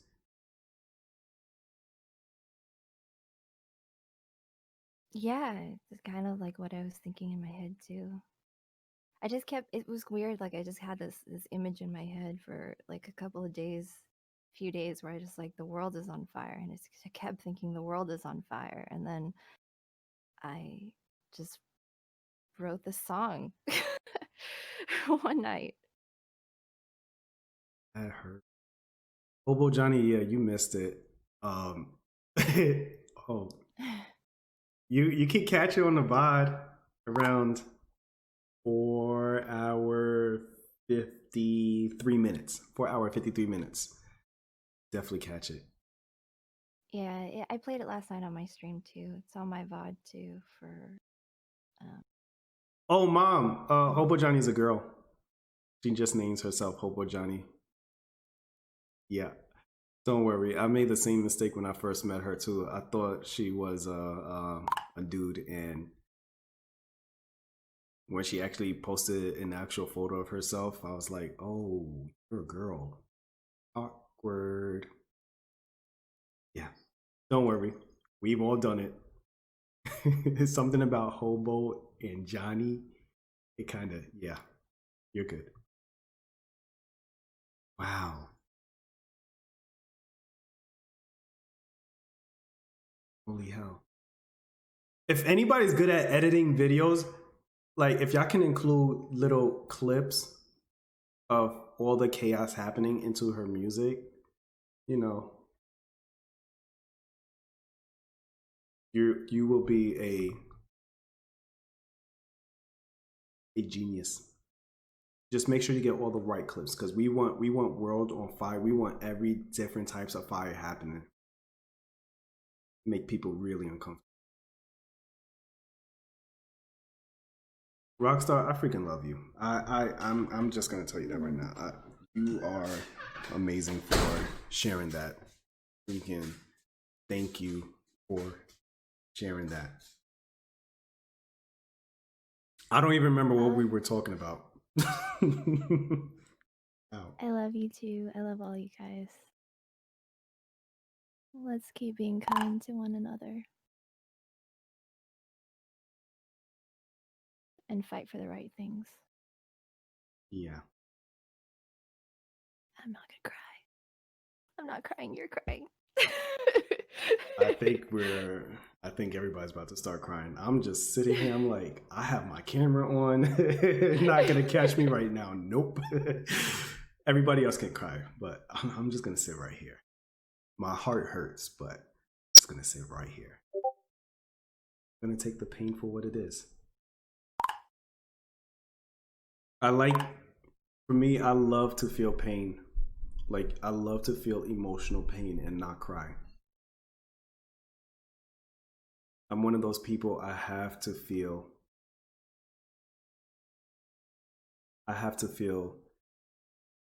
that anger. If I'm empath as well, Mom. I'm empath as well. And if I cry, I'm letting it all out. So I usually keep everything in so I can feel the physical pain it's putting me through, so I remember exactly what it's like to feel this way before I ever think about hurting anyone else. So I usually do. And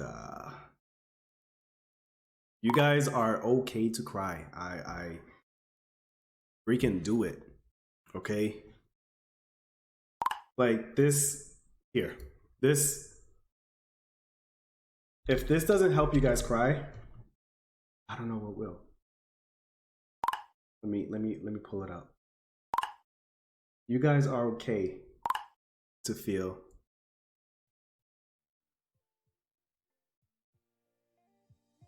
You guys are okay to feel this, okay? You're okay. And I was listening to this song on repeat for the past 2 days. Where's the love? I feel like they made this song for the future. They knew exactly what was going to happen. They predicted all of this and made this song. That's how I feel.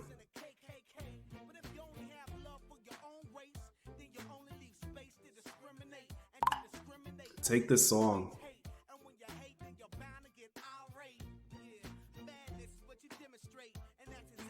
Have you? I've been doing the same thing. Like, seriously, guys. Don't ever miss an opportunity to share this song to your stream, every stream. This is like my second day in a row sharing it to everybody.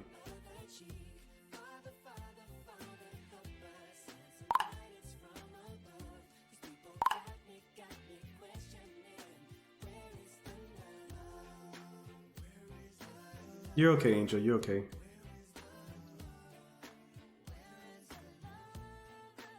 But yo, it's been my go-to too. This song is worth it.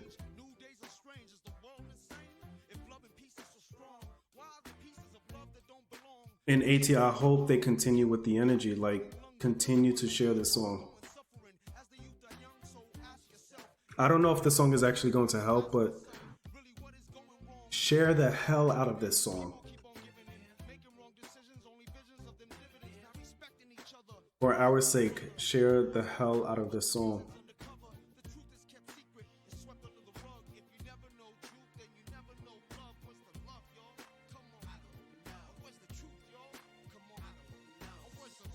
People killing, people dying.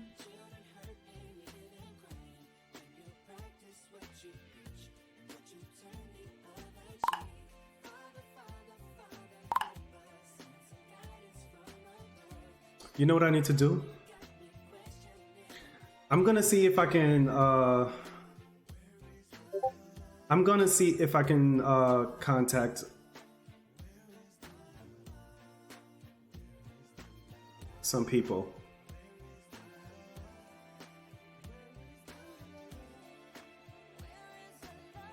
Like, we should all have a day.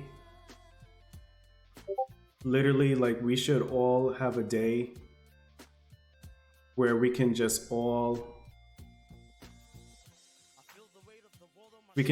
just gather in a call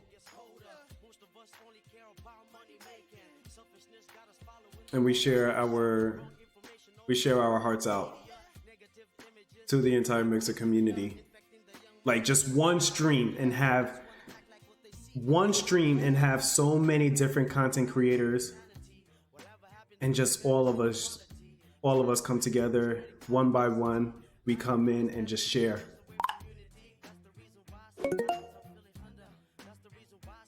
I'm gonna see if I can talk to Anxiety to see if she can orchestrate it. And I don't want it to be restricted to just partners. I want anyone who feels that they are not afraid to share.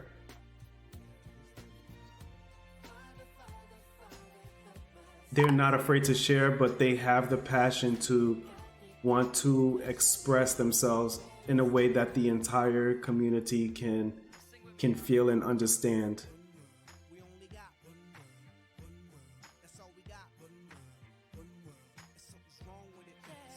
Let me see.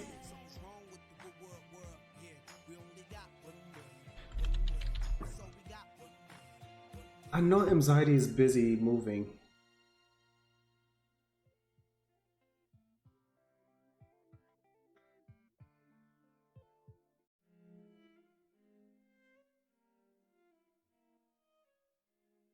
I know Anxiety is busy moving. And she won't be back to stream until June 9th.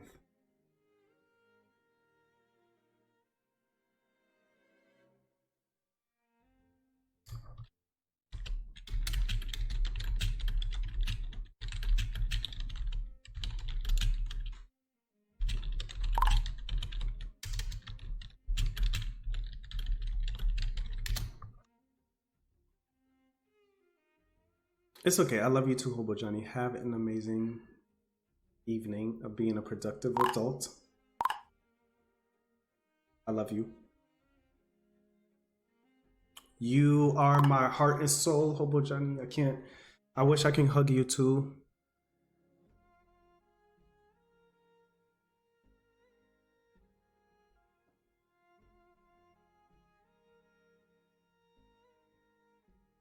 This shit, let me go look at it.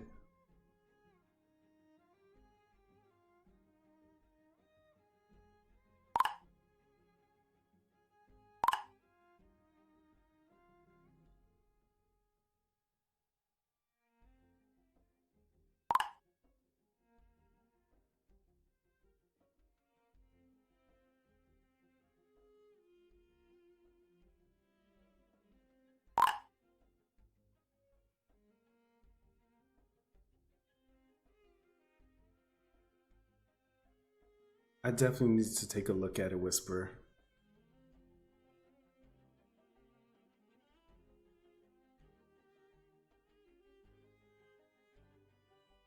Actually, you know what?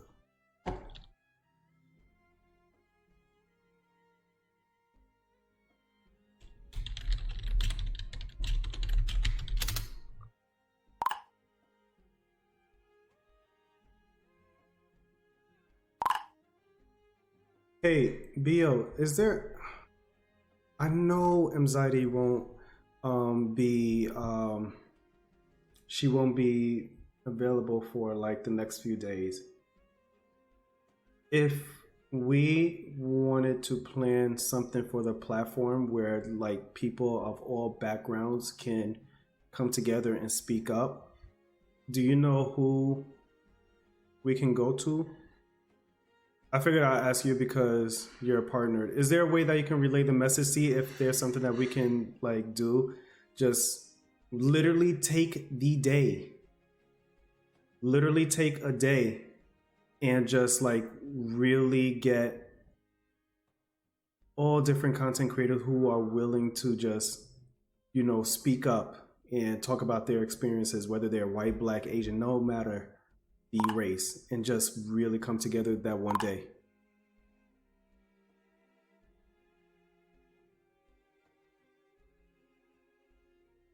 Yeah, I'm okay with doing the work. If we can at least get a few other partners who are willing to help, that should make everything, you know, easier on us.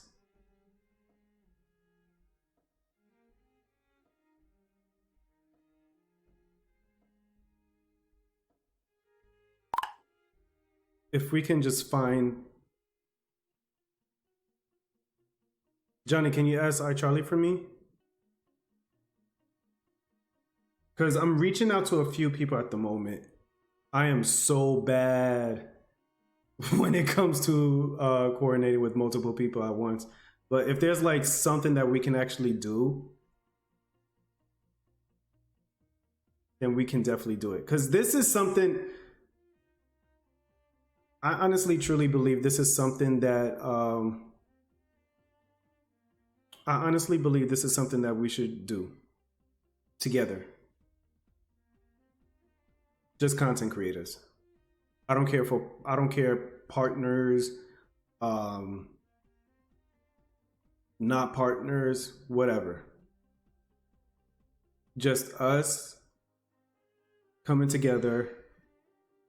Someone can host the stream, and then we all just come together and we literally do what we can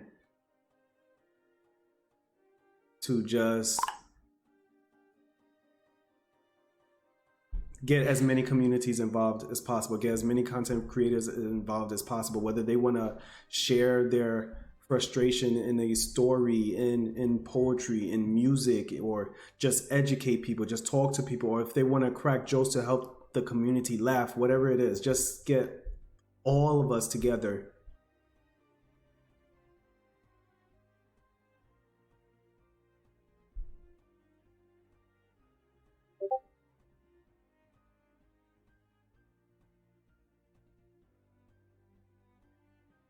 And we can call it We Are the Movement. Just simple.